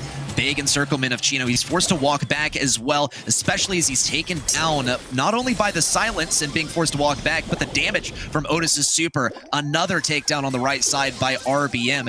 Vatra Gaming are furiously defending this safe, but they still need to get 4% damage onto Obey Alliance's safe. A single shot from Brock will seal the deal, but Obey Alliance just won't budge. Patchy has to go down, but the shots just don't line up in RBM's favor. A big super from Barley can keep Vatra back, but only for a few more seconds. 10 seconds counting down. They got to get the offense here. Yeah, 6 seconds to go. Vatra need to strike, and quickly there goes a super on to Chino. He's going to be rendered useless there. The shots paints the safe. It's just enough damage. Vatra Gaming moving on to another grand finals. Amazing stuff for Vatra Gaming. The mascot out here, Juan Carlos, the GOAT as well. Not there in person, but here to carry as well. For maybe. Let's focus on 2 for right now, because Vatra Gaming can absolutely push this to their second monthly final victory in a row and for this season. Wow, what a way to come back there. Close call, and there's Fade on the cam as well. Definitely a look of disappointment. They should be very proud. I mean, such an impressive match, an impressive year for them overall. Definitely going to miss seeing these guys play on a monthly basis, and brought it all the way to a set 5-2. What an entertaining one to watch. It was entertaining every step of the way, especially this final set, because there were such strong moments from both teams. It just came down to those last few seconds in Game 2 to decide it all. We started off with Obey Alliance in the pick phase, going with the Barley, and it was not looking super convincing in combination with some of that wall break, but it was still played very effectively by Fade. In fact, it made some huge differences in that second game as he pushed up that right side very early on in the game and dictated the pace in a large way thanks to that super covering such a large area, but things just started to fall apart there towards the end. A nice connection of that super from Juan Carlos shut down Chino, and it all went downhill from there. Yeah, I mean, it was just such a close one to call there. It came down to the wire. Here's how it pans out. 7-3-3 on the other side, and just so many kills for the side of Vatra Gaming. Look at that, 9-9-8. Once again, the consistent thing through the entire night is Vatra Gaming's just doing it as a unit. Very consistent among each other, everyone kind of holding their own and doing their part. I feel like that's such an awesome thing to watch about this team in particular, is that there's really no weak points, right? Every single one of them kind of fulfill their roles so well. They each have so much versatility in what they can do. And watching it on that heist map too, you know, Brock's not an easy one to play necessarily, but they made that strategy work. It catered to the draft that was at hand. Overall, great stuff from Vatra Gaming. Exactly why they're going back to another grand final. It's a great shout to say that Vatra Gaming all have their very specific role. Juan Carlos, he's the lane. Pain, he's the mid. RBM, he's the tank. And Pain, as the mid, he is going to be your MVP as well. 9 kills and deaths in this set, but really what matters in Heist is getting that damage locked in on the enemy, and this defense at the end of that last game was simply remarkable. We saw just how much Obey Alliance was charging in, seriously giving it their all, just throwing caution to the wind and trying to make it through at any cost. And still, Vatra, they held their ground and they pushed through when it mattered the most. Well, Uber, you picked a great one to come back for our final month, and we've got STMN and Vatra Gaming playing. What are your thoughts so far on that semifinals? The storylines just keep coming. I mean, whichever one of those teams advances into the grand final, we have a fantastic story, right? There's kind of a feeling that Obey Alliance have the number of STMN after what happened in the, in the KSO Cup, being the only team to beat them through the group stages. But then Vatra Gaming going for 2 in a row, and STMN looking for their first win since what, April. They've already locked those world finals. That's the most exciting part. So for them, I guess there's a degree of relaxation, but they want to finish strong. I mean, talk us through this bracket, Reddy. I mean, the way STMN started so strong, we maybe knew they'd do pretty well in the quarterfinals, but man, that upper side of the bracket was just insane. It was absolutely ridiculous, especially that second match of the day. What an upset with West Coast FA taking it down Vanguard Gaming, not just period, but in a 2-0 as well, dominantly so, then going on to face STMN, and that was a qualifying match right there. STMN, they just need to beat West Coast in order to head on to the World Finals, but there's still one more final that awaits them, and their opponent across the way is Vatra Gaming, and what a show that was from them as well versus Obey Alliance, the defeater of Tribe. So we've seen major victories on both sides of the bracket today, but we have to decide the ultimate victor of this monthly final still. Absolutely. Whichever way you slice it, I'm not going to be disappointed in any way. You know, STM make it through. Vatra also have made it through already. So now it's bragging rights and, of course, a little bit of financial incentive these teams are playing for. What a year it's been for this STMN team. I mean, they have really had to, and not only today, but, you know, for the whole year, they've had to really triumph over a lot of adversity, and they've had to do a lot of growing, you know, in the process. We were glad, I think, Kenny, to see them come out of the gate strong today. Gave us a good feeling that they'd be able to sort of follow up on that KSO Cup showing. Yeah, I mean, they've clearly come to play, and their eyes are right on the prize. Look, the ceiling of this team is so high. They've made it to MSI. They've even beaten international teams like Tribe Gaming EU, and now Vatra is the only team standing in their way from the perfect run this month. They had one goal in mind, and that was to win. I think it's going to be very tough to stop them. I mean, this performance against West Coast FA was really very clean, right? Maybe see what West Coast FA were able to do in that second quarterfinal. We're maybe hoping for a little bit more from them, but in the end, Alec can bid his ex-teammates farewell as they advance. Vatra Gaming are on the other side here, though, ready, set, and I mean, one of the most exciting teams from this region this year. They played really close in order to get here, but, you know, I think it's safe to say they come out of the gates, they look pretty strong. They definitely set our expectations early today. Not only today, but within the year as well. These guys have just come up from being recognized by almost nobody in the competitive scene to even at MSI being brought up by numerous NA teams as, yeah, you should look out for these guys. And just a few months later, they're able to win the entire monthly finals, and here they are to meet us once again in the grand finals. The way these guys get it done is they just simply put in the work. They play ladder with each other all the time, every single day, and their roles are very well defined as well. They simply function as a unit, they play off of each other, they bounce off of each other, and it's showing on the battlefield.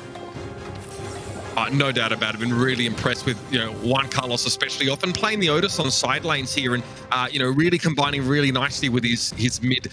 Great to see these guys getting excited after that previous victory. It was a close one. There's always something to say from these guys, even if they aren't able to always speak to us. Sometimes just through the tablet is more than enough. Getting chilly in there, of course, as the sweaters are on, but I'm telling you now, it's about to heat up in this next match. If I'm not mistaken, these two teams played in that KSO Cup, right? It was a very close one, a 3-2 in favor of STMN. So that is pretty exciting. I think just to see STMN now show us what they've been working on. Because, Reddy said before we, you know, say goodbye to you for now, Bobby said he's been grinding the heck out of the game. You said it was a 65% chance that they'd be able to get into World Finals. That's already been achieved, so you prove yourself to be pretty correct there.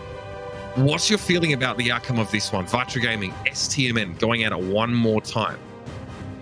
It's so hard to rate as well because the victory from STMN when it came down to KSO Cup was 3-2, and it came down to that very last set. Now, it wasn't a double match point. It was a 2-0 in that final set, but I don't really think that gets us much closer to an answer. I'm going to rate this one at still a 65. It's not super dominantly in favor of STMN, but I'll still place them above simply because just what a trajectory these guys have been on over the last month, because they were still looking good even when they were being taken down in that final set by Vatra, by Vanguard in previous months. Just one tiny little bit of an edge can get them a victory, and the improvement that we've seen has definitely put them there. Kenny, where are you at with this matchup here? Obviously, the history's favored STMN, but it's been a rough year for them, and Vatra have been the kind of team that surprised us over and over again, including coming out on top in last month's monthly finals. You know, Vatra have the most recent Grand Finals championship, and this one was really hard for me to call. At the end of the day, though, I'm going to go with STMN in this one. I just think they've got such a high ceiling. They've been to Worlds before. They've beaten teams internationally. I think I'm going to buy into the storyline that they came in today with one goal in mind. I think they're going to achieve it. I mean, it's pretty insane that here we are after a whole year of Brawl Stars Championship, monthly finals. All these teams have been really putting in the work to accrue those circuit points, and we're approaching the final match of our final monthly finals. Kind of crazy to think of what has transpired this year and how this region has been up and down. Whichever way you slice it, you know, North America and LATAM North are sending some pretty incredible representatives here. We know that EMEA is always going to be a force to be reckoned with, and we're very much waiting to see what we see out of East Asia, of course. They've got some incredible teams, those data division rosters. Ready, set, we'll catch up with you in just a moment at the end of the game. But for now, ladies and gentlemen, here are your votes at event.brawlstars.com. 78% of you believe that STMN are going to go all the way. In some senses, they already get what they came for, Kenny, but it's time to put the cherry on top. This is going to be a big test for both of these teams. I really feel like 78-22 is a bit of a stretch. To me, this is pretty 50-50. Vatra have proven that they can do it before. These guys are no phonies. They won a grand finals just like STMN has. They both clinched world finals spots. And now we're going to get to see a little early taste of that caliber of a match here today. Deep Diner, our opening map for this. There's a lot of different opportunities here, but knowing Stamina, they're going to want to try and get mixy with it with the little max. I think they're going to try and go for that speed. Gene, another popular one too. We've seen Bobby utilize that today, and they're going to be picking it up right off the bat for Vatra Gaming as they have pick number one. Not surprised at all. There's always a feeling that STMN want to go for that Gene if they can get it, but they'll settle for Otis and Griff here. Again, really nasty damage dealers. Gives them a bit of flexibility in that last slot to kind of answer what Vatra Gaming are about to lock in. Whichever way you slice it, that threat of the magic hand is always going to be there like a Damocles sword. And if your gem carrier gets too close, then it could be curtains. And that's what STMN's next decision is, right? Who's going to be the kind of mid that we want to pin our hopes on here? Who's going to be safe? Who's going to be very dependable and be able to avoid that looming threat, the constant threat of the Gene here? With bearing in mind as well that, you know, Spike, Ruffs, Barley banned out, Squeak also taken out of the picture from Vatra. They don't want to deal with any of that cheesiness. Stu going to be locked in here for Vatra. Ooh, this is kind of a nasty combo here for Vatra Gaming. They pick up the Amber at the end as well. They've got a little versatility with this one too. You know, typically Gene is a gym carrier in the mid, but honestly, Stu's been fulfilling that role a lot of Brawl Stars history as of late. I think overall they've got a lot of good units here for their side. You know, Gene doesn't necessarily synergize with any of these guys inherently, but I think this is a really good combination of picks, and Czar going to be selecting B with this final one. They're going to be, once again, it's a common trend right now. Griff and B combined together to get this wall break open. They've got Otis for the mute. I really do like both of these teams right now. Yeah, no doubt about it. There's definitely a sense that Vatra want to take the fight to STMN when they can. They're going to be a little bit difficult to deal with the poke, that constant pressure, the long-range damage as well. And again, if OG wants to get involved, and when, you know, Otis is able to land that super, they're turning any one of these brawlers off is going to be a huge slant of advantage for STMN. So here we are, ladies and gentlemen, our final game of our final monthly final for the year. It's STMN, Vatra Gaming for all the marbles.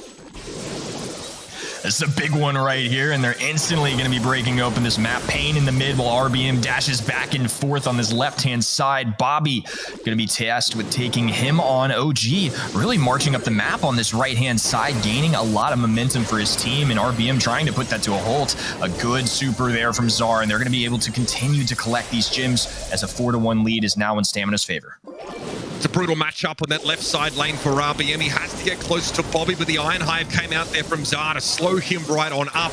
Now, though, look at the space being taken. The aggressive posturing from Vatra allows them to get into a decent position, but they're losing out the right side lane. OG's causing so many problems, and the magic hand gets used on someone who's not the gem carrier. So Zar now gets the benefit from this extra space, pushes up, drops the Honey Molasses, and STMN at the advantage. Wow, great performance so far for STMN. The speed zone being dropped by RBM as well. Dash in and out. Bobby in a tough situation now. He's got the help of his teammates. Zar, though, Juan Carlos letting the heat out on this right-hand side. And there's OG just hunkering down. Good spacing right now for STMN and a large lead at that. 9-0. STMN continue to own as they get a countdown. 0 gems to Vatra Gaming's name at the moment. Payne does have a magic hand. It's going to have to be a last-second gambit here as those seconds are ticking away. Catch back for Bobby, trying to get back behind OG. He'll body block for as long as he can. Zar's pulled in, but he's able to survive. Not long enough, though. RBM can get away with these gems. He dashes, but Bobby will bring him down. And another countdown comes up. And a heart thrown out for Bobby, too. He really gave me more of a heart attack. Oh, my goodness. A close call here for Vatra. 8 seconds to go. Letting the heat rain down. Bobby taking some chip damage. A pickup on the Payne, though. 2 seconds to go. Juan Carlos out of striking distance. It was a close call, but STMN are taking game number 1. Absolutely no respect offered by either of these teams. They both backed themselves in this fight. But you have to say that one lane assignment, right, where Griff gets to play up against Stu, puts STMN at an early lead. It got pretty dicey, and the magic hand was absolutely on point. Kenny, these two teams are leaving it all out there. You have to. It's the last monthly finals, and it's the warm-up before Worlds. You got to showcase what you've got to all these teams and put the fear of God in them a little bit. You know, show what you got. Put on a show for everybody, and make sure when it comes to World Finals that both of these teams are feared.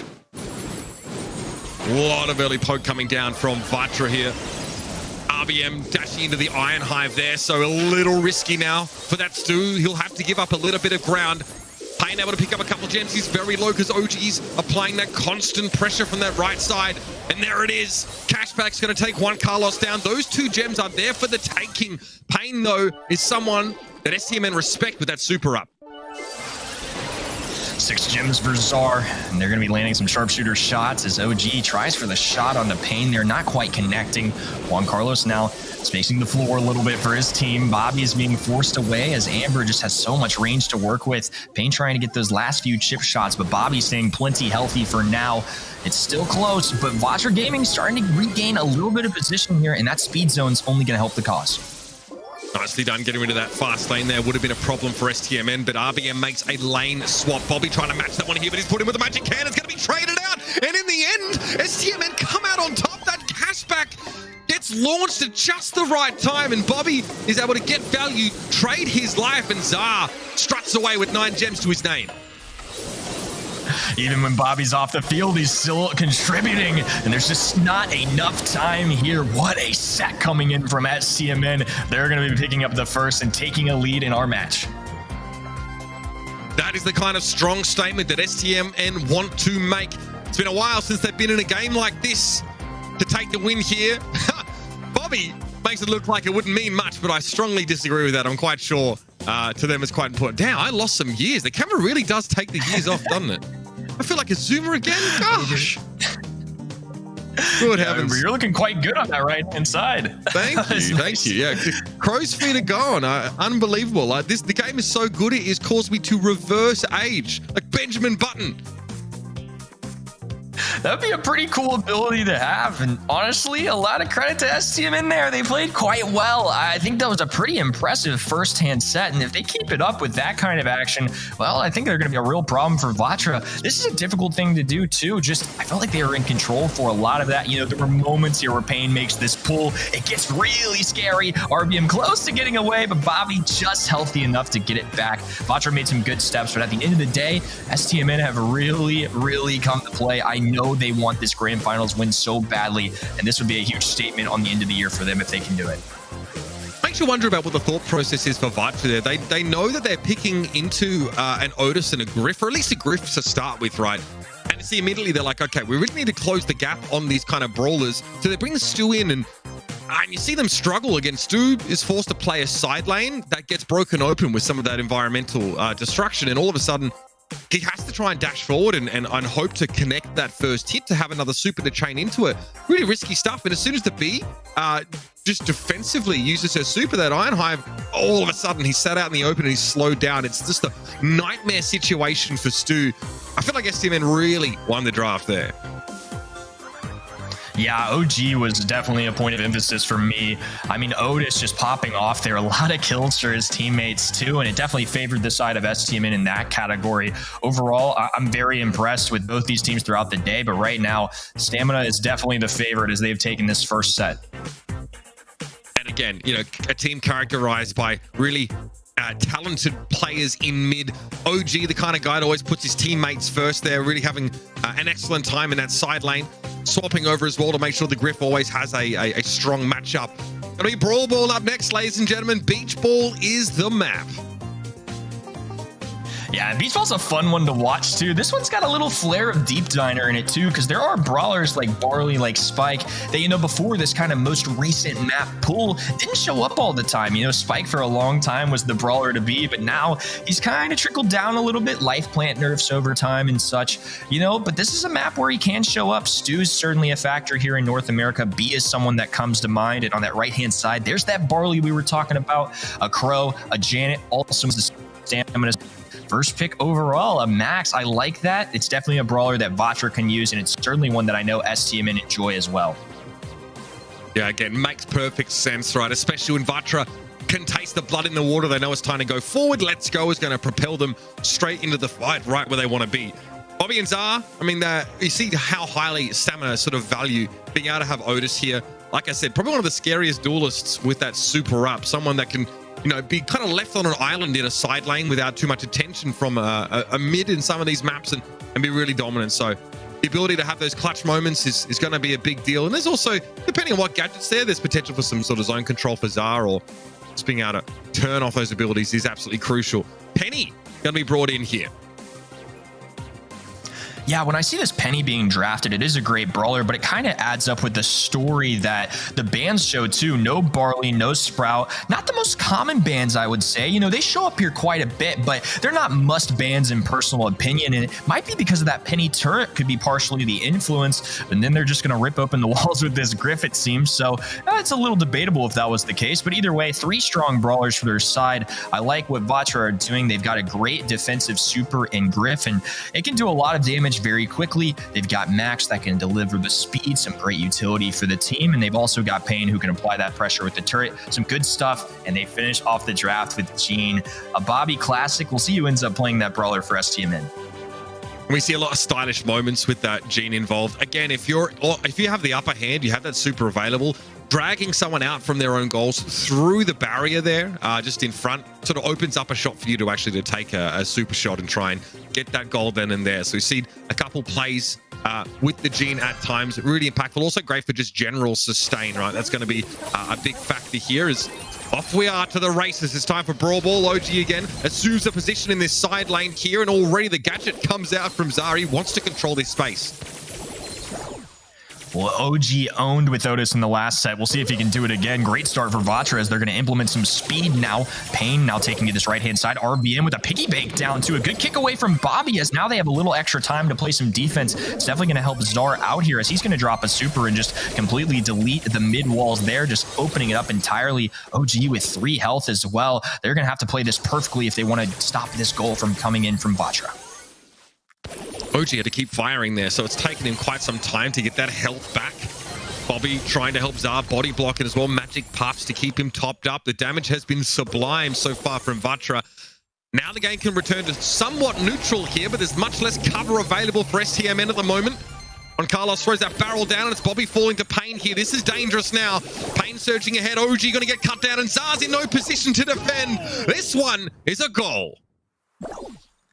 Wow, good plays as a team right there. OG was just in trouble. And I loved that from Juan Carlos, dropping the salty barrel in order to block the gene pool. A perfect interaction from them, and now an offensive coming in too. Payne is forced away though as he's low health, and now all of a sudden it's STMN marching up the field.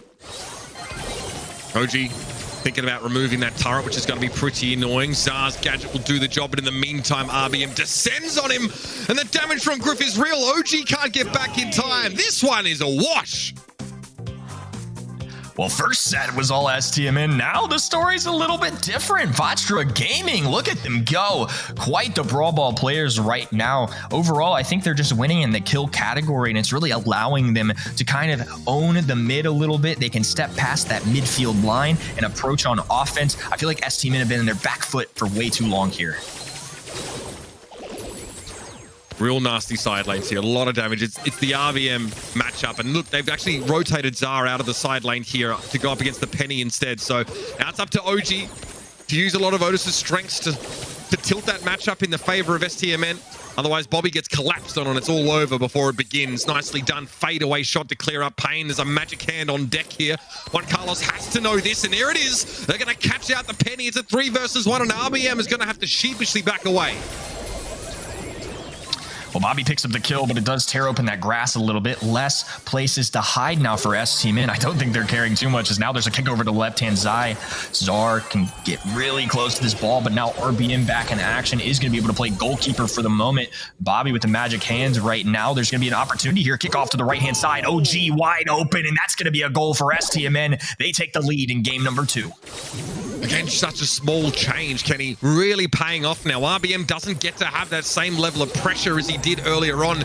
Another magic hand up here for Bobby. Turret has been deployed for Juan Carlos in the middle part of the map. Now it's up to STMN to find out how to fight out of their own side of the map here. Not a good start. They've lost Zar. Payne wants to drive on in there, but Lamp Blowout sends him backwards, and the super ticks on him. Ooh, and Bobby with a clean pull right there, too. Great defense going down for STMN, but a nice retaliation from Vatra. That's going to be a pickup there. Speed going through. And OG with the mute button on his side, if he gets this super, can definitely halt any offense coming through, as you can't do anything but walk when it hits you. But right now, Vatra continuing to apply the pressure. Still plenty of time left to score a goal, but they need to regroup here a little bit and make sure they can catch Stamina off guard. Zar somehow has found himself back in the Griff lane. Will be outranged somewhat here.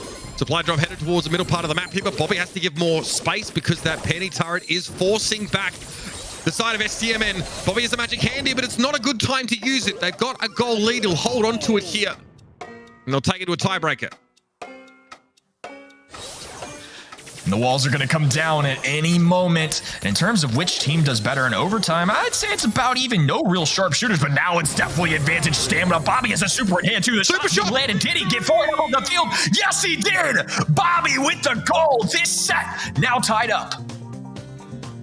I was clean as a whistle. Bobby was in a 1 versus 2 when he had that magic hand available, but he knew there was no point trying to use it. He knew that having that super shot available for when the boxes came down could be crucial. And it's just helped along by the fact that STMN find an elimination to make it a 3 versus 2, and it is home free for Bobby. Fantastic stuff. Yeah, that was awesome to watch. A very calculated shot, too, as he was moments away from going down just far past that midfield line to get the goal. Vatra Gaming, once again, though, they're continuing with this aggression. Payne is just hunkered down behind this wall at the mid and doing everything he can to keep STMN back. OG has certainly had to space himself out to make sure he stays healthy enough to fight. Payne falling weaker, though, and still delivers the max speed, as now Juan Carlos is dribbling the ball there on the left-hand side and picked up that kill. Very nice plays here for him. That turret's in an annoying spot for STMN to deal with as well. OG knows he'll have some respawners coming back in, and there it is. That's Otis in the 1v1. He's so darn good when it comes to dueling. RBM is going to be drawn in, and now it's Juan Carlos, who will have to back away as well. And here's an opportunity for STMN to consider moving up the field. They're not too bothered about dealing with the turret for the time being. It might just be Zar on janitorial duties for now. Juan Carlos doggedly trying to defend that position. It's a matter of time until STMN are going to be able to move up the map. And somehow Juan Carlos used that salty barrel to stay alive. Look at him go. He's now going to penny turret down too, and I think it's actually going to miss from all of those rockets being rained down from Zar. He's still going to manage to take this out, but it is going to waste a few shots. OG Bobby now backed up as well. RBM looking for some action as Payne releasing the speed for his teammates. A piggy bank going down. They're looking for a shot. The magic handle, but he still gets the goal. Payne calculates it just right, and they manage to get it. And And the pool came in there, and again, it's destructible terrain. That's the issue. Kind of blows a hole in the right side of those goals. And Vatra able to get it in. Huge errors for STMN. Zara unfortunate with the gadget not getting rid of the turret there. It's a little randomized in that sense. But you're fuming right now if you're STMN. You've got 32 seconds to equalize here. You've been the stronger team over the last couple of rounds. You have to capitalize here. You need to forget about what just happened. Zara could make a cheeky little super shot here if he fancied it. They're going to blow out the boxes on the right side, and Juan Carlos is down. Walk it in, son. OG actually going to back away. Great discipline. It's enough to secure that extra elimination here. And now it's a matter of lining it up. Zara passes to OG, and he walks it up on in. 10 seconds left to break the tie. Oh my goodness, the teamwork there and the assist was so good. They stayed disciplined, just like you said, and now all of a sudden, it's STMN. They can attempt a comeback here. Juan Carlos hooked in, not good in overtime. Payne also seen better days as Zara is able to strafe to the left and hang in there. The magic puffs, so crucial now when there's no terrain to hide behind, and Zara's back to full vitality. 40 seconds left to work with here in STMN. They're going to do it the old-fashioned way. Pistols at sunset. Oh my goodness, a little extra speed coming in for Vatra Gaming, and they're going to go ahead and just surrender the ball to this corner for now. They're only focused on defense. They're very nervous as STMN have come out swinging here in overtime. A powered-up OG is adding to the problem. A missed pull there, and Bobby's actually going to go down. All of a sudden, Vatra may have an opportunity with 15 seconds to go. If OG doesn't hit that super, it could be over. It might well be anyway. OG trying to stay just outside of the range of RBM, but Juan Carlos is starting to pinch, and here is the super from Max. Can they make the play? So they just want to get aggressive and force the redo there. Vatra not feeling super confident if they decided to go aggressive, so they'll let it go and they'll run it back. Yeah, and I mean, this is just so close, and overtime going in, and now we get to play out another one. I mean, this has just been a roller coaster ride of a set. You know, set number one, STMN really owning for the most part, and now in set two, it's been a back and forth, even within each game. I mean, there's been no clear-cut winner. Right now, though, Bobby taking advantage of the mid, and it's going to force Payne away for now as OG is trying to creep up towards this ball. Again, you can just see how much better of a lane assignment this is for STMN. Nice collapse there from Payne, though, and the phase shifter now means that Vatra control the right side of the field. Bobby's still going to be an issue here. Lamp blowout. Ah, the hook in there as well, but Payne phase shifts away. RBM, he walks it in. That'll get the job done. That's a goal for Vatra. Oh my goodness. I mean, if OG had just another step, he might have been able to hit the mute button with that, but I don't think he would have had enough time regardless, as he still could have walked it in. There comes the wall break on the left-hand side. They're trying to craft this map the way they want it. A pass over to Payne, and he's actually going to be able to deliver this ball to the corner at the top, and now Payne and RBM are going to be able to play goalkeeper on that ball and try and hold stamina back.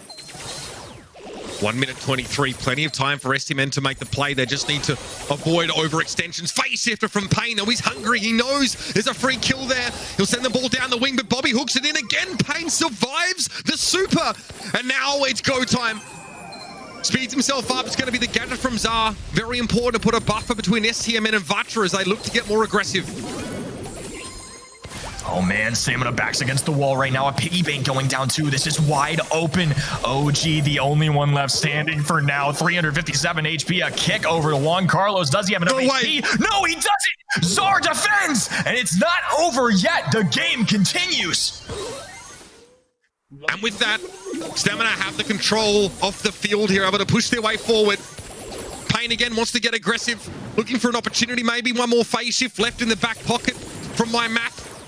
OG wants to come forward as well, pressuring Juan Carlos, but needs to be careful of the pinch from Vatra here. 25 seconds left. Juan Carlos is down, but Zar misses the super shot. He may leave it up to Bobby here or get the job done himself. It's an even game now. 15 seconds to go. This is insane. Oh my gosh, Bobby! The pull! Just as the offense was going through, I was about to remark on how Vatra were going to have so much position going into overtime, and it's deleted with a great effort from Bobby. A mute on to RBM too. Stamina giving themselves their best chances here. With all these walls coming down, Vatra are the ones with some aggression and a pinning turret down as well. And the pressure is, yeah, it's incredible from Vatra here. They are connecting a lot of these shots, and this is not a darn thing STMN can do. Vatra cook them here in overtime, and they will take it away. Brawl ball goes to Vatra Gaming. and he points to the camera and everything too. That is one to be proud of. Incredible set to watch. I mean, that was by far one of the most entertaining ones for me of the year, honestly. You know, this is a big moment for both of these teams, each trying to make a statement of why they belong at Worlds, and they have both certainly delivered on that so far. Yeah, it's a great preview, right, of what North America and LATAM North has to offer when they hit that international stage for both these teams. Like we said, yeah, they're secure in the fact that they'll be in France. But there's a lot on the line in this series still. For STMN, it's to prove to themselves as well, no, we can still climb to be the top of this region. When this team plays at international events, they look incredible. They represent the region very, very well. It's that experience that goes so far. But it doesn't pay off for them here, of course, on Brawl Ball. Got to say, Vatra really collapsing these side lanes brilliantly. Eventually, the Griff pick from RBM starts to pay off, against incremental advantage, especially in those overtimes. I mean, just from looking back at the replays, this is an absolute highlight reel. I mean, there's just so many moments. You know, we have knockouts here in a few weeks too. I'm going to expect something coming out of this set, to be honest with you. Just at how well both these teams performed. It really came down to the wire, and it was so much fun to watch. There's the goal from Czar too, to bring it even closer. But at the end of the day, it's Vatra Gaming who can apply enough pressure. The takedown on the Bobby gets them the goal. Look at this, 15 and 14 for Juan Carlos and Payne. They were really fighting in that one. Right, I mean, it really goes to show how well STMN did when they're very short-handed in a lot of these situations, right? They're getting picked off. They're definitely not keeping up in terms of those overall kills. And if they're able to put up a great fight because their strategy and their grasp of making these, individual plays, or at least these little team plays on a dime, was able to keep them very much inside the map. I think there's some senses like it was kind of tough to play up against the composition from Vatra. The max obviously adds a lot, and the phase shifter use was pretty darn sublime. There are a lot of situations where it looks like STMN have a free kill on the max. You know, usually it's like a magic hand that brings them in, and it's a phase shift away. Payne able to stay alive, and it shows now 36% of the overall team damage. Again, OG really shining on that side lane. Unfortunately, not able to get it done from there. Yeah, OG's been rocking this Otis all night long, and it's really working well. I mean, again, another phenomenal performance from him despite losing that set. Awesome work from him, and, you know, it's been a really entertaining brawler to watch overall, and it's one of the strongest in the meta. Definitely a good one right now to try and master for any team. Yeah, again, it feels like he occupies the role of, you know, we see like Rico used to play the side lanes a lot, especially when there was good bounce opportunities, or even Leon to some degree. It's nice to see like these strong brawlers that can sort of stand up on their own, and they can be low economy, right? They don't need a lot of attention from their mid lane, and they can focus on trying to win the weaker matchup sort of elsewhere on the map. Great pick. I love to see it continue to come up here from the guys at STMN. It's going to be Kaboom Canyon up next. Heist is going to be our third set. Well, here we go. This one's been such a fun one to watch all year. Again, watch out for that Gale ban. We'll see if either team doesn't know it's going to be eligible. So the Gale Daryl strategy could work here. There he is, the top of the brawler pick rates too. Everyone knows it. It's a real possibility that can happen. I think it's so much fun to see that level of aggression, but so far we're straying away a little differently. Based on how each of these teams is drafted, I don't really expect to see that now. It doesn't look like it's something they're really entertaining. It could have been a good idea though. STMN banning Colette, Griff, and B. 3 tank counters. So in my mind, when I see that, I feel like they're trying to give the illusion that they want to draft tanks. Again, this is the kind of map where you get filtered onto either corridor on the left and right, or you can get snarled up in the middle of the map. And that's where both Amber and Squeak respectively can be quite powerful here. Max again picked up here for Payne. Again, they ban Otis, so that means that this Squeak ban gets through. Vatra have been banning Squeak pretty religiously over the course of this series here. It sneaks through, so it's really up to STMN to prove to us just how good it is. And, well, I guess he's tanky in a way. It's going to be 8-bit locked in here at pick 6. Yeah, I mean, he's definitely a pretty healthy fella. You know, the big man on the arcade machine, he's going to be trying to rely on these walls staying up. If you notice, neither side has a wall break feature, and that's oftentimes where 8-bit excels the most. They're going to be able to find positioning for that turret, and 8-bit, if he can get across that map, he may be slow, but he dishes out a ton of damage. That seems to be the objective of this composition. They got 2 area-controlled brawlers paired with him. It's going to be Bobby on the left, Zara on the right, and OG running the 8-bit. Immediately, Vatra try and overload the left-hand side, right? They try and get the max in there. They sneak the Janet up, then, oh, that gadget. It's going to be such a pain for STMN to deal with. It's removed pretty quickly, fortunately. It will tick down, even if it's not damaged, but very frustrating to have to play into Great start for Vatra. Look at how quickly they just propel themselves through the middle of the map and they take position. Yeah, and it looks like they're committed to using the extra damage, not electing to go for the star power that I thought they would. And Czar, thankfully, he can get his shots through that little wall right there where Janet is currently sitting. That way they can take out that turret, because otherwise, you're right, that would have been super frustrating to deal with. OG just continuing to hit shots. What a takedown right there. But now Juan Carlos in assassin form is looking to get whatever he can. OG puts a halt to it immediately. Only 6% gain for Vatra. Yeah, not terrible trade, right? You gain the middle part of the map here for a time. You can deploy another damage amplifier. You take 6% on your safe. So OG doesn't have to actually walk up too much further to be able to damage that enemy safe here. But now that was going to go to work on the rest of Vatra Gaming, and Pain is going to be the first to fall. Let 8-Bit get set up, and you're in for a world of hurt. And here it comes. That safe about to take a beating. Yeah, in about 2 seconds, they managed to get now a little extra, but it was about 15% at the time. And here come all 3 brawlers for Vatra. OG being forced away, and he's going to get dove on. Juan Carlos taking him out. Zor using this gadget to allow himself to do some extra damage, trying to connect on the safe. A couple extra squeak shots, and here comes Bobby too. Damage coming in for both sides right now as off-screen. Vatra is also putting in work.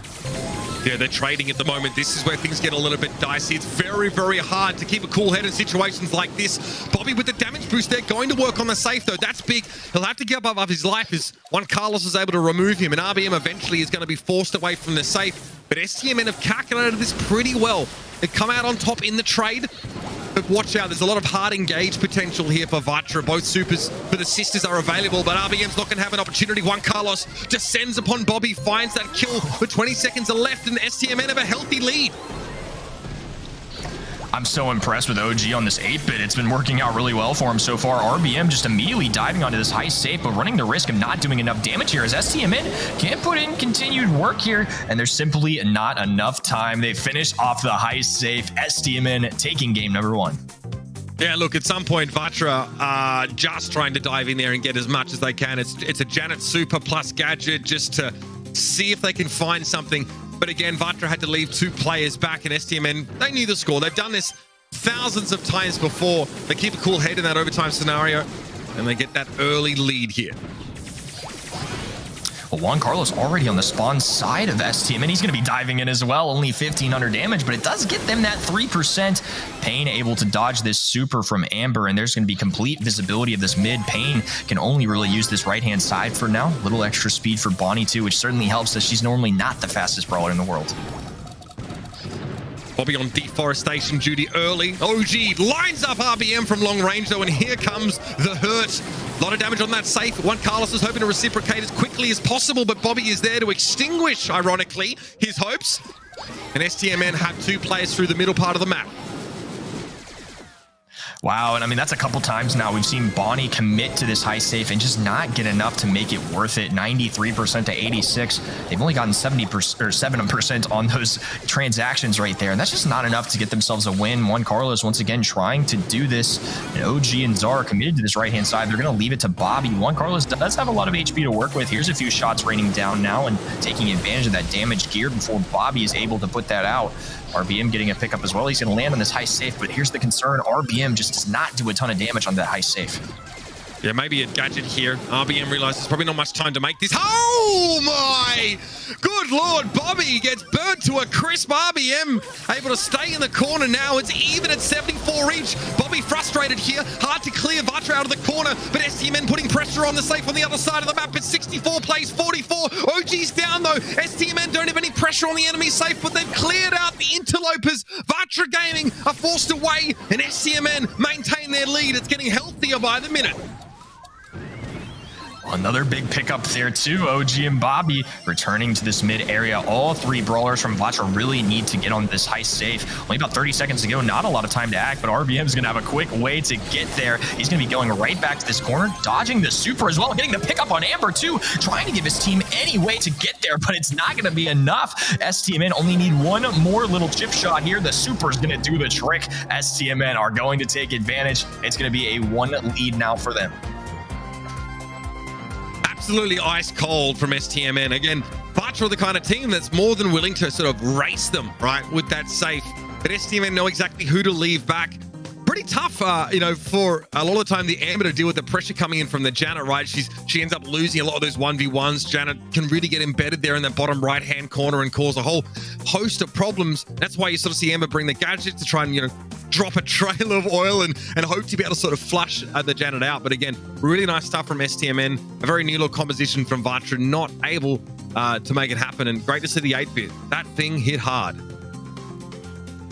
Yeah, I think something you have to keep in mind anytime you draft on Heist, it's not that Vatra drafted poor brawlers, but there's not a lot of opportunities with the ones they selected to do a ton of damage. Janet was kind of owning on the spawn side of Stamina. He was doing a lot of work down there, but at the end of the day, the reload speed's not the fastest. You can't do the most damage. There were just multiple ways for STMN if they made a trip to that Heist safe to really make it worth their while, and Bonnie was kind of the best opportunity, I would say, for Vatra, but STMN knew this. They were able to address the Bonnie several times very quickly so that there wasn't an overwhelming amount of damage. I mean, you can see RBM doing some work down here, and look, Janet's a little bit of a heavy hitter. She's definitely a very solid brawler, but I think the risk you run with this draft that they have is you just don't have any X-Factor type brawlers. For example, OG, when he gets over there, he's going to do a ton of damage. Yeah, I think, look, Vatra Gaming, some powerful brawlers, but if they really want to threaten the safe, they have to commit. They have to go all in.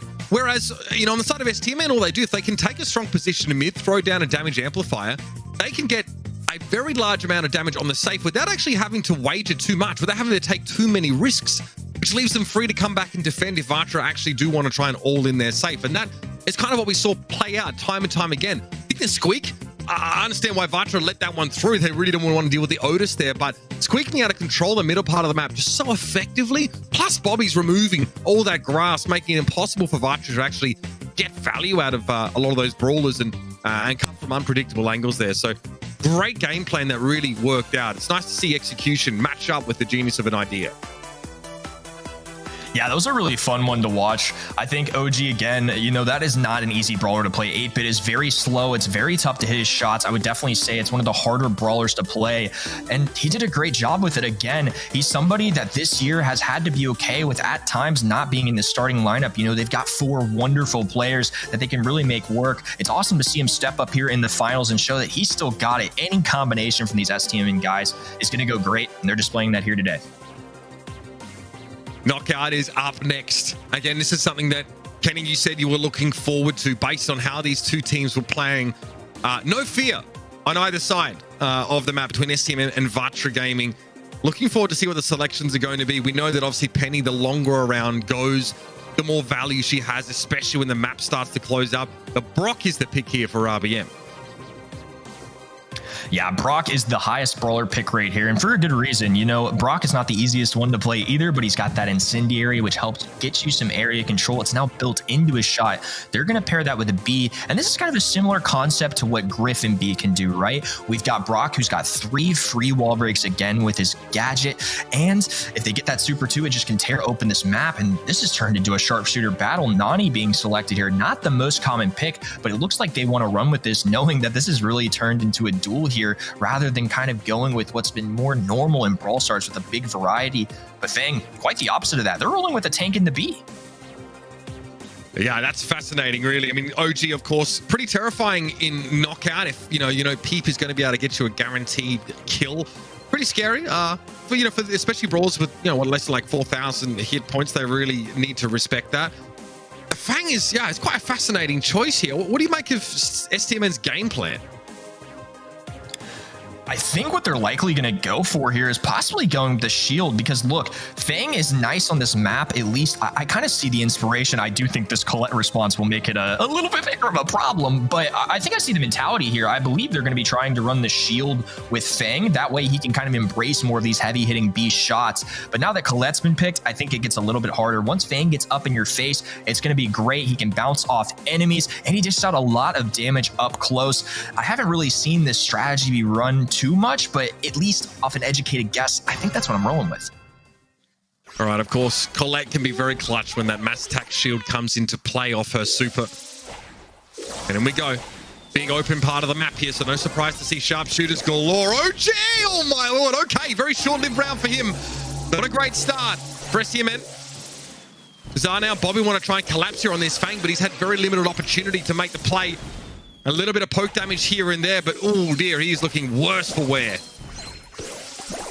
Yeah, this is a tough look here for STMN. Nicely played here from Vatra. Just the early loss of Nani really hurt their odds. But the nice thing is about Knockout, you got a clean reset, and they can try all again here. Bobby here. Iron Hive coming out. He's able to avoid that. There it is, the shot from OG. Nani lines it up. This time STMN start in much better positions, and Zar can actually get to a safer spot. He doesn't want to play in the middle part of the map, but he can round the corner like that. Slam Pain, and it's RBM all on the lonesome, dealing with a heck of a lot of pressure. Colette is pretty crazy, but not 1v3 crazy. RBM eventually will be forced to succumb.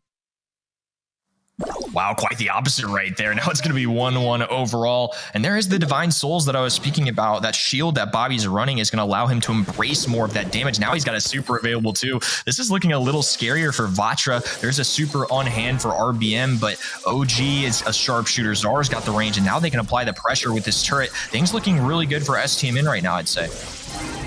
Yeah, the fact that Zar can sort of build that up, now have an impact. He's caught by the Iron Hive though, and there it is. Juan Carlos brings him down. Zar really had nowhere to go, no chance to advance up that left-hand side. There is still a turret here in play, so a virtual third player for STMN, albeit one with poor aim. As we'll call it Uber. Bobby in a position here now, just wants to poke down. When there's a chance to go in, it's a bit weird between him and OG. One really wants to be long range. Eventually, Bobby wants to get involved. He wants to commit, bounce around a little bit, cause some havoc. OG builds up to a peep as well. Could combine quite nicely with Bobby going in. Good pressure on the Brock too. Ooh, Bobby just out of range there. This is going to come down to the wire. The dynamic duo is going to be tasked with trying to beat these guys. A dash forward doesn't quite connect, runs into that wall. RBM with a cleanup one. Carlos with a kill on the other side too. Nicely played there. Vatra coming away with it in a close one. Yeah, I mean, what better response to that Fang super than just to, use your super there as Colette. You know you're going to get the shield, at least an extra 10% on that. You're guaranteed to hit the Fang if you just line it up properly. Again, a tough composition to sort of make work here for STMN, but they're going to have to get value out of it here because we're into that second round. And Vatra pick up the first. STMN, it's all about getting Zara in a good position, but if he has to play from here, I feel like his goose is cooked. I like the choice from Pain to break open this right-hand wall. They're not giving them access to the mid and breaking those walls. They're just cutting off that grass on the right-hand side so they can automatically see who's walking forward. Zar tiptoeing his way out of that shot, and Bobby picks up Pain. What a good kick right there. It's such a low damage hitting hit, but he made sure to make it work. Bobby with a performance here too. The roundhouse kick and the follow-up on the RBM. What a round for Bobby. Stunning stuff. That's that hybrid nature we're really getting to see of Fang there. He chooses when to go in, but the poke was really good from Bobby. Again, really quite long range when it's the shoe flying around. In we goes this Bobby, and there it is. Zar's going to be there to follow it up. That's the play. Bobby goes in, and one of these longer range brawlers helps him complete the kill. Fantastic stuff from STMN, and now we get to see what they're trying to make happen with this composition. Vatra now know exactly what they had to be ready for. Yeah, there's a little smile cracking from Bobby right there. He deserves it. Insane stuff on the Fang. They're really making it work here. They're choosing a star power that I think is going to allow him to be much better. Now we get a clean reset. This is game number 3. Vatra with an opportunity here still, though, but Stamina can take it home if they just win one more game. Yeah, definitely a good time to bring up that it's a match point here. Oh my goodness! RBM! I think he tried to go in for that, but Zar was ready for him. Oh, that's not good for Vatra at all. They're playing from a position of power on the left-hand side. It looks like they give that up. Yeah, the salty barrel is, I think, cost him. I mean, Zar was ready to respond. It looked so good for Colette, and then all of a sudden, just got taken off the map. Juan Carlos with low HP is going to have to do his best to dodge here, putting on a show right now. Nothing connecting. He still goes down there. It's just too overwhelming from the side of STMN, who are now one round away from being our grand finals champions. What a comeback story from STMN. They've always been in the mix this year, right? But have had a quiet few months in terms of placings. This would be huge to send them into Worlds. A burst of confidence. Maybe a new era for this team to reclaim that dominance. RBM wants to advance as much as he can. A bit more mid-range here. Putting pressure on Bobby would be nice. OG's always going to be a threat here, playing across the map on this Nani. It's a sharpshooter battle on the left-hand side. But in we go, Bobby. Okay, it's a trade. We got a 2v2. That was a great response from Juan Carlos, keeping the team alive just a little bit longer. 2v2 is a much easier thing to deal with. OG dishing out a lot of damage right there, though, and this incendiary effect coming in from the penny turret is certainly helping the cause for STMN right now. It's going to come down to a really intense moment. As this storm starts to close, it's going to be brought to close quarters.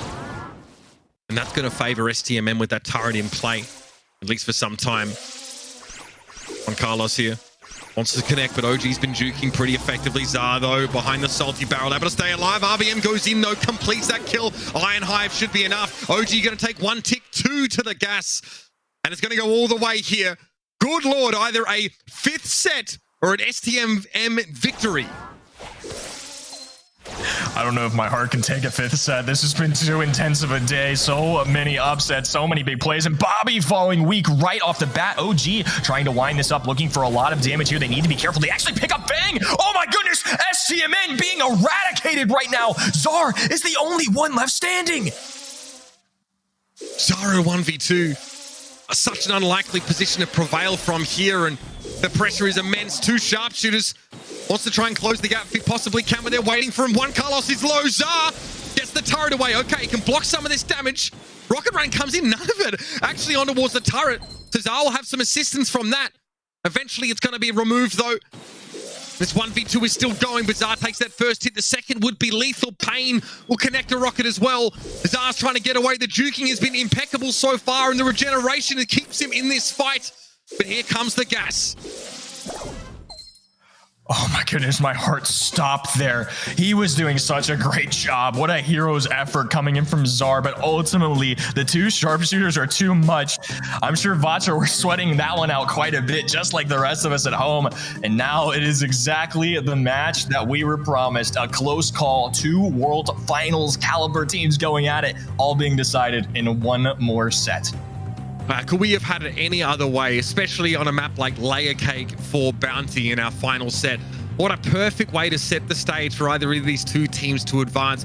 Either way, STMN have a lot to be happy for today, as do Vatra.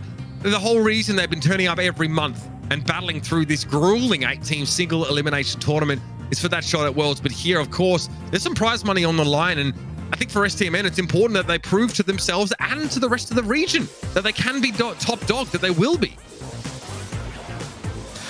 There's 2 different ways this can go. It's either STMN make the major comeback, the dream happen, they go to Worlds, and they finally take another Grand Finals, or Vatra stay on top for 2 straight months in a row. There's no other way to spin it. This is going to be a good finish no matter what. The storylines for NA have been amazing to see throughout the year, and this is going to be such an awesome way to see it go down. Absolutely. I was, very impressed with the way that STMN were able to make that composition work for the most part, right? The Fang coming in was pretty exciting to watch. OG, again, center of attention here, having a big impact. But Vatra, man, they just don't know when to give up. Such a solid game from them. Again, double sharpshooter means that if STMN make one wrong move, they're going to walk headlong into a face full of damage, and it's just really hard to bounce back from that in this particular game type. Great stuff from Vatra Gaming. Just no better way to finish off our final monthly finals here for NA and LATAM North by crowning that top team, by sending both these teams over to Worlds, and they're getting a pretty incredible exhibition along the way. Yeah, it's certainly been an entertaining one to watch, and it really is a close call here. We're hopping into Layer Cake, the final map of the regular season for the BSC, and this one can cater to a few different strategies. It's NA, I have to mention it. It's our last show of the year.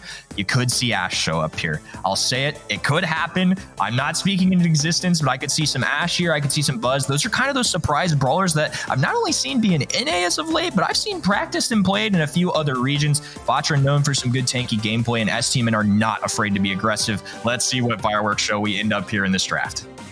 I mean, geez, we've even seen some teams dabble with Nita again recently, especially in that LATAM South region, right? So a lot on the table, plenty of options. I can't believe I just said that unironically, but it's true. Grom actually banned here. Okay, so STMN don't want to deal with that here. There's immediately, okay, they want to bring in the roughs here, maybe for the gadget, of course. There's a lot of potential there. Otis Squeak locked away for Vatra. Yeah, nobody taking any chances so far. Pretty orthodox draft here, but 3 throwers being banned from STMN. I wonder if that's going to cater more towards a sharpshooter or maybe something like a Gene that they want, but that's banned. So there's really only limited options here. Penny and Janet on the other side being banned too. I like the Otis, I like the Squeak, and it wouldn't be STMN if we didn't get to see a Bobby Piper come into play. Look, it's something they were known for in the blind format days when there were limited bans. You got them for the entire match, and Sprout was somebody that was banned all the time for this very reason. It goes so well against a Piper, and now they're going to go synergize this with a brawler like Griff for the same reason that B can be so good with it. It's going to open up the map a little extra. I imagine that the brawler pick of roughs, it might be Bobby, it might not, but they're going to be able to open it up with that star power too. They are looking to make this a wide open map. No doubt about it. It's really going to be about setting up OG for success, or whoever's going to be on the Piper. Doesn't matter who. OG's definitely been taking on some really key roles over the course of this series. Gotta say, been very, very impressed with how he's sort of stepped up here. Now, Vatra been banning Squeak whenever they possibly can. This time they see it get through, and they're going to round out their lineup with Fang. Again, hybrid approach. He can get in. He can get his hands dirty if he has to. Vatra setting themselves up. If they have to go for an all-in to try and clutch the round out, they're ready to. Yeah, and they've got the mute button, which they can use with RBM Super, and also that can oftentimes be a really solid play into tanks. So by taking that early, they kind of eliminated that as a factor for STMN, but can't help but mention Griff can be used as an option to defend against tanks with that Super, and they're going to be looking to tear this one up too. Fang could have some trouble, but of the tanks, we saw in that last set too, he's got a little bit of extra range with his kicks. There's Bobby on the Piper on the left-hand side. He's actually going to be taking the lane. They're going to send 2 to the mid. Love this Squeak gadget placement as well, as both teams are now contesting for this blue star. They need to be careful, but Bobby gets it taken down early. Payne picks up the star. 3 lead now for Vatra Gaming. Frustrating for STMN there. They use that rush gadget in order to theoretically come forward and take that blue star away. With the amount of pressure coming from the Squeak especially, Bobby can't even crawl out from there, and he'll get pressured down. Again, Payne constantly making it hard for Bobby to advance here.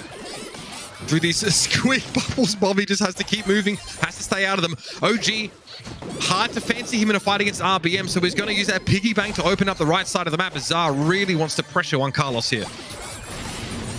This sort of thing's got a little scary. RBM with a dive forward, a kick, and he's not able to connect. Bobby with the getaway escape too. It's actually going to lead to a takedown for STMN, and now they're 1 star, and now they've taken the lead.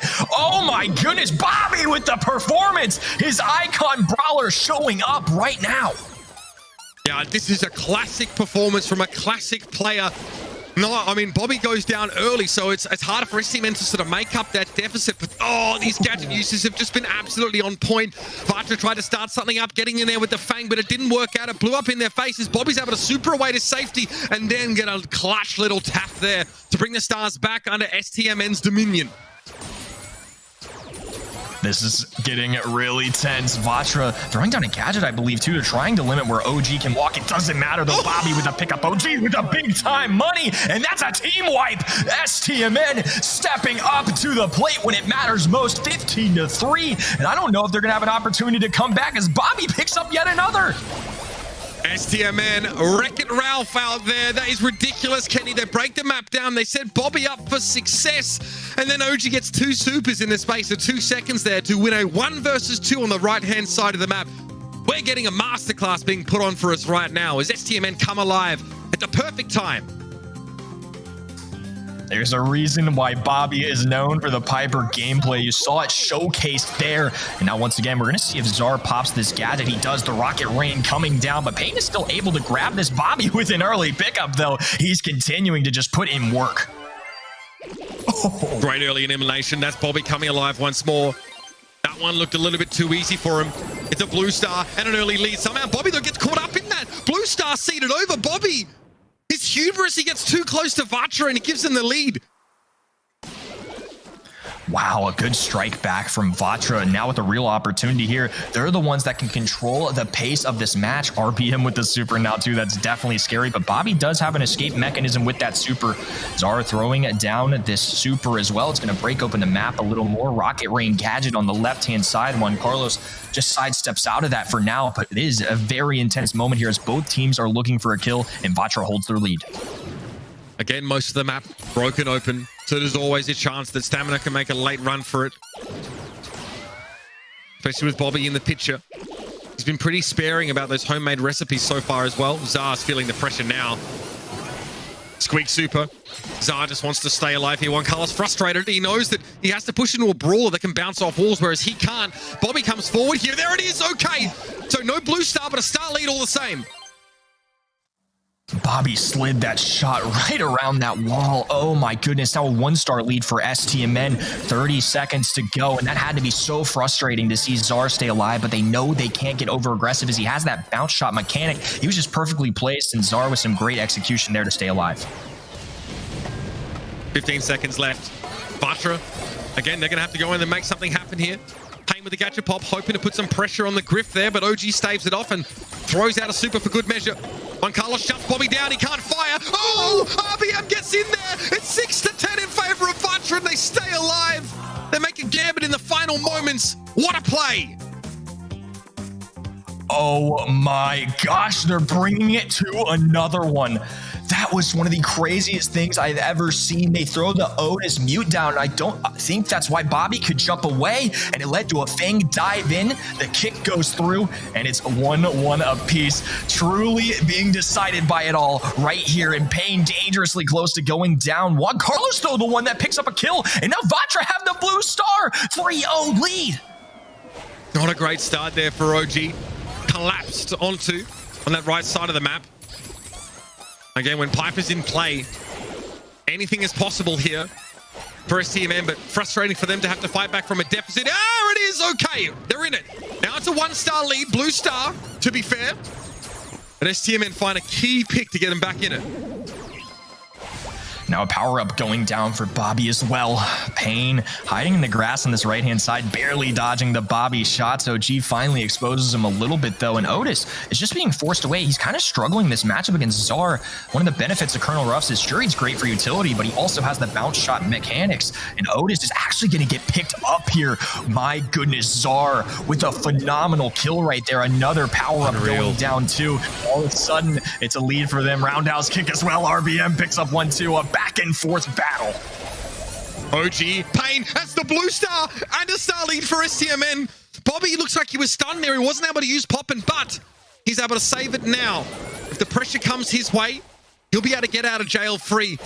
It is a very slim lead here. STMN barely out in front.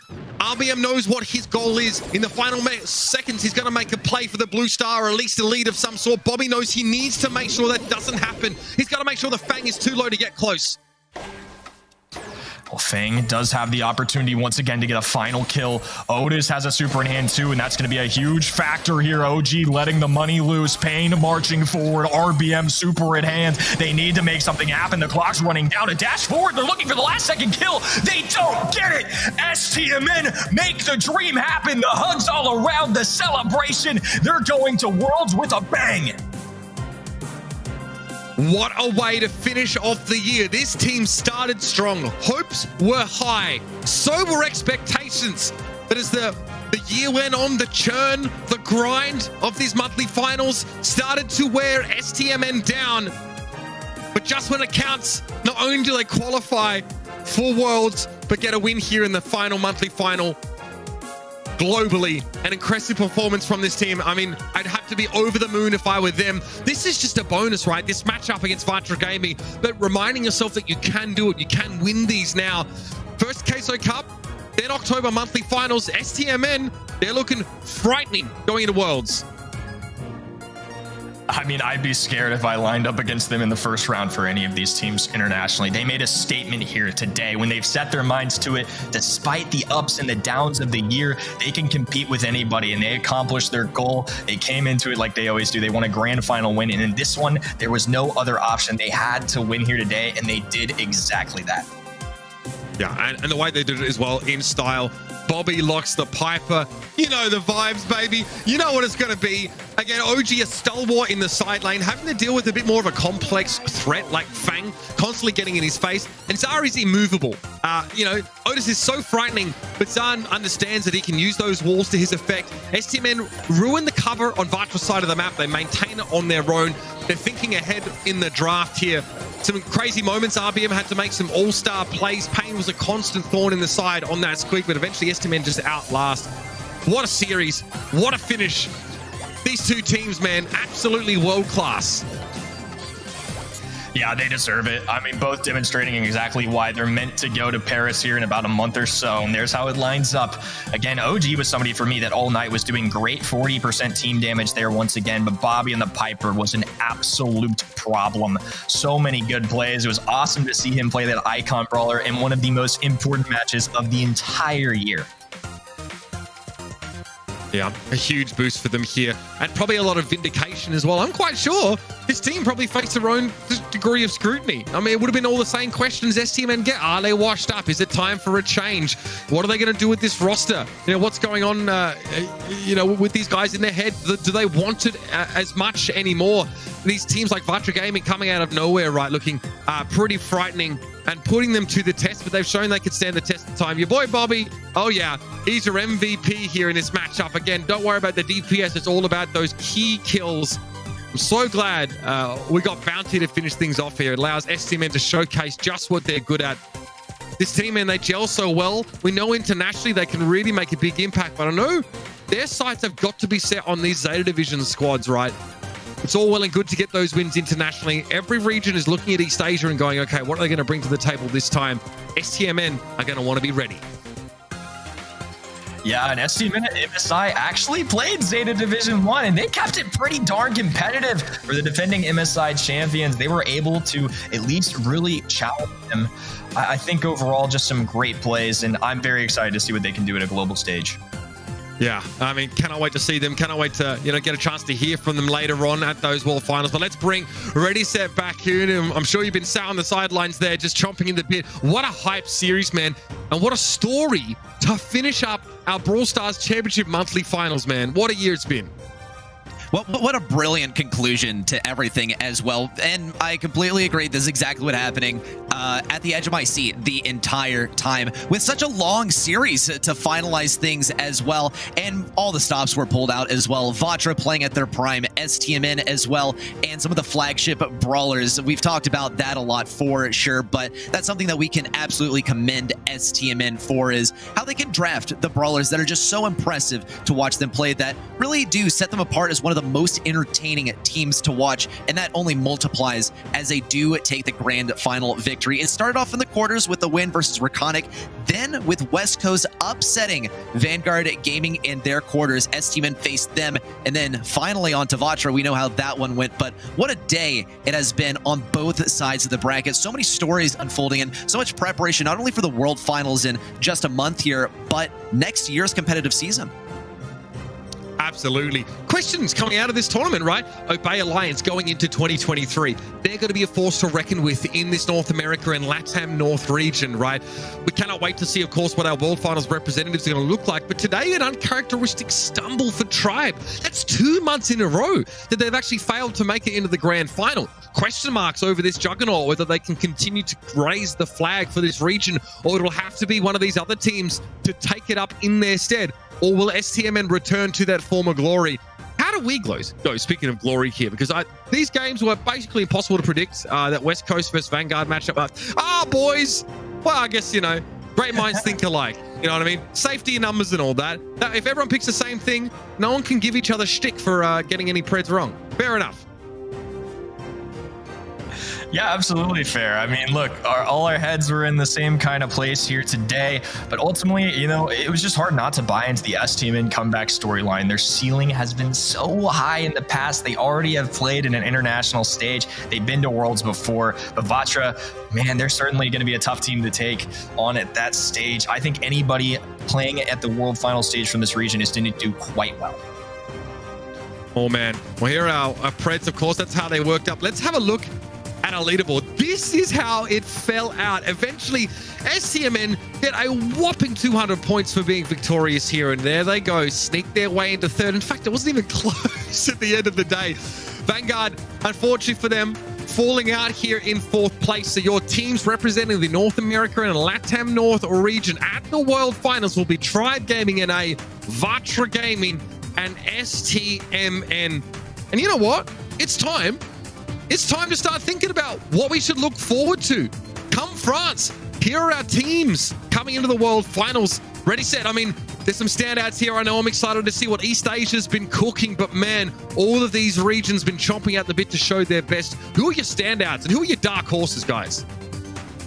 Dark horses, definitely keep your eyes on LATAM South. AC Milan Clash, they were the first team to qualify around the world. And from LATAM South, this is a region that historically has done fairly well in the World Finals. Last year, stumbled a little bit. I'm curious to see what the best of that region have to stack up against the rest of the world as well. You should also be keeping a close eye on EMEA. Tribe Gaming EU, they've had a fantastic run this year. Reply Totem as well looked indomitable prior to that last monthly final. And of course, we move over to East Asia as well. Zeta Division 1 and Zeta Division 0, this org owns these top 2 spots in East Asia. And last year, Zeta was the org that won the entire darn thing. But some of the players have been split across that roster. So if you want to see some Shtitampo action, make sure you keep a close eye on Zeta Division 1. Kenny, what are your thoughts here looking at these teams as well? I mean, you've got any that sort of stick in your mind as ones to look out for outside of the obvious? Yeah, you know, honestly, it's hard to call them a dark horse, but what I'm going to look out for, the 3 seed in EMEA, SK, they always show up at these LAN events. They're always a problem. They challenged Side Tempo and his teammates, and the MSI, it literally came down to one singular game. Look, those are guys that it's hard to call them an underdog because they've been around for so long and are so good, but it's worth a mention. Zeta Division 0 as well. They're the second place team in the region. They're often overshadowed by Zeta Division 1, but honestly, they've got previous world champions too, and their mechanical skills are absolutely insane. So there you have it, ladies and gentlemen. Huge congratulations to STMN for being your final monthly champions here in North America and LATAM North. And a huge congratulations to all of our teams around the world that have qualified for the Brawl Stars Championship World Finals, November 25th through 27th, happening in France. It's going to be exciting, ladies and gentlemen. It's going to be incredible. What a way to cap off a fantastic year of Brawl Stars. On a personal note, great to be back here with you guys. Kenny, ready? Always a pleasure, guys. Looking forward to seeing more of you guys as we head into the World Finals. And to you at home, thanks so much for joining us here to cap off a fantastic year of Championship Monthly Finals. It's time for the big one coming up soon, the 25th to the 27th. You don't want to miss it. Hopefully, we'll see you there. Good night. Trying to push forward, trying to get a stun here, but with only seconds left, there's just not even a possibility of West Coast taking this back. It doesn't even matter if there's a team kill. And give up too many kills, and that's why Patchy's going to pop this super to help his team branch out.